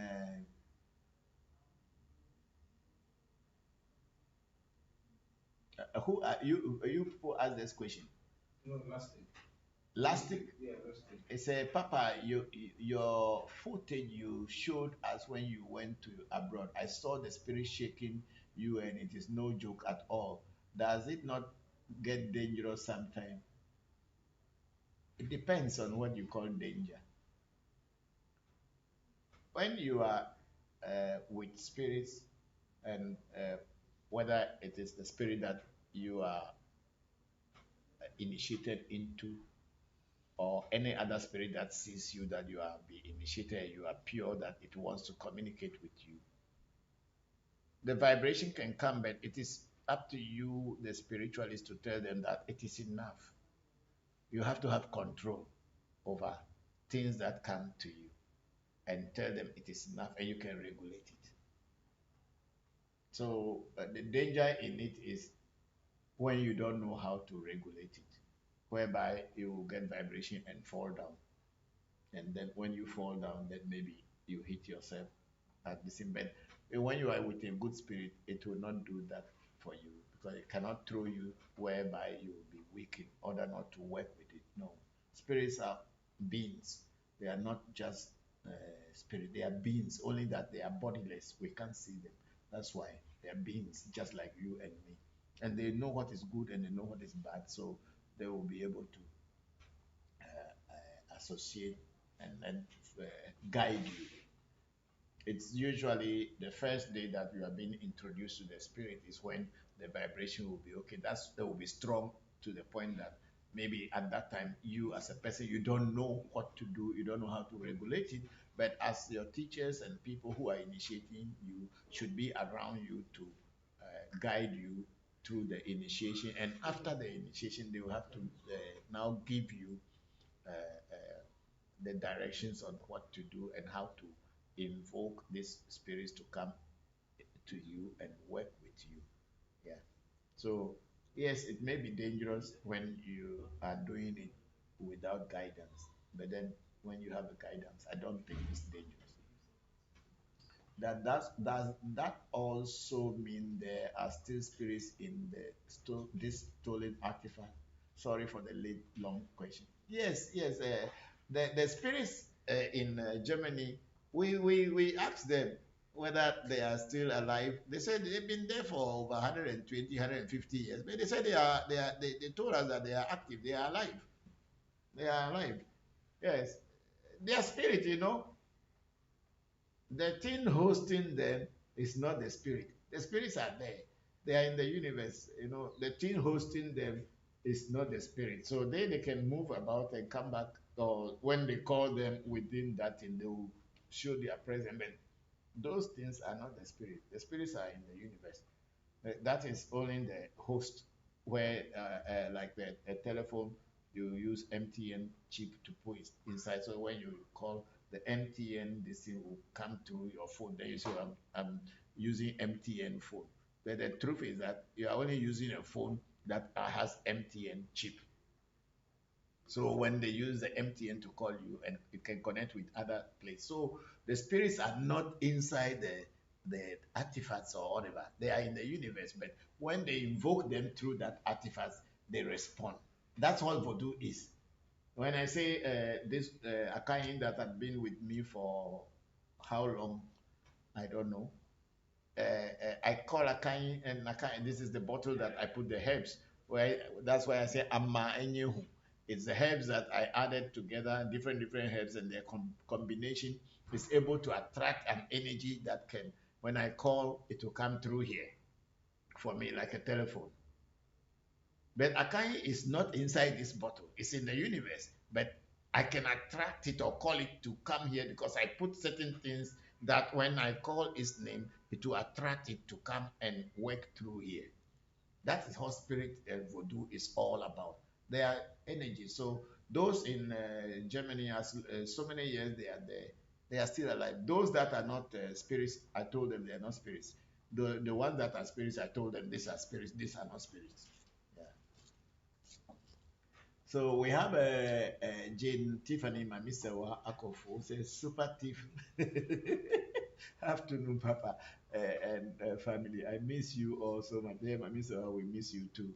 Yeah, because if you give birth to, you go and that's why women should find good men to born baby with.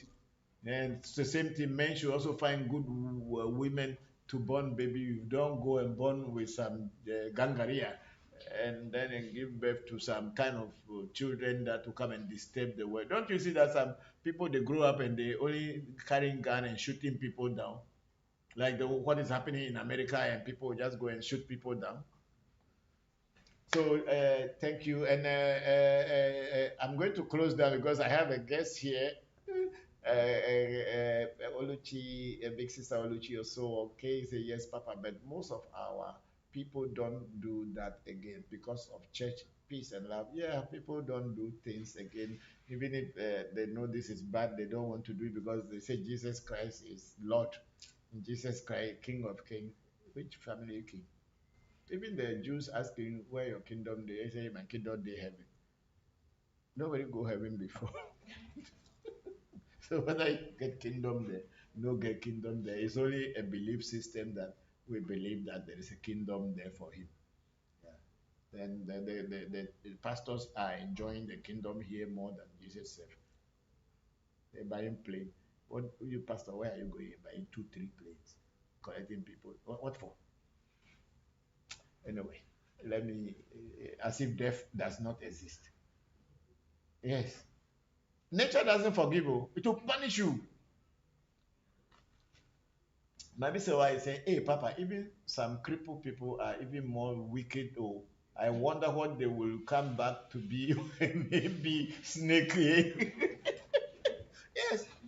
Hey, some are very, very wicked. Some give me something. When I open my shop, I give my shop to a cripple to manage. So before I came back, he sold the whole thing in the shop, sold the shop, and then you ran away. I was feeling pity for him. I opened shop for him. I had something to do. So, Mr. How you are right. Some cripples are more wicked than anybody else. It is very true. Yes. And the big sister Oluchi was laughing. And then Kwame Jones again is saying that go down, let's see. He said, thanks for blessing us with your knowledge, Papa. Thank you too for listening, and thank all of you. Then we have Cletus Fifi Adams, Jane Tiffany Mamisewa Akofu, Super Chief. Yeah, okay. Yes, okay. I think we are, other than say, we are grateful for today's teaching, Papa. Again, great. Thank you with peace and love. Like always, Papa, and more blessings to all. That is from Big Sister Oluchi Osu, okay? Thank you very much. Papa, how are you? But why is the question coming in the form of revolution will do education? So when they sent some of the questions, they didn't come in time, so they didn't appear there. So you put them here. Okay, okay. So Papa, how are you? I want to know if an Ifa priest can tell someone to get a divorce to their spouse through divination. It's not Ifa priest who tells you anything.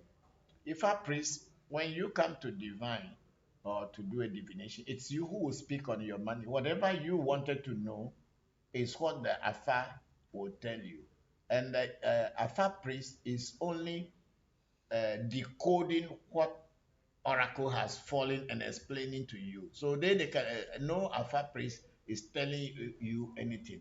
we are only decoding what you had wanted to know, and then the oracle is saying that this is what it is, and then we will break it down for you. But we are not the ones who tell you to go and get divorced or go and marry. No, it is what you ask Afa.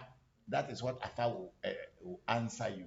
So if you are asking your Afa that should I get divorced, and Afa look into it and think that you should get divorced, Afa will tell you that get divorced.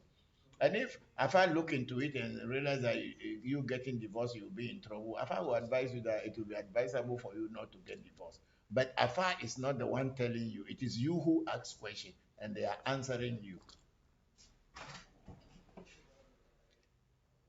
That's a Jifa who was asking that, and then I think we are done. There's okay. There's we are grateful. That's Big Sister Oluchi. I read that one already. There were a few more questions which are not showing here, so we are Okay, retrieve them. Let's answer. Otherwise, somebody will say I asked question you didn't answer. So retrieve them wherever they are. Let me answer before we close. And I think on the face no the clubhouse. Okay, somebody Tiffany is saying that hi there. Can you explain what a witch is in African context, as opposed to the Western idea of what they are? Okay, that's what I had said already. A witch is anybody who has got a negative mind towards you and doesn't want to see you progress. But when you see the witch in the Western concept, where somebody put a cape on their heart, a cape, and wear black thing, they call themselves witch. Those things are just jokers. They are not witches. They are jokers. They are just comedians. When we say witchcraft, is something we fear it because it will disturb you. But then people who do not understand what witchcraft is, they say, I'm a witch. I am a witch. To have knowledge and wisdom, you are not called a witch in African context. If you are doing negative things to people and disturbing people's peace, you will be called a witch in African context. But then I think in Western context, if someone is a diviner and somebody is teaching and helping people, they become a witch. And people love that name because they want to put fear in other people by saying, I'm a witch, I am a witch. Hey, go and meet a witch in Africa, you will see what witch is. Look, I think we have read. Okay, I think that. Okay, Mami Sawa was saying that. Was it Low? He was talking about two thieves giving birth to a super thief.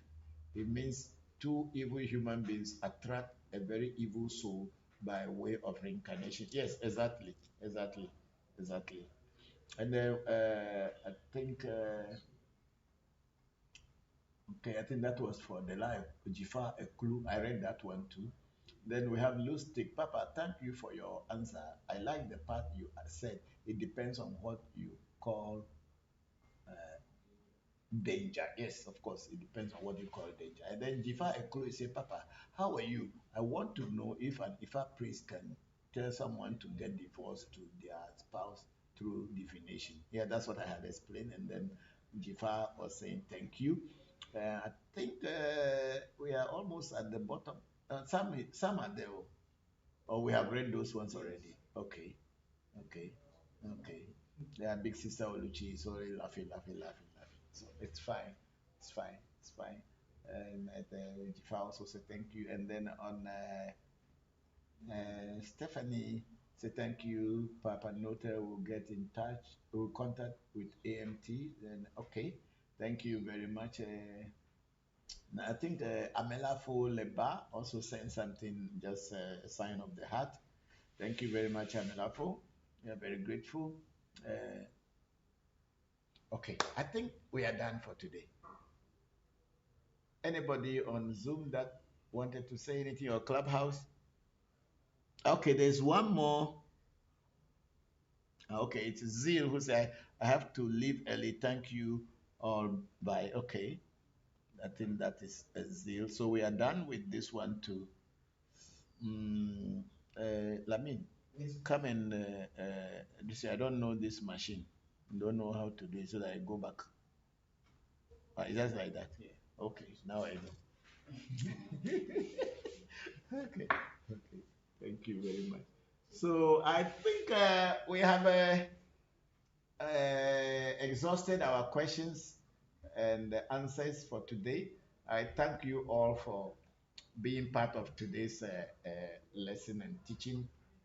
It's very interesting. The questions you all ask are very interesting and very relevant questions because it is knowing that we progress.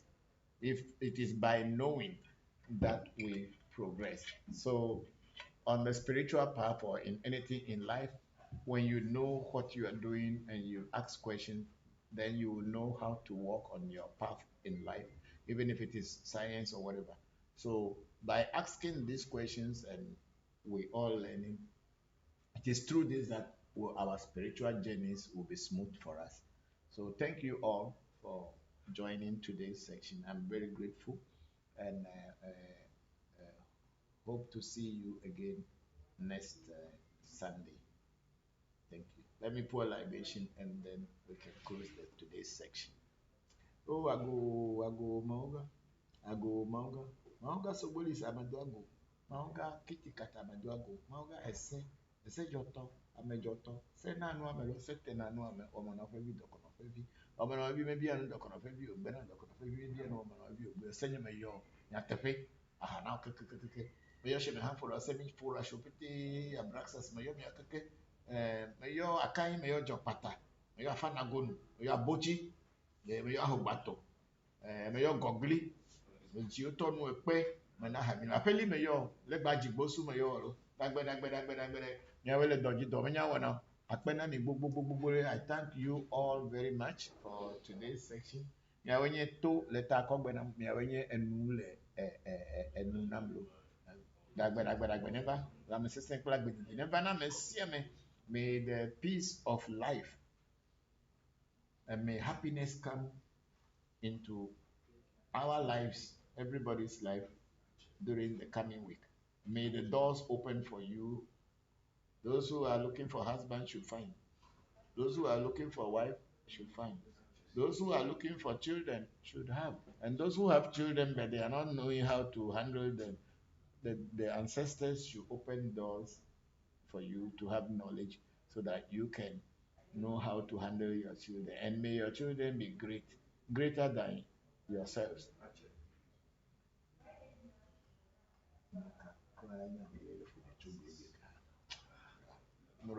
Correct.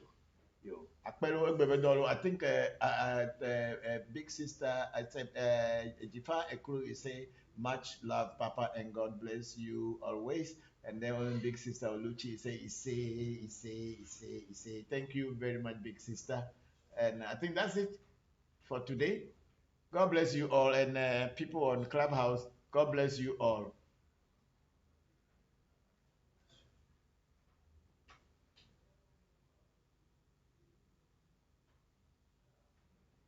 Stephanie is saying thank you, Papa. Thank you. Okay. So are the people on Clubhouse still listening?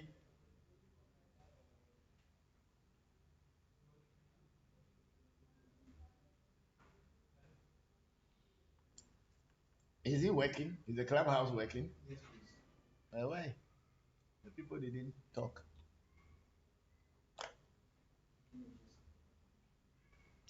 Shehu cry. No, be a bafi do. Be no yo nya. Shehu, you be a bafi va. If you want to come here, come. Don't keep calling me.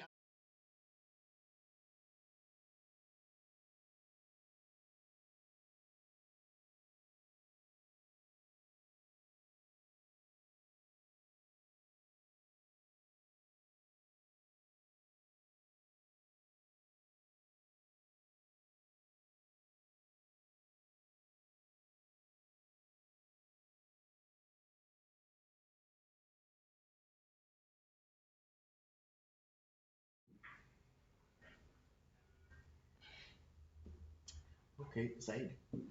I think I am done from here. So I will attend to Juliet now.